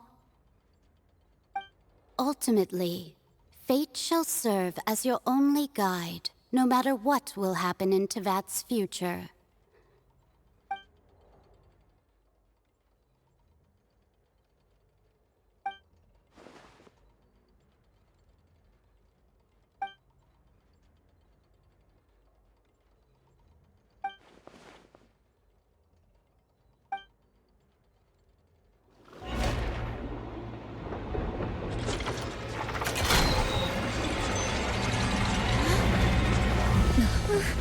What's happening with the oratories? I believe it is preparing to carry out the death sentence.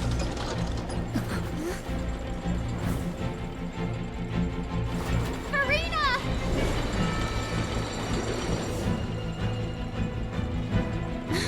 No, I still need answers.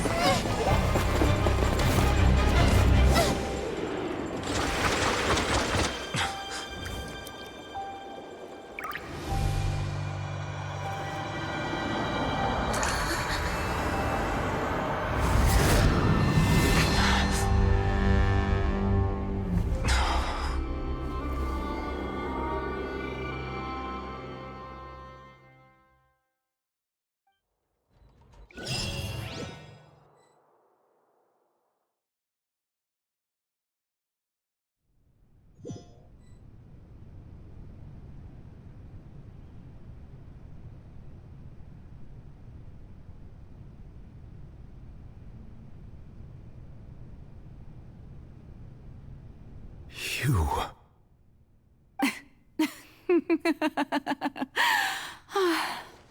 Sorry. That shocked expression on your face is just too amusing. I couldn't help myself. You are not Farina. Who are you? Ah, the sweet sound of bewilderment. Marvelous. A sure sign that my attempt to deceive everyone was a resounding success. But to answer your question, I am Focalor. You know, the god. Focalor? Why did you deceive us? Oh, that wasn't my goal, of course. Goodness, no. But I had to fool everyone else too, if I was to stand any chance of deceiving the heavenly principles. Deceiving the heavenly principles? It's all because of that pernicious prophecy. Dreadful, wasn't it? Everyone doomed to dissolve. Fontaine condemned to be flooded.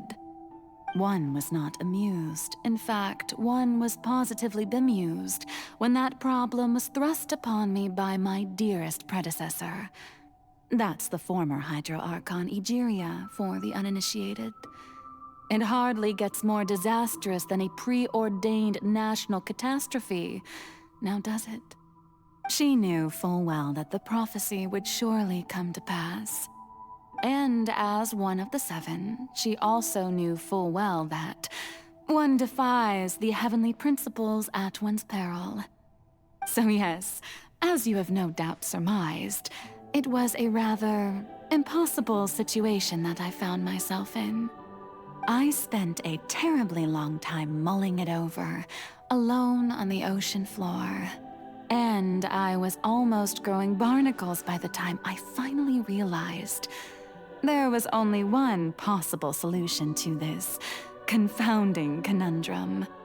I had to outwit the heavenly principles, allow the prophecy to be fulfilled, ostensibly at least, while saving everyone at the same time. I'm a genius, I know.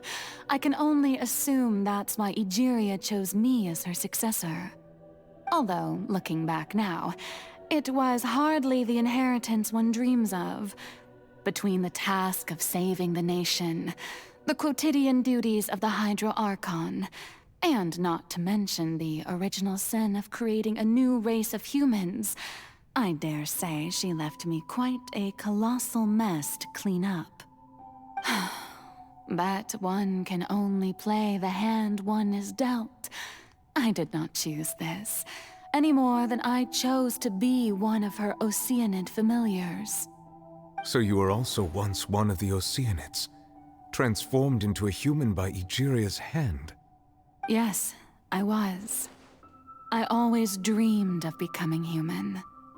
And I still do, even now. In my eyes, to be human is to be part of the greatest opera ever known.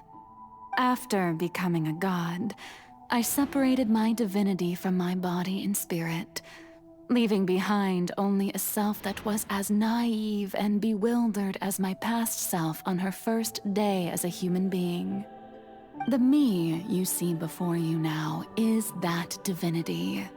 And the human counterpart I left behind, I named Farina. She could feel joy, sorrow, and everything in between. She could be as vain and conceited, or as meek and vulnerable as she wished. Her strengths were of a kind only a human could possess, as were her shortcomings. But in my eyes, Farina's humanity was what made her perfect. She was perfectly human in every way. The person I always wanted to be. Anyway, so then I cursed her. All part of the plan, of course. The plan to deceive the heavenly principles. Do you still remember the final scene of the prophecy? The Hydra Archon alone, weeping on her throne. In order that the prophecy might appear fulfilled, I invited Farina to be an actress. to play the part of the Hydro Archon in the prophecy. Under the curse I placed on her, so long as I, Focalor's divinity, continued to exist, she could not die. But nor was she free to live her life in the pursuit of happiness. Instead, she was forced to take the stage in the opera house, to embrace the role of leading lady, to forever play the part of the god from the prophecy, all to create a deceitful appearance of that prophecy coming to pass. I suppose now you probably understand why your court is called the Opera Epiclese. But Farina is only human, isn't she? Even though she has had a long life, her mind is no stronger than that of any other ordinary human being. I cannot begin to fathom what she has had to endure. It must have been torture for her. It has indeed. And although she is, in a sense, me in human form, I most definitely owe her an apology for it. It's been 500 years, and all along, she's been playing her part in the most unimaginably long, unbearably lonely, and agonizingly painful opera of all time.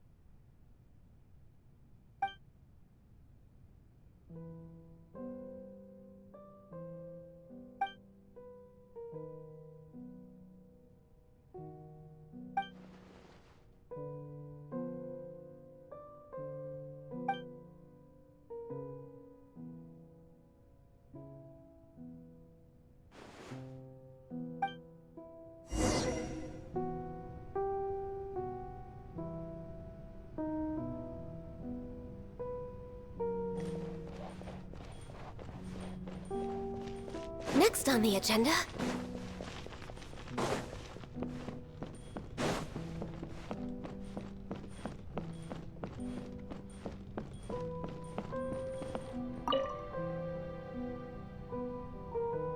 Oh?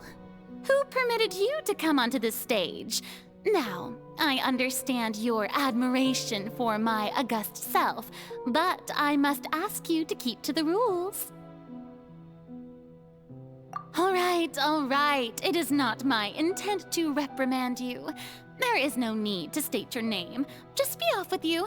Do not distract me from my performance. Oh, do not jest. Can you not feel it? I am Focalor. The eyes of countless Fontanians are upon me. I must, at all times, display the utmost elegance and nobility.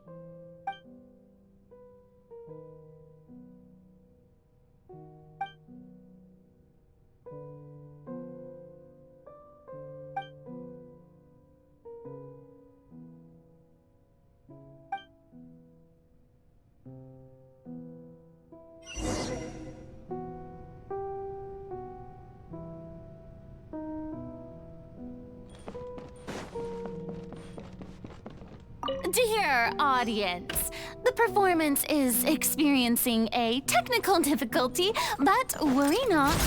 The guards shall resolve it soon enough.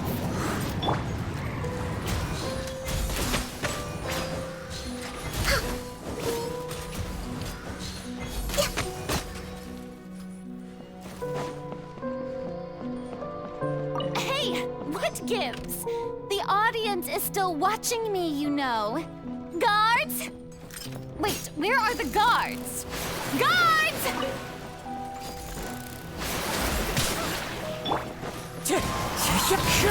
Let's light it up! That's right, man.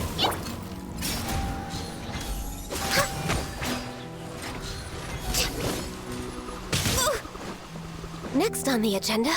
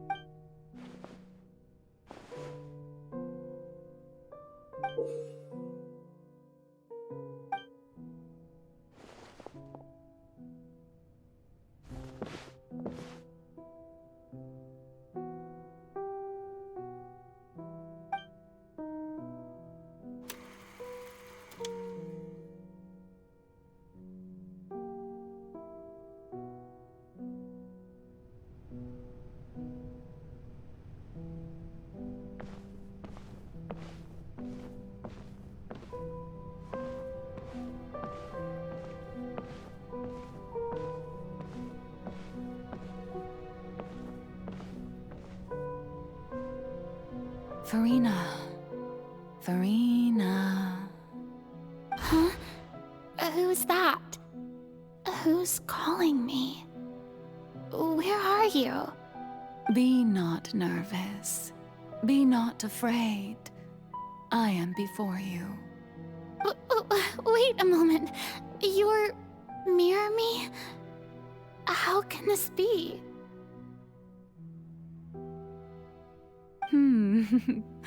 Mirror you, huh? You know what? That's not bad. Let's go with that. Mirror me. What do you wish to say? The prophecy. Have you heard of it? What prophecy? Wait. I know. I think... I don't know why, but it's in my head somehow. The people will all be dissolved into the waters, and only the Hydro Archon will remain, weeping on her throne. Only then will the sins of the people of Fontaine be washed away. Oh, very good. You know it well. What's going on? I can't seem to remember anything clearly. The only thing I know for sure is this prophecy. Will it really come to pass? Yes, it will. And that is why I've come to you. Disaster will come to Fontaine sooner or later. Things will develop just as the prophecy declared. There is no escaping it. But doesn't that mean everyone will die? I'm a Fontainian just like them. Will I dissolve too? Oh, don't worry. Magical meetings exist in this world precisely to give people a chance to turn things around. It is the reason why you met me today.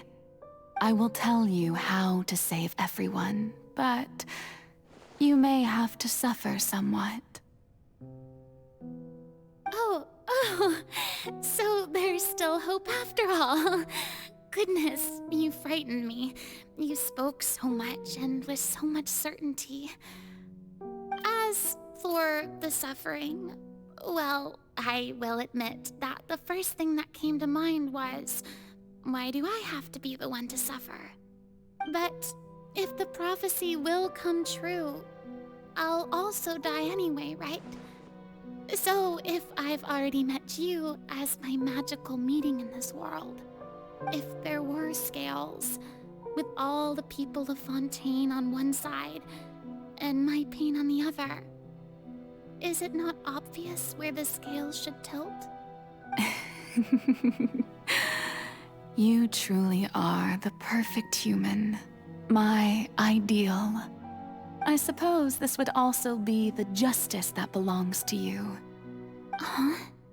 Don't worry, it's nothing. Listen well. Fontaine has just lost its Hydro Archon. I need you to play a role. That of the new Archon. Play as... a god? That's right. You must begin a never-ending masquerade. You must never let anyone suspect your identity. If you can keep it up, then I shall have my way of defying this prophecy. But should your identity be revealed, then all hope will be lost. But how will I do this? A human assuming the role of a god without being exposed. Don't worry. What you must do is not to turn yourself into a real god. You simply need to play the role of a god as humans imagine them to be. Being a human yourself, I'm sure you already know what such an entity would be like. Remember, your true challenge will not be pursuing divinity, but contending against humanity. I'm still not sure I understand, but I'll try. I'll try to do this. So, how long am I going to have to play this role? To accomplish this mission, you will have to stay on the stage for many, many years. You will endure and not grow old until your task ends. But I promise you, all will eventually end in a magnificent and dramatic trial, and everyone will be saved. A trial, huh? How exciting. I'll be looking forward to it.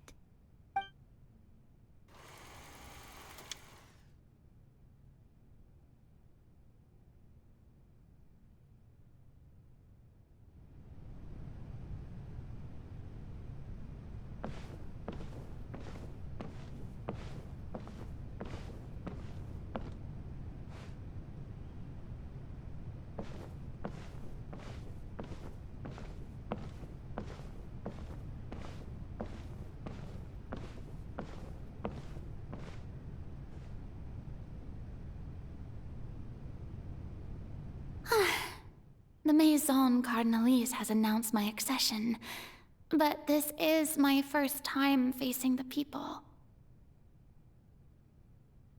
What should I say to most appear like a god? To be honest, I still don't know. Perhaps I should first try to act natural. Ladies and gentlemen, good evening, and welcome to the Opera Epiclese. I'm sure you've all heard about how I have taken on the role of Hydro Archon. Indeed, I am Verena de Fontaine, your new Archon. In truth, I know little about becoming a nation's new god, but it will be my honor to guide you all. As the god Focalor, the god of justice, I shall do all within my power to lead you into an age of fairness and justice. Once again, thank you all for coming. If you should have any questions or suggestions, please send them to the Maison Cardinalise. The future of Fontaine will require us to work together, after all. This should do it. I thought I might stammer, but thankfully, I was able to convey my thoughts just fine. Okay, and next. That's the new Hydro Archon. Is this some kind of joke by the Maison? I would have thought that a being that surpasses humanity would be a bit more assertive. Hey, did you hear that? She even told us to send her suggestions there at the end. Shouldn't gods be all-powerful? She's being so modest. What's the difference between her and an ordinary person, then? If you ask me, perhaps the succession didn't actually happen. She might just be a Maison-backed puppet. Wait, what's going on? Why is everyone suspecting me of being a fake? This is bad. If I get exposed here, there'll be no saving the people from the prophecy. Right. Mirmi said that I just need to play the role of a god as humans imagine them to be. Calm down, Verena. Think. What do the people want? How would they imagine a god to speak and act? Assertive, with a strong sense of presence. One who can dispel all doubt. That is the character I'm fated to play.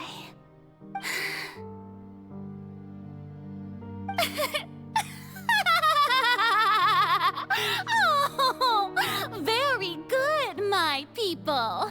Only ones such as you are deserving of my rule. Now, I was wondering if some weak puppet were to one day come onto the stage and claim ownership of this opera house, would the children of Fontaine follow them? Well, it seems that you would all see right through them. Having passed my test, you are qualified to witness wondrous trials alongside my august self, here in this opera house. You may consider my previous act a door gift of sorts. I thought it was a debut that suited the atmosphere. Now then, let us be reintroduced. Ah, so that was just a performance. How could I have forgotten that we were inside an opera house? Her personality. It's quite shocking, to be honest, but I suppose it's a better look than before. Such a fascinating and bold deity. How wonderful! Our future may yet be bright after all. It seems I've turned them around.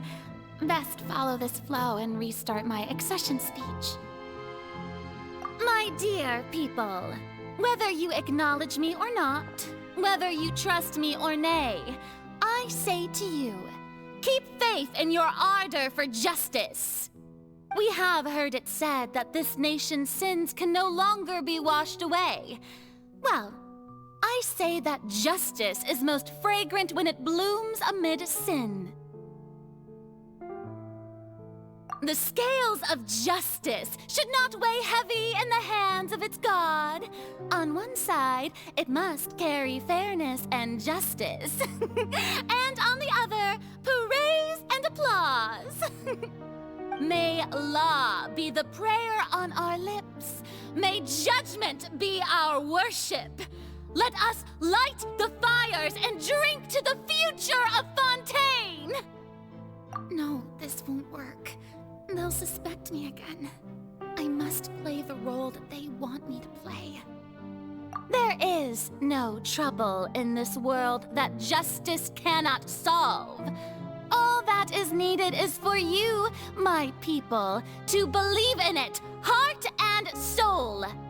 So long as I, the Archon Focalor, stand within the Opera Epiclese, so long as I stand before the Oratrice, I shall even judge the gods of this world!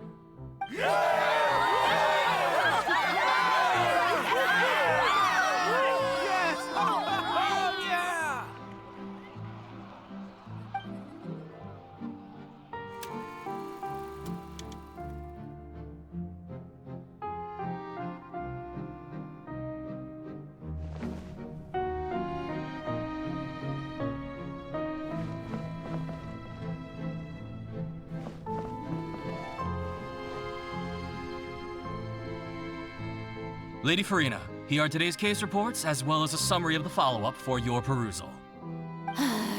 Come now, was I not just at the Opera House in person? Leave these kinds of things to Neuvillette. Besides, none of these trials were the one that I'm looking forward to the most. If I may be so impertinent, what kind of trial are you truly looking forward to? A magnificent, dramatic, and wondrous trial. A trial to end all things. How could you hope to understand? That's true. I fear I lack the ability to grasp your divine thought, Lady Archon. No need for fright, and do not take what I said before too seriously. Go now, do your duties. The trial I await. It will come one day.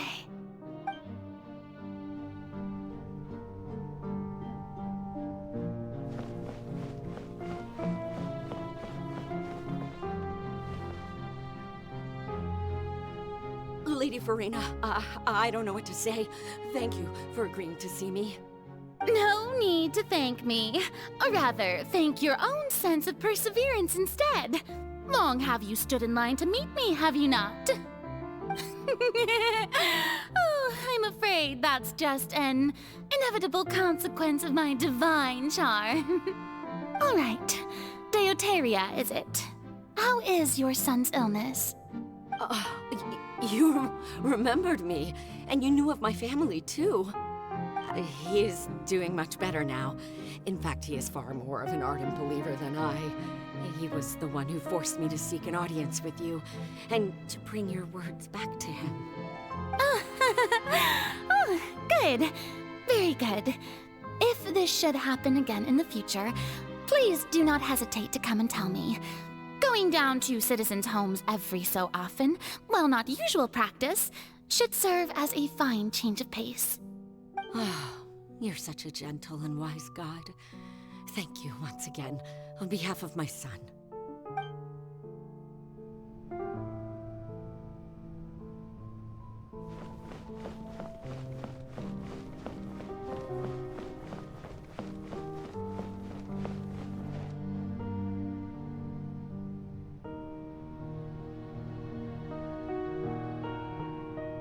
Lady Farina, here are the latest hydrological reports. As for the specific parameters you asked to take note of, I'm afraid things still don't look good. I see. It's as I thought, then. As your god, I did already expect this, but I wanted to see how far your human wisdom would allow you to analyze it. All manner of signs indicate that the prophecy will still come to pass. Forget it. That's not something you need to worry about right now. Well, as I understand it, the Fontaine Research Institute is also trying to find a way to counter the rising water levels. Really? Have they found anything? I'm afraid that they haven't found any effective solution thus far. Oh, is that so? Well, no wonder. This issue has reached the realm of the gods, after all. Still, their spirit is praiseworthy.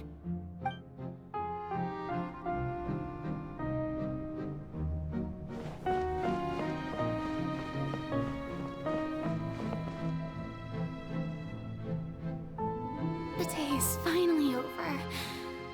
I haven't had a moment to breathe this whole time. But it's good to see that everything's getting on track. There are no longer any voices of suspicion. Maybe this is fine. I just need to keep going, and everyone will be saved. All right, Farina, don't think too hard about this. You need rest. Tomorrow's a new day.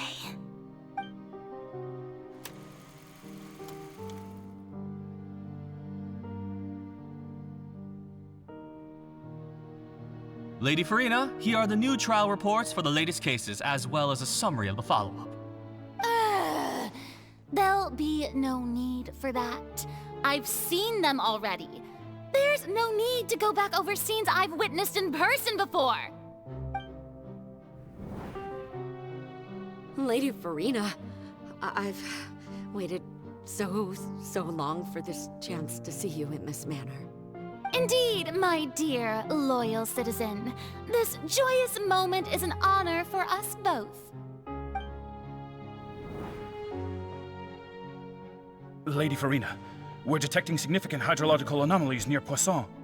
Understood. Keep monitoring. Keep me informed should anything come up at the Institute.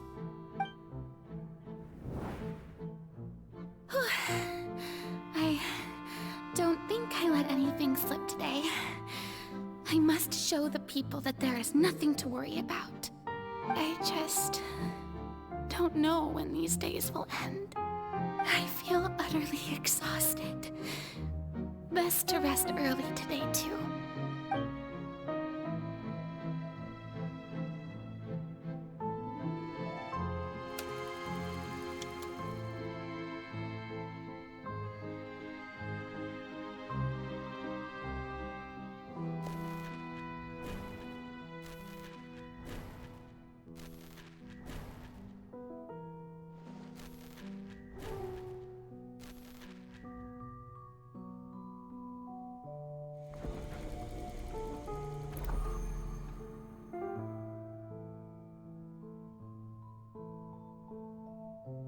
Lady Farina, it's like a dream being able to speak with you up close like this.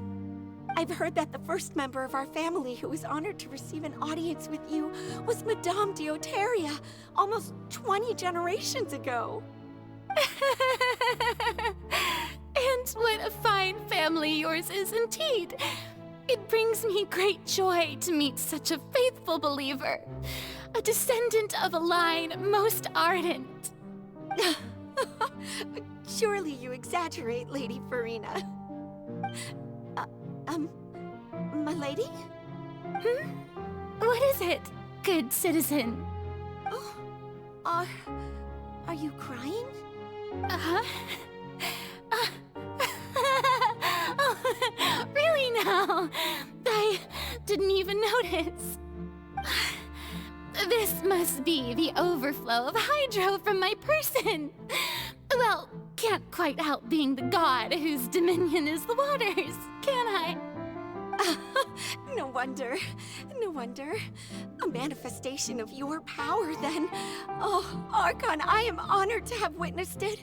Honored indeed.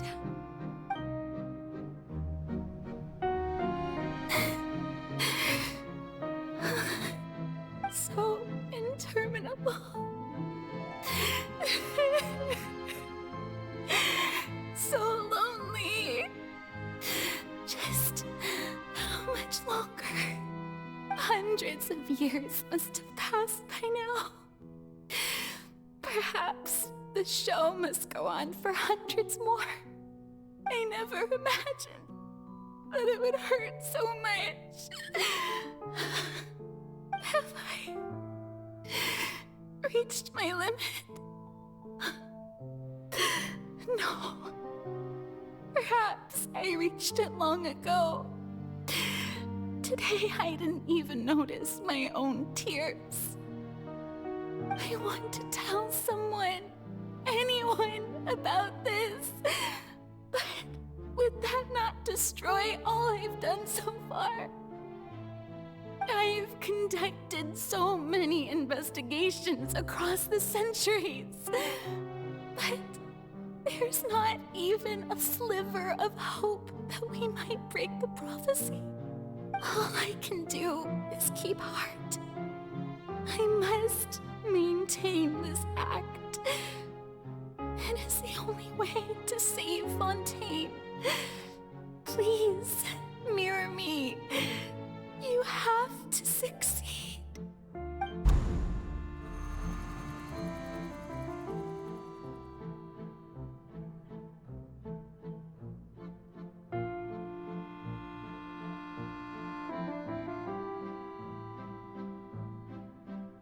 Farina, you don't have to shoulder this burden alone. Although I don't know what you might be keeping from everyone, your people are more than willing to share your burden with you.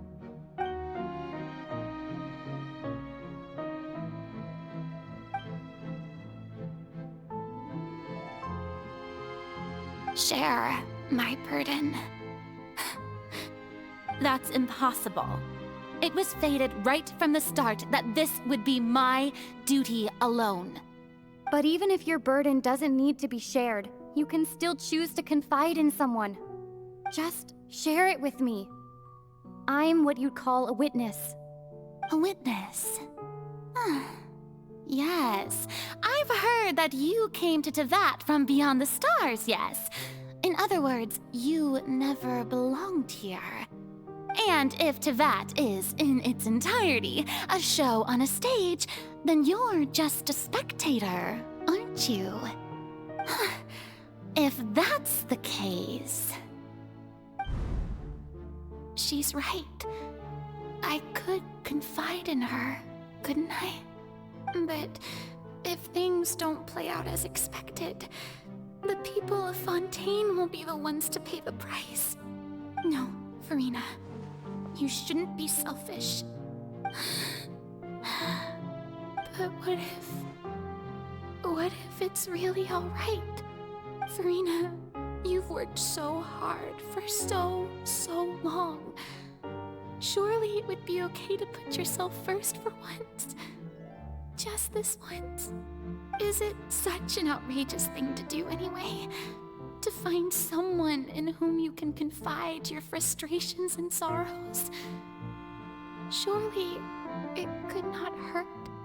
If you let this opportunity slip through your fingers, it might never come by again. Think about it long and hard.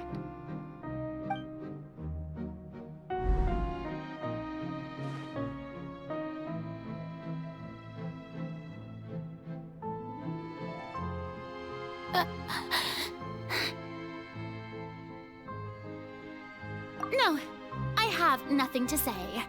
I am Farina, the Archon of Fontaine. Everything will surely get better.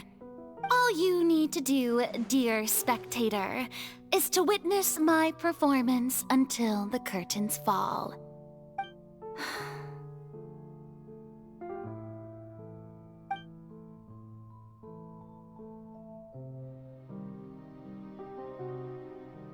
Fine.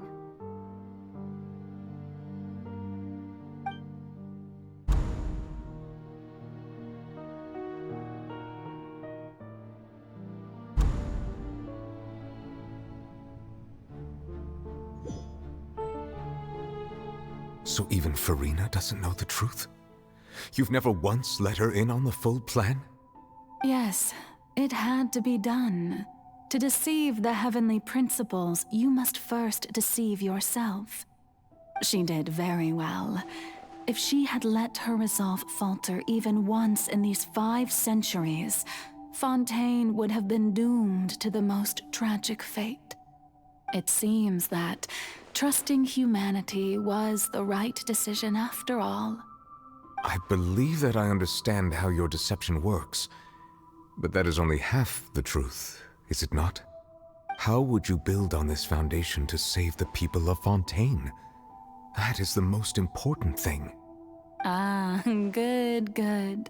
Of course, the Iudex of Fontaine has pinpointed the crux of the issue. I'm sure you've long sensed that the Oratrice is no simple machine, yes? I've always suspected that it had its own consciousness. And Lenny did mention that he heard a human voice within the core chamber. It now seems that that person was you, hidden within the machine all along. Am I right? And then I became one with the Oratrice, taking Fontaine's gnosis with me. Yes, it would seem so, wouldn't it? Alas, your understanding of this device still lacks sufficient depth. In truth, it is no enactor of justice. It is, in fact, a device created to kill the god of justice. I beg your pardon? Oh, you have it. And to be more precise, not only will the Oratrice take down the god of justice, it will also take down the divine throne upon which she has been placed. I mean, did you think I would be the sort to enjoy peaceful repose while Farina suffered? My work over these last 500 years has been to constantly accumulate indemnitium within the Oratrice. But really, some have already discovered that only a small fraction of the energy generated by the device was ever used to provide power to Fontaine. The vast majority had to be, accumulated to enact this death sentence. It was all a part of your plan, then? Both the trial and the sentence? Indeed. This power, accrued over 5 centuries, could have sustained Fontainians for millennia had it only been used for that purpose. Almost all of it has now been stored within the Oratrice. But only power of this magnitude could hope to destroy the Hydro Archon's divine throne, shaking the rules established by Celestia and breaking through the institution that is the Seven. So the Oratrice's call for death was for neither Farina nor Focalor, but for the Hydro Archon. The destruction of that divine throne. If I do not misunderstand your intent, You must be. Returning what's rightfully yours to you, of course. In other words, this was all done to return the authority of the Hydro Archon to the Hydro Dragon of this planet. But...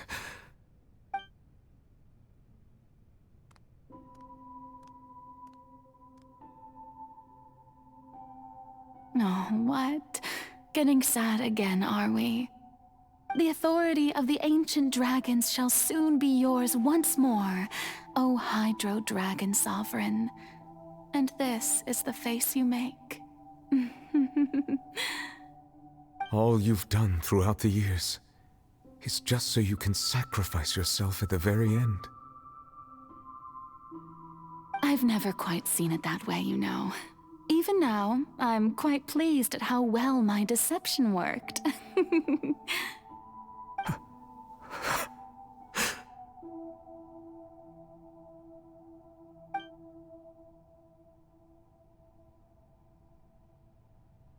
Hydro Dragon, don't cry.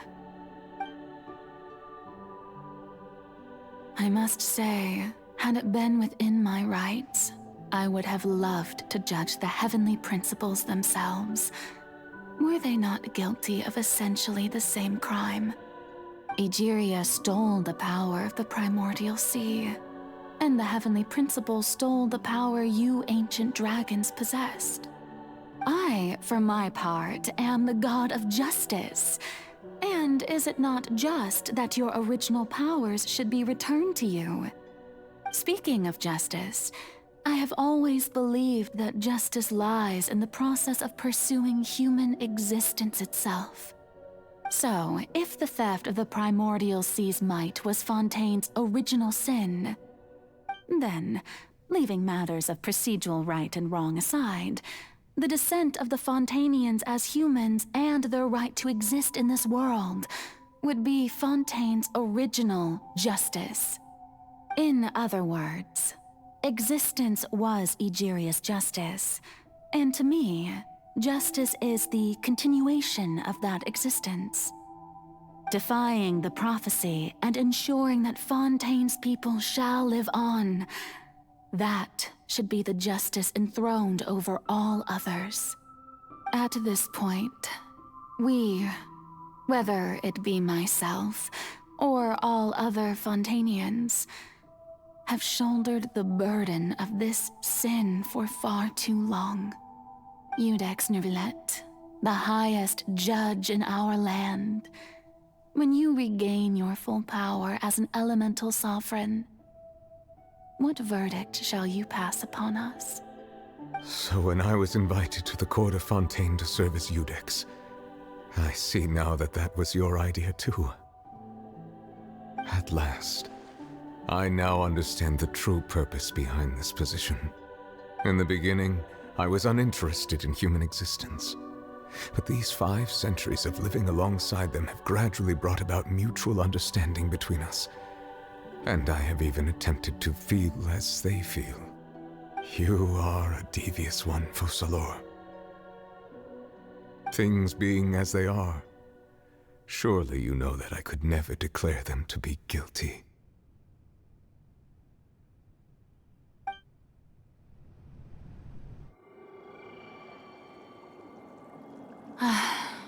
The hour of my execution is almost here. For the sinner, the curtain call has come.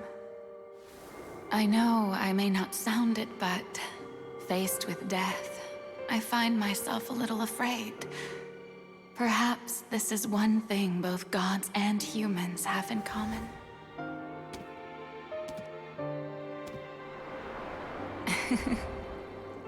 Farewell, Nervillet. I hope you've enjoyed the part you played these 500 years.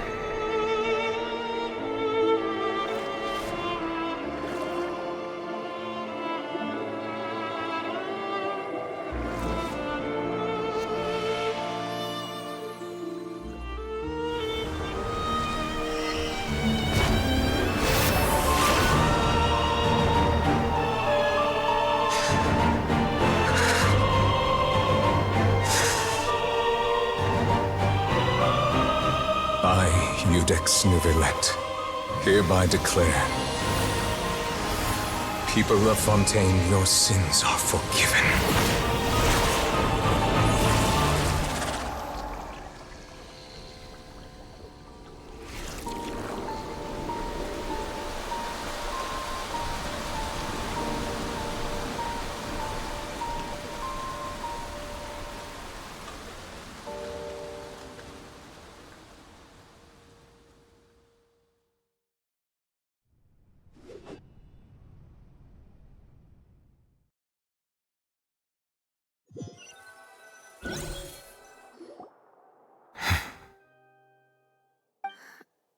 What just happened? Has the death sentence been carried out? Was that bright light some sort of misdirection? I have a feeling that something huge just happened. But since we're all still alive and haven't been dissolved, I assume whatever happened was good for us. It's time to end this. We must mete out punishment to that beast. Didn't you say just a moment ago that it can't be defeated? I have gained the strength sufficient to deal with it. Through certain means, I now have the ability to separate the power of the Primordial Sea from that creature. We should seize the opportunity to pursue our quarry. Traveler, now that the oratories can no longer function, I require an executor to help me mete out justice. The root of the calamities befalling Fontaine, the beast that enacts the prophecy, its name is the all-devouring narwhal. Come with me, traveler. The hour of execution has come.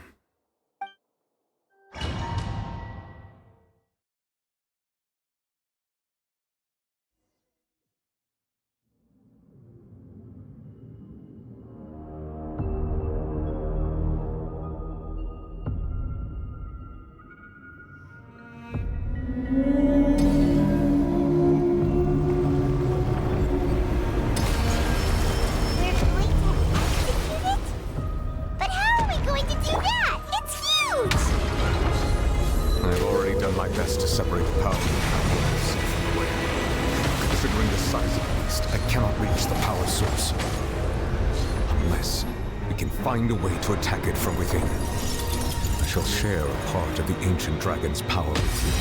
We shall look for an opening together. I can feel its sorrow turning into hostility.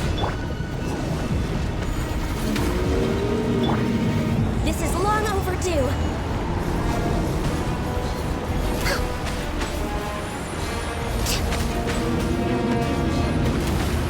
Devouring narwhal cannot resist its instinct to devour. Continue to trigger its hostility. Chance will present itself.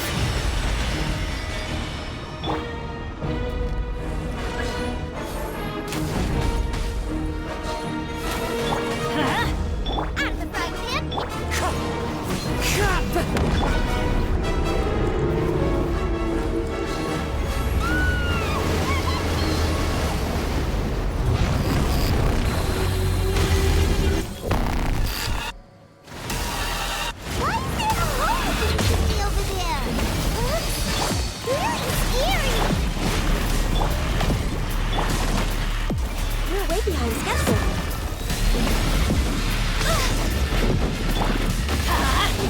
Wind strike!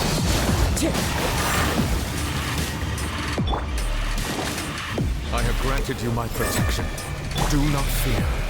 Seize the moment and use my power to suppress its root from within.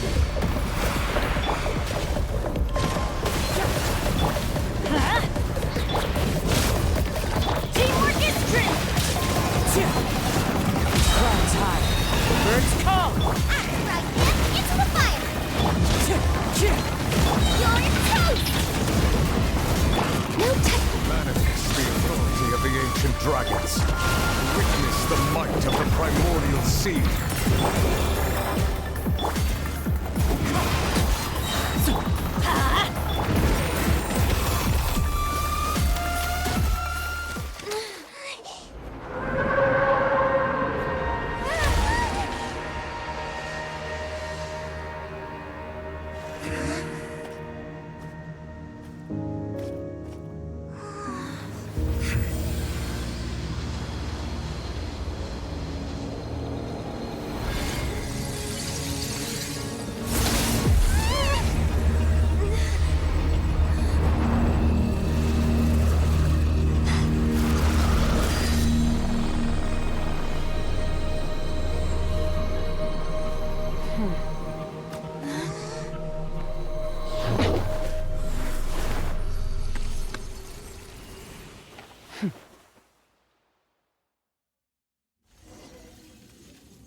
Thanks for helping with the cleanup.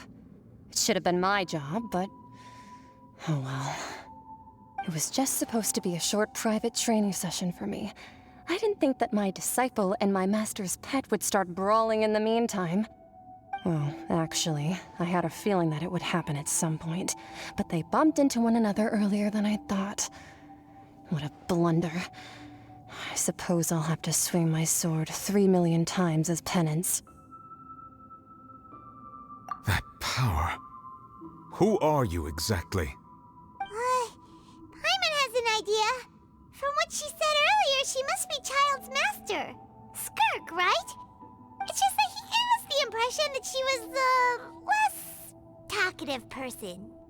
I simply did not have anything to say to the weak. But you, on the other hand, managed to defeat the all-devouring narwhal without using power from beyond this world. So you may speak to me as equals. I have to agree. It's a strange use of a planet's primordial waters just to raise an all-devouring narwhal. That kind of power is wasted on it. It's not cooperative. It eats too much. And I have more important things to do with my time than pet sitting. The only thing that creature has going for it is its looks. All in all, it fails as a pet. Miss Skirk? I think you might have missed the point. The point being? Well, being that this pet almost destroyed an entire nation. So what sort of person is your master?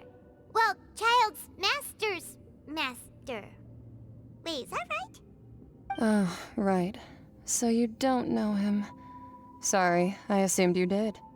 His name is Sertologi.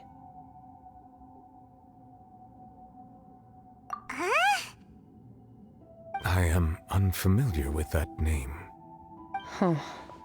So Master isn't sufficiently famous. How should I describe him then? Have you heard of the name The Fowl? The Fowl? Still nothing? Well, how about the Visionary? Vetterfulnir then? Or Gold Rhine-daughter? Ooh, that one we've heard! Rhine-daughter's part of the Hexen Circle. She's Albedo's mom, right? Oh, so you do know that name. To be honest, I also heard all of those names and titles from my master. I don't actually know them either. But I suppose you understand now, yes? My master is likely a similar sort to Rhine-daughter. They are both pursuing some form of perfection. Wait! Didn't you also mention a visionary person? Paimon didn't quite catch their name. Actually, never mind that. I believe it expedient to inform you that the all-devouring narwhal used up nearly all its strength fighting you. Such roiling hydro energies will prove difficult for the planet's deep seas to digest. As such, the fontaine back on the surface has most likely been thrown into chaos. In other words, the prophecy that you've been fretting over should now be in full swing. What?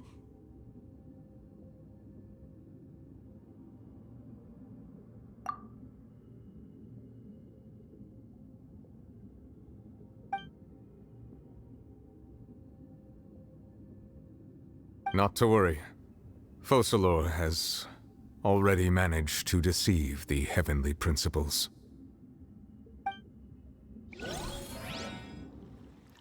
In the end, the people will all be dissolved into the waters, and only Farina will remain, weeping on her throne.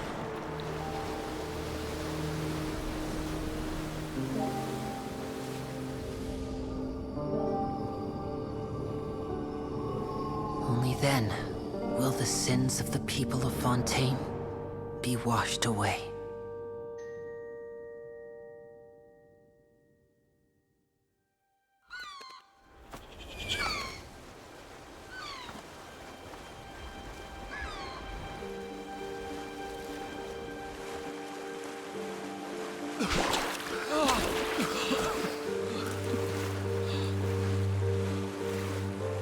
Hey! Help! Over here!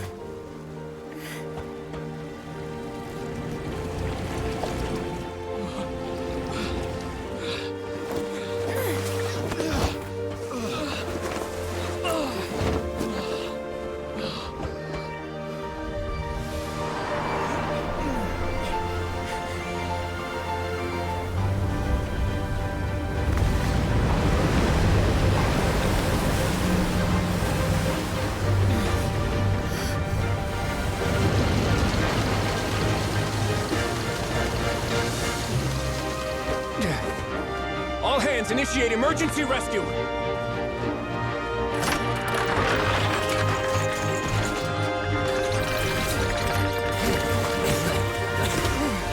Hurry!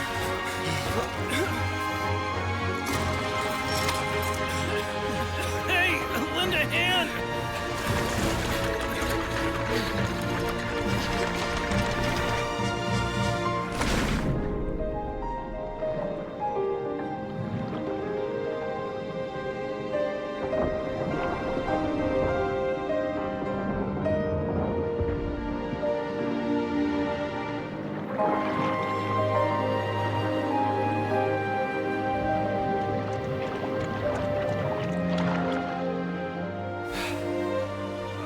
Look! The water's receding!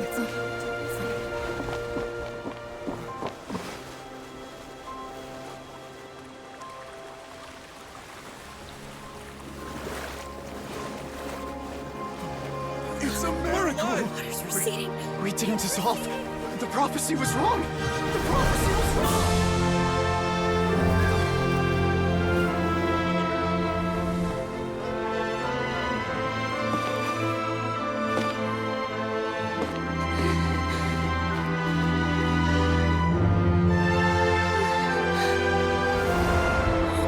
Are you alright?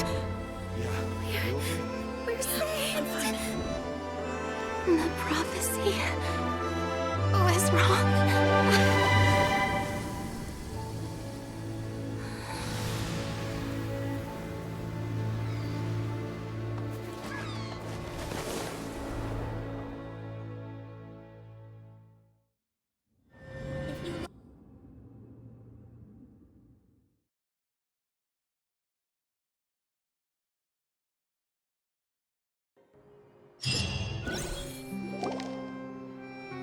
The Solo renewed. The Spina Rasula talks post-disaster rebuilding. I recently visited Poisson to meet with Miss Navia, spokesperson of the Spina Rasula, and we spoke about Poisson's present and future. Old soil can still give birth to new bloom, Miss Navia stated. Hope is like seeing a small cookie when you're starving late at night. You just need a little of it. Skyship Winglet, lunar brain of the Fontaine Research Institute. The various disputes that have arisen on account of Mr. Edwin have suddenly become a shield over the Institute, with Jurier turning out to be a once overlooked hidden gem. People always call the first researcher mad, but few know what to call the second. And should that latter person achieve a miracle, they would find it all the harder to find a word with which to classify him and his team.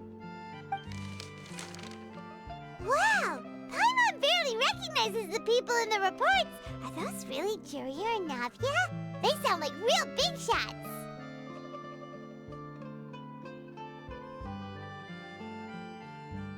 What do you think? Pretty enthralling, huh?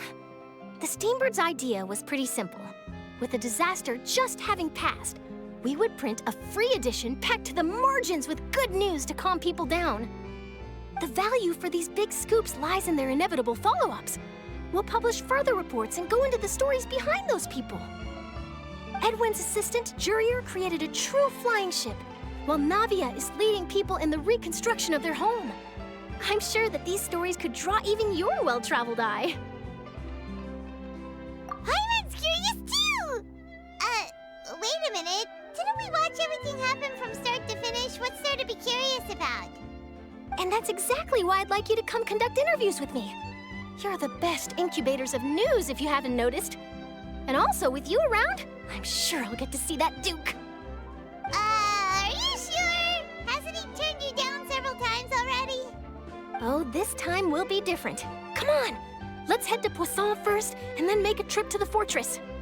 There are some things you'll only know when you get there.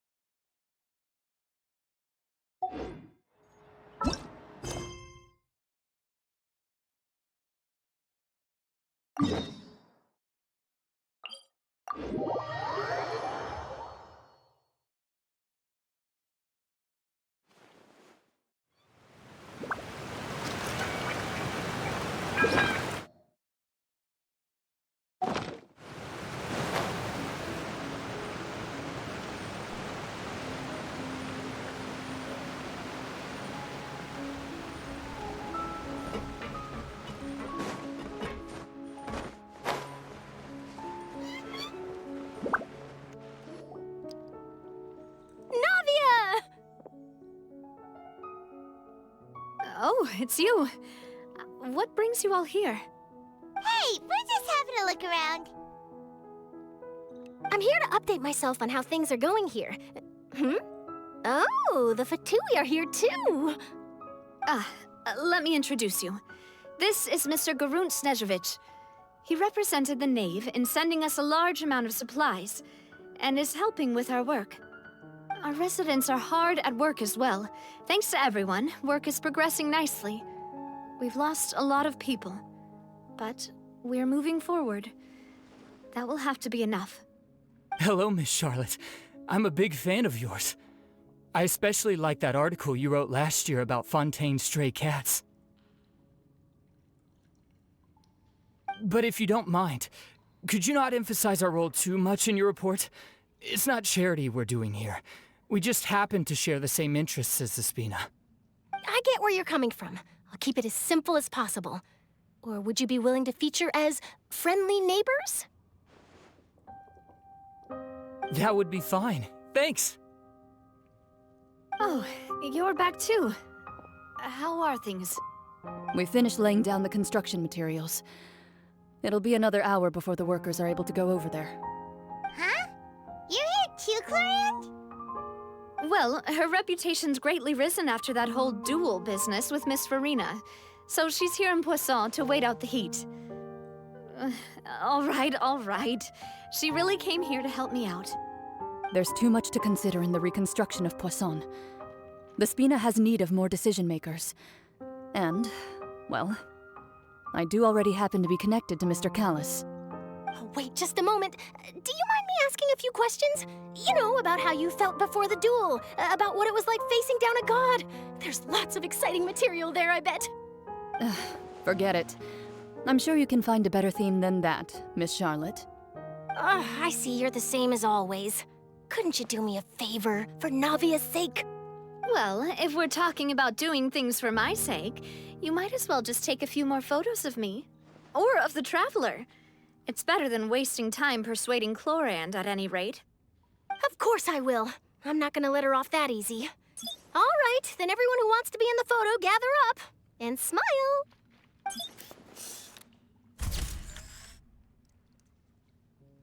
How did it go? Was it a good shot? Did Paimon look cute in it? Not bad. Your addition really helped the composition of the picture. All right, hang on a moment. Let me snap a few more shots.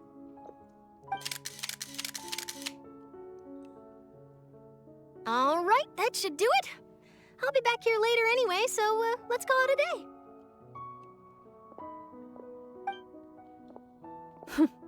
You're very quick. Speed is of the essence when it comes to the news, and freshness is the key. Also, not to brag, but I'm pretty good at building connections. Who knows? I might eventually get that interview with you after all, Miss Clorand. Wow, you really do have that never say die spirit. I'm impressed. I'll hazard a guess that this is how you got that interview at the Fortress of Maripede.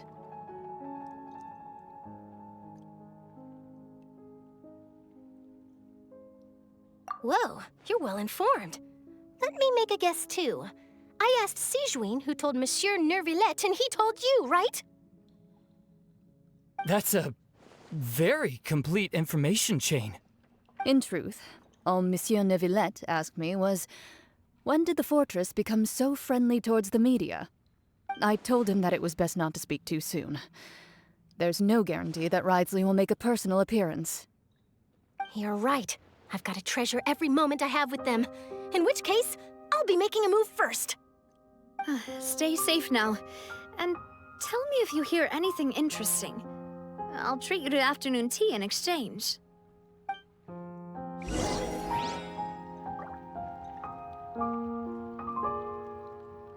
You seem curious about the fortress. Of course. That Risley. I still remember going down to the fortress to grill him for information on my father's case. Boy, did he take me for a ride. Without telling me anything, of course. But he did invite you to tea, didn't he? 2 large pots of it, in fact. It was good tea, though. I have to agree. The tea there is very good. Speaking of that, would you like to have some today? I mean, you've got time, right? Well, I'd be partial to some shortbread. Wow, it's like we've got a menu or something. Sure. Good. What flavor of biscuits would you like, Mr. Snezhevich? Me? I'm fine with anything. But I would prefer chocolate, should you have it. All right. Leave it to me. I'll go over the newly arrived supplies with you later, Mr. Snezhevich. We should be able to finish the preparatory work today. That works great for me. Huh. Is it just me, or did you get a new lipstick? I did. It was a gift from Sijuin. Want to give it a try? I think the color would suit you, too.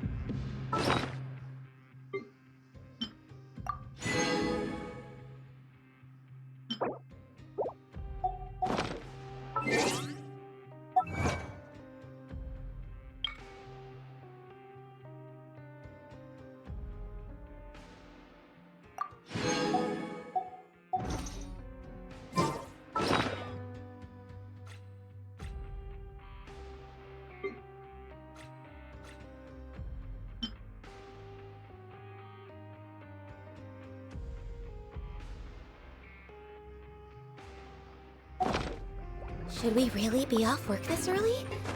There is still a lot left to do.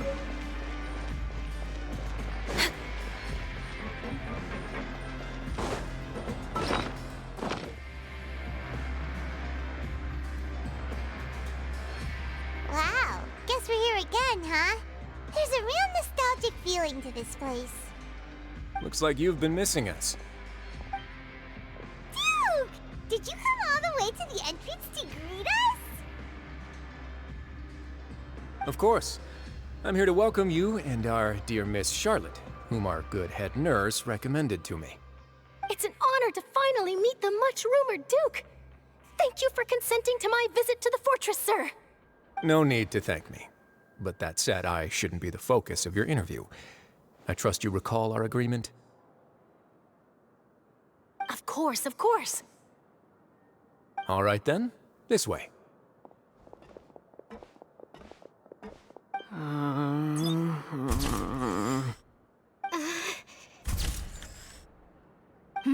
Hey, no need to be so nervous. I've already taken all the photos we need.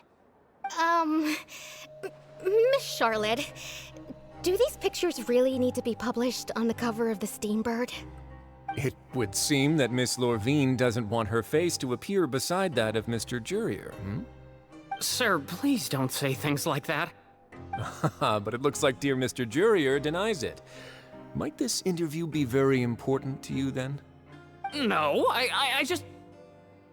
This is my first time being interviewed, and I'm very thankful to the Steambird for... Now, I might not look it, but I actually did meet Mr. Edwin once. And I'll be honest, I enjoyed chatting with you more. You've definitely got more of that genius vibe going on. The boat that brought about a miracle, the ark that saved the people. Why, you recreated a myth back there, like an emissary of legend.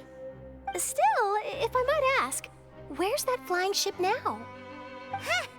Looks like Charlotte's trying to get herself another exclusive scoop. I have to apologize, but that ship is presently in the bowels of our factory. I'm afraid it won't be easy for you to get a shot of it. Really? Well, then in that case, could I have an interview with you to make up for that loss?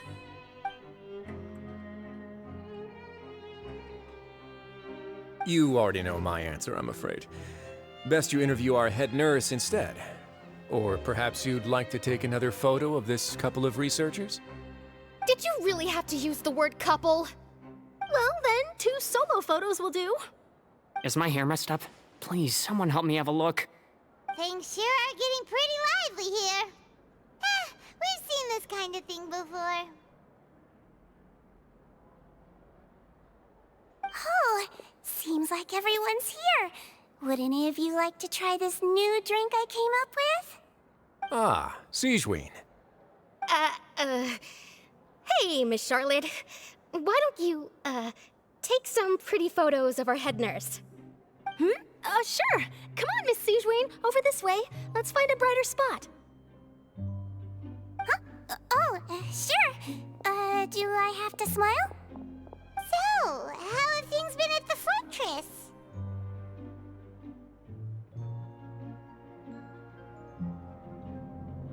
Same old, as you can see.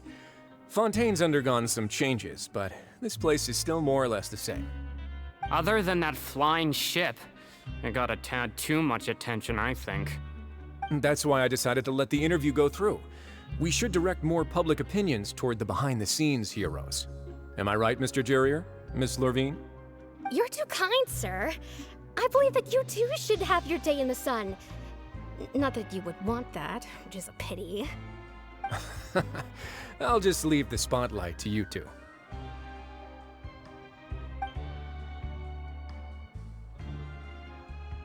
I see.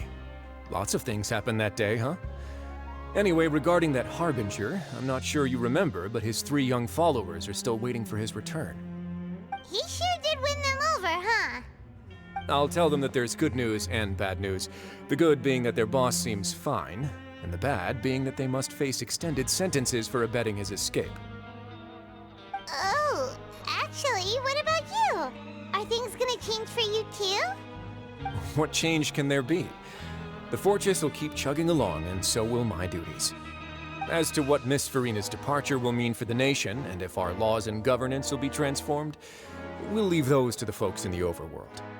Hey everyone, the photo shoot's done. Good. In that case, let's call it a day here. Thanks for your cooperation. Come on, Traveler, let's go. Till next time, everyone. There'll be a next time? Maybe. Who knows? I might write a story about the underwater factory next time. Until then. All right. Last stop, the docks.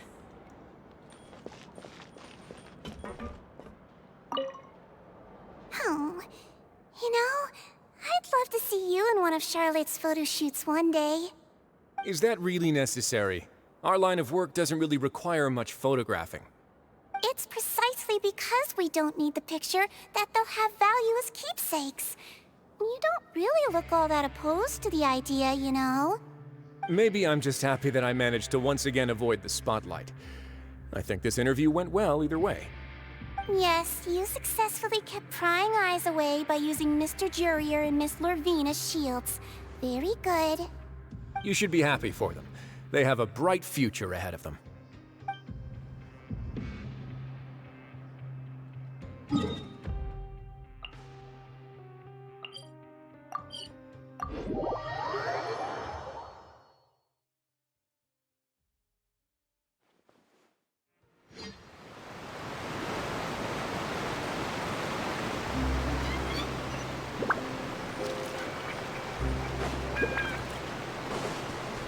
We're way behind schedule.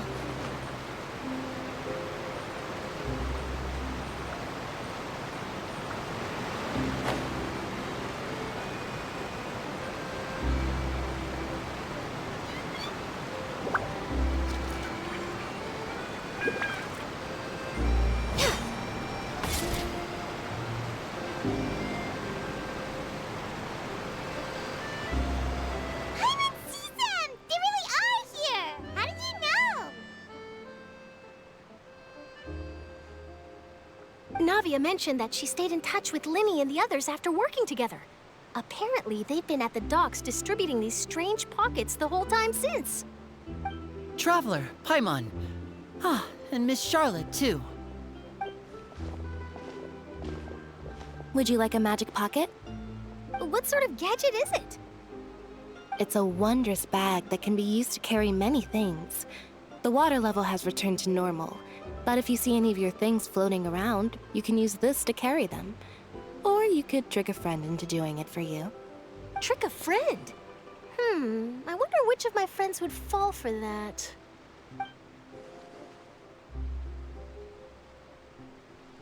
You could just make a friend like Fremine here. Isn't that right, Fremine?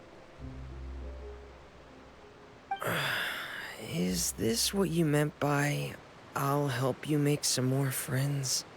To be honest, that sounds pretty sweet. Could I have your contact, please? Sure. Please, write down my address. You sure are working hard to help Fremine socialize. He was the one who proposed doing this. He even wants to assist in our magic shows. Yes, I was planning to first introduce Pear as an assistant, and later Fremine himself. In the future, I think we can leave underwater escape magic to him too. That said, would anyone want to see a diver escape underwater?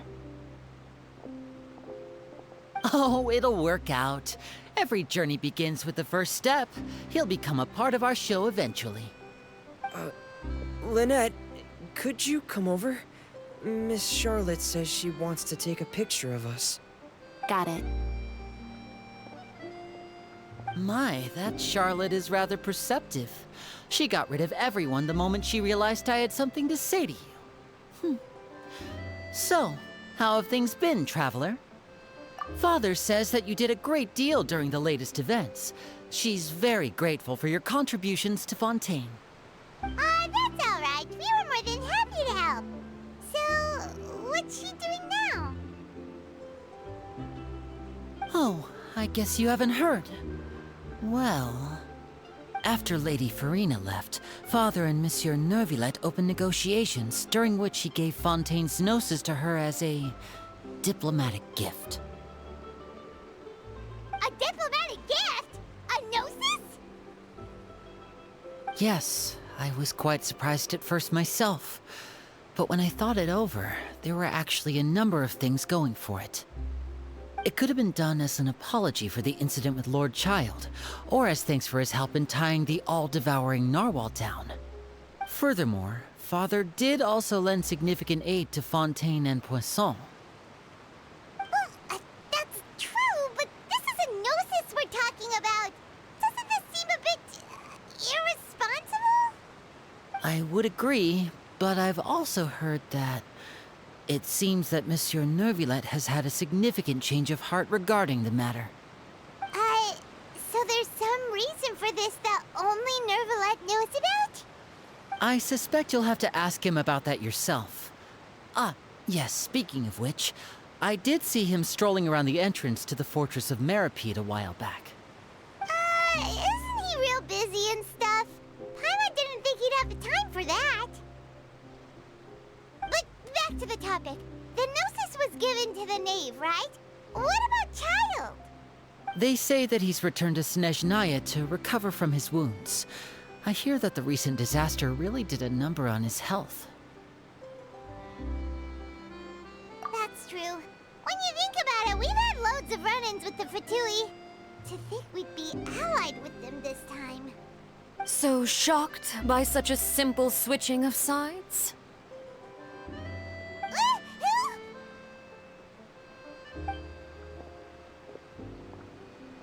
Father! Well, what do you know? Come to the docks to see how my children are doing and meet the Traveler by chance. Please do not pay my accomplishments in Fontaine too much mind. I would have done them regardless. Are you going to take the gnosis back to Snezhnaya? That is our duty as harbingers, yes. Don't be too preoccupied with sides. The goal of the Fatui concerns not a single place or person, but the entire world. With such a grand goal in mind, it is inevitable that we must wear many masks. Switching my masks is something I've always done. Well, that depends on many things. No one truly knows what the future holds. What good is honesty if you can't rely on it forever? As for you, I very much look forward to our next collaboration. Good things cannot be achieved alone, and you've proved yourselves to be great partners. A vision? All right. I'll remember to return it. Thank you for keeping it safe for him this entire time. And that's a wrap for me. Huh? You're... Greetings, Miss Journalist. Hello. If I'm not mistaken, there are diplomatic channels I'll need to report to take a photo of you. That is correct. So forgive me, but I will not be able to serve as a subject in your article. However, feel free to write as much as you'd like about our dear magicians and our upcoming rookie talent. I will. The sea breeze is quite pleasant. I shall continue my walk while the weather remains so agreeable. Farewell. Farewell, Father. Oh, she has such an intimidating presence. I didn't even dare to take a picture. Thankfully, I've already wrapped up all my pre-scheduled interviews. Thank you all. This'll be more than enough for me to write about, I'm sure. Don't be too nervous. Why don't you take a magic pocket before you go? Here, Traveler, Paimon, you take one too. To move things about? That's right. Funny. I was giving out magic pockets when we first met too. And what do you know? I'm doing the exact same thing right now. So many things have happened, but the pockets are still the pockets. I guess this must be life. We will all follow our own paths, and serendipity will lead you to your fated friends. All right then. We'll be handing out pockets in some other districts later, so we'll get going now. Have a good day, you two.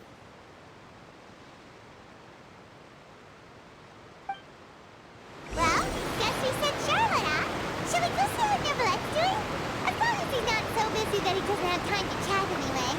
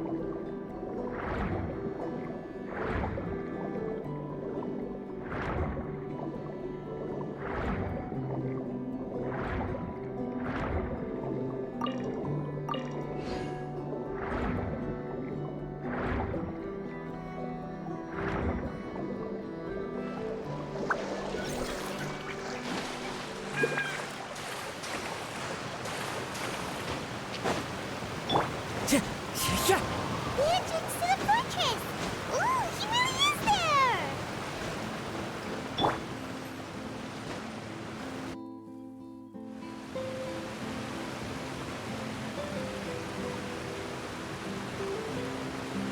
So, you really are here, Neverlette! Paimon didn't think you were going to have free time this hour of the day. Really? Oh, I suppose you must have met Mr. Linney. He took the time to greet me earlier when he passed this way. In any case, you came at a good time. I was just considering reaching out to you to set up a meeting, so I may explain some things that I haven't had the time to before. Aw, Paimon's glad that you remembered. Thank you for keeping us on your mind, what with you being busy and all. Let's have it then. How was Fontaine actually saved? The whole business is still quite the mystery to us. It is strange how words can often leave a bitter taste in the mouth when it finally comes time to say them out loud.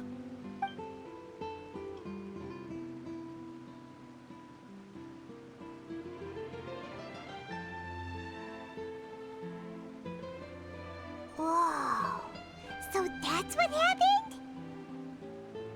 Focalor destroyed the divine throne of the Hydro Archon and restored your power to you, transforming you into a fully fledged elemental dragon sovereign! But Paimon still doesn't quite get what you did to save the Fontanians from dissolving. For me, the authority of the ancient dragons refers to absolute control over the hydro element. Fontanians were incomplete humans born of Egeria's use of the power of the primordial sea, with constitutions similar to that of mimics. But so long as those primordial energies remain within them, I could use the ancient dragon's authority to grant them true blood, after the fashion in which life was first brought into being on this planet. In other words, when I gave my verdict, Fontanians became true humans, and thus would naturally no longer be dissolved by water from the primordial sea. Focalor must have counted on you to make that decision as well. Your verdict was the key to making the prophecy appear to have come true while saving everyone.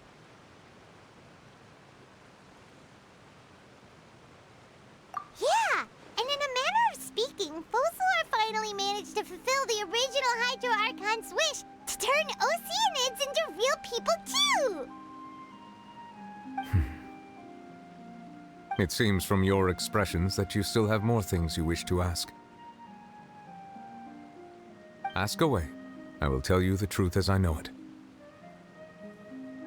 I have investigated his case along many avenues, and I have learned that he once fell into an unknown chasm when he was young. There, by chance, he awakened the all-devouring narwhal. But whether it be by sentiment or reason, that should not have been enough to consider him the root cause of the disaster. At most, he would have had tangential liability. As for the judgment passed by the Oratrice during the trial, whether it was due to that liability by association, or Focalor deliberately using him to buy time for us on the assumption that he would be able to hold the creature off, I cannot say. Guess Focalor had Fontanians in mind the whole time. In the end, it was thanks to her that they finally became real humans. Hang on a second. Paimon suddenly got another question. Back when Fontanians hadn't yet become real humans, were the children they had also transformed Oceanids? Life has always flowed like water. Do you recall how Fontanians would often come to the Fountain of Lucine to pray for children? Yeah! Lynette said the fountain is where all the waters in Fontaine converge. In truth, even those couples did not know that such prayers were no mere custom, but instead a form of ritual. Those Oceanids who were blessed within the spring water would later descend as new humans in the coming months. Paimon sorta gets it now. Either way, seems like this ritual won't be of any further use, but it'll probably live on as a local custom. Ask away. I will tell you the truth as I know it. Yeah, about that. Risley said Farina has already left. What's that all about? Ah, Lady Farina. The people are only aware that her death sentence has not been carried out. She abdicated the post of Hydro Archon and left affairs related to that title to me, before leaving the Opera House. I related Focalor's words to her faithfully and completely. After hearing them, she seemed neither saddened nor comforted. She simply said that she was tired and needed to rest. Having said that, she then packed her things and moved out of the Opera House, not unlike how an ordinary person might. But she's still got a place to stay, right? You need not worry. I will make arrangements to ensure that she will not want for food, clothing, board, or travel. In truth, I am somewhat happy for her. The wear and tear on her spirit will, of course, take time to heal. But now that she no longer has to play the role of Focalor the Hydro Archon, she can finally lay down her burdens and lead a normal life. What about you then? What are your plans now that you've regained your full powers as the Hydro Dragon? After Focalor passed on, the Oratrice also ceased to function. This matter will directly affect our trials. After much careful consideration, I've decided to take over its role in our courts. From now on, I shall hear cases and pass verdicts by myself. Looks like you're still considering stuff from the perspective of the Udex, huh? As an elemental dragon, there are indeed many things that I must do. But this power and this duty, in a manner of speaking, you could say that both were granted to me. As such, before I attend to my other responsibilities, I must first and foremost continue to serve Fontaine as its highest judge. The duty of the Hydro Sovereign and the duty of the Udex shall coexist within my person. Additionally, the Hydro Archon's departure has brought about another problem, which is that the Opera House shall no longer produce indemnitium. That's true. That power was derived from the people's faith in the Hydro Archon, wasn't it? Wait, but the various mechs and machines in the city are all still okay. Where are they getting their energy from? As I am now, I have full command over New Musia, and it can serve as a complete substitute.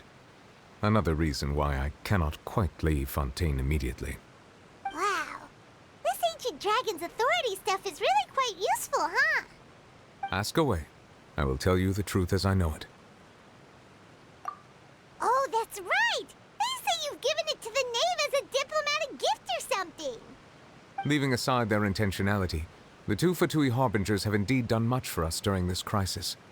Their sole remaining goal in Fontaine, at least at this point, would seem to be the Gnosis. The Oratrice has ceased to function. The Hydro Archon's divine throne is now no more, and I do not need the Gnosis's power. As such, it has lost all meaning for Fontaine. If the Fatui have impure designs, then we might as well accede to their request now, and avoid unnecessary conflict. What complicated considerations! Paimon thought you were just giving it to them out of gratitude to the knave and as an apology to Child. Ask away. I will tell you the truth as I know it. You will soon be heading to Natlan, I presume? I'm afraid that I have little talent as a travel guide, so all I can do is tell you what I know about that land. As far as I'm aware, Natlan can be said to be a nation of dragons. A nation of dragons? You mean like you? No, I suspect that I would not find myself welcome there. Unlike ancient dragons such as myself, the dragons of Natlan have undergone long years of development and evolution. Large numbers of them have entered a form of coexistence with humanity. Natlan is also the nation of war. War ravages those lands like an undying flame. There is one other piece of information I got incidentally from my negotiations with the Knave that I believe may be useful to you. The Harbinger known as the Captain has thrown his hat into the endless ring of war. The Captain. Sounds like a real tough customer. Seriously, everywhere you look, there's a Fatui Harbinger doing their thing. I suggest that you fully prepare yourself before going to Natlan. In the meantime, Fontaine's doors will always be open to you. Ask away. I will tell you the truth as I know it. Hang on a sec. Paimon's still got a question about the Gnosis. When we spoke to Linny earlier, he mentioned that your attitude towards giving away the Gnosis had clearly changed. We guessed that there might be some reason for it that only you were aware of. No wonder the House of the Hearth is the Fatui's intelligence division. They are certainly sharp. So regarding this specific issue, I was just getting ready to share something with you. What is it? In truth, I exchanged some further words with that lady named Skirk after sending you two back to the surface. It went something like this.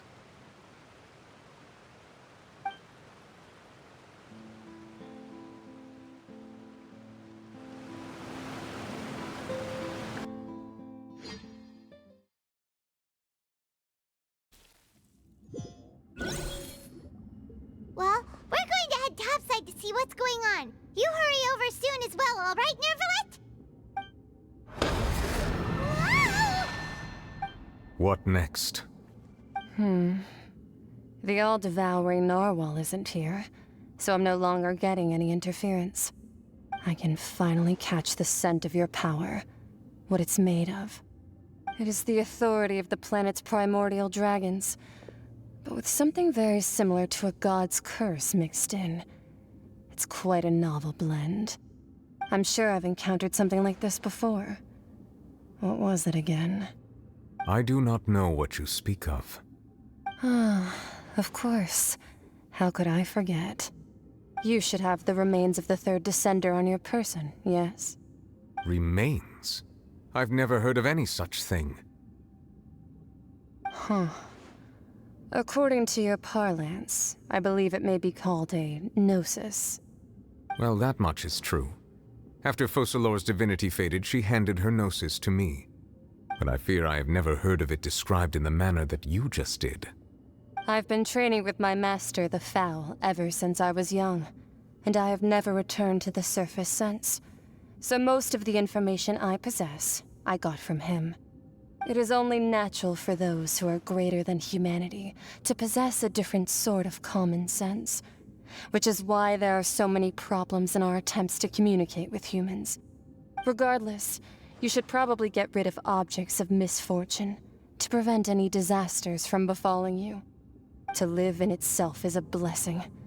But once a person dies, the bonds he once had with this world shall all turn to curses. What do you mean by that? No need to fret. These are just my personal thoughts, and my reason for no longer wishing to return to the surface. This third Descender you refer to, who are they? And when did they die? Master never mentioned them to me.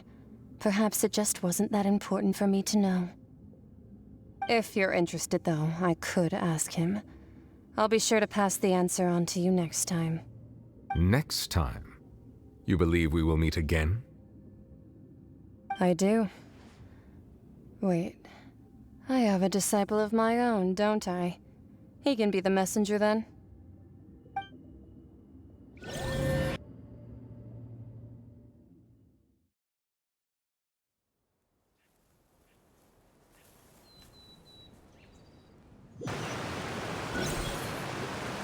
That's what she told me. Whether it would prove useful or not, I wanted to pass that information on to you. The remains of the third Descender? So that's what the Gnosis actually are. Paimon just thought they looked like chess pieces. How could they be a person's remains? All the same, assuming that there was no misunderstanding or special metaphor at play, that is what she meant to say. And she said that it would bring misfortune and that you should check it, which is why you gave it to the Fatui. If she speaks the truth, then I would simply be putting Fontaine at unnecessary risk by keeping it here.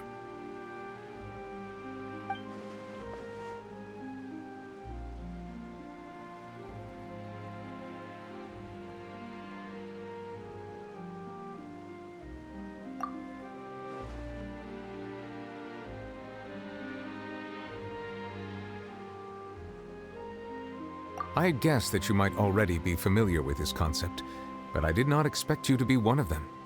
That means that the Gnosis, which are exceedingly element-compatible and can even enhance elemental abilities, do indeed come from the third Descender. I wonder, does your body also possess similar properties? Like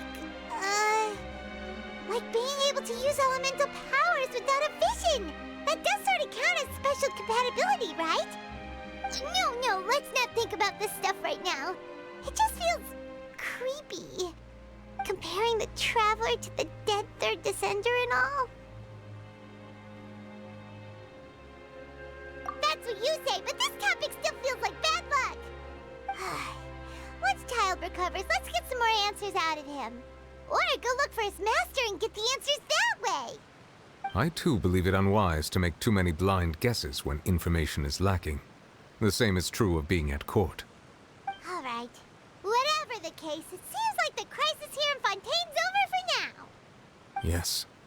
All of Focalor's efforts were for this moment as well. But she sacrificed herself in the end as a god, and she suffered through all those years as a human. Was that really what she wanted? I suppose that would be the mystery of a god's will. I suspect not. But once in a while, I too would guess that if wishes were like the clouds in the sky, they will one day return to the earth as raindrops. Life flows like water, and rain is the final answer. The water levels may sometimes tilt one way or another, but the rain falls fairly upon all. And what, ultimately, is the difference between the rains that fall upon all of us?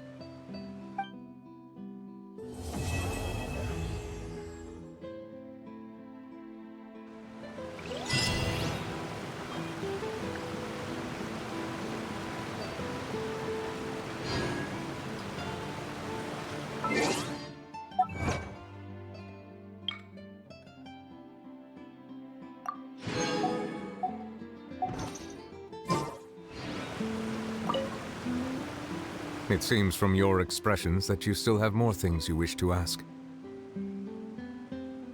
Ask away. I will tell you the truth as I know it. I suggest that you fully prepare yourself before going to Natlan.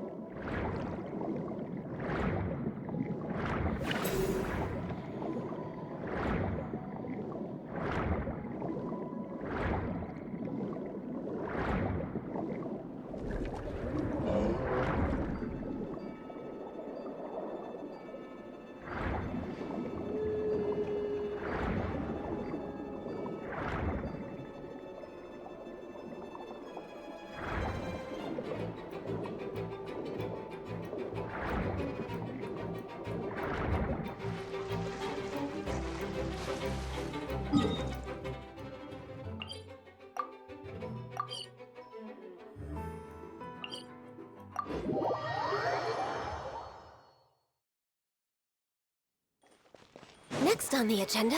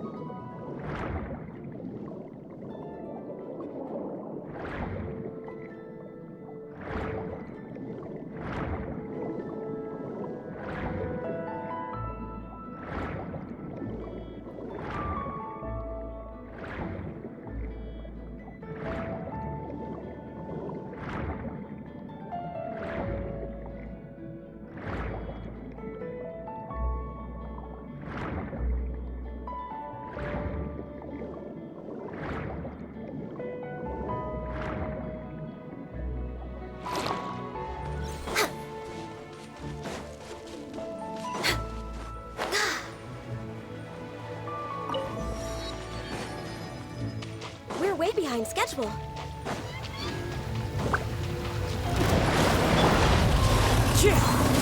Everybody stand! As one with wind and cloud! Eat this! For Rex Lapis! Wind Strike!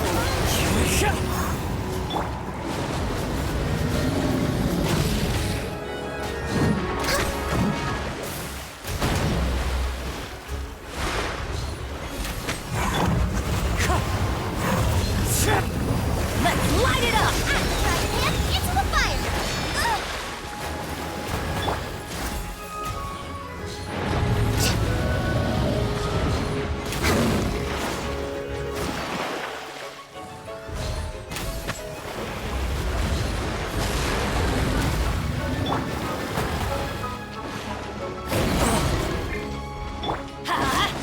Wind Strike! Boba, get them! Teamwork is dreamwork! No! Did I ruin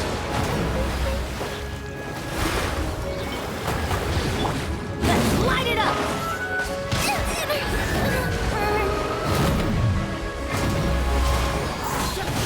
Born of Ice and Frost.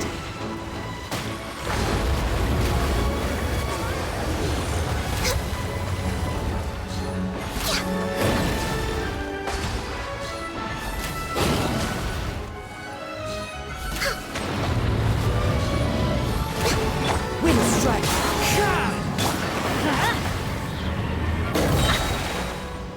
Everybody stand back! Fallen leaves, adorn my night! Access denied. My contract goes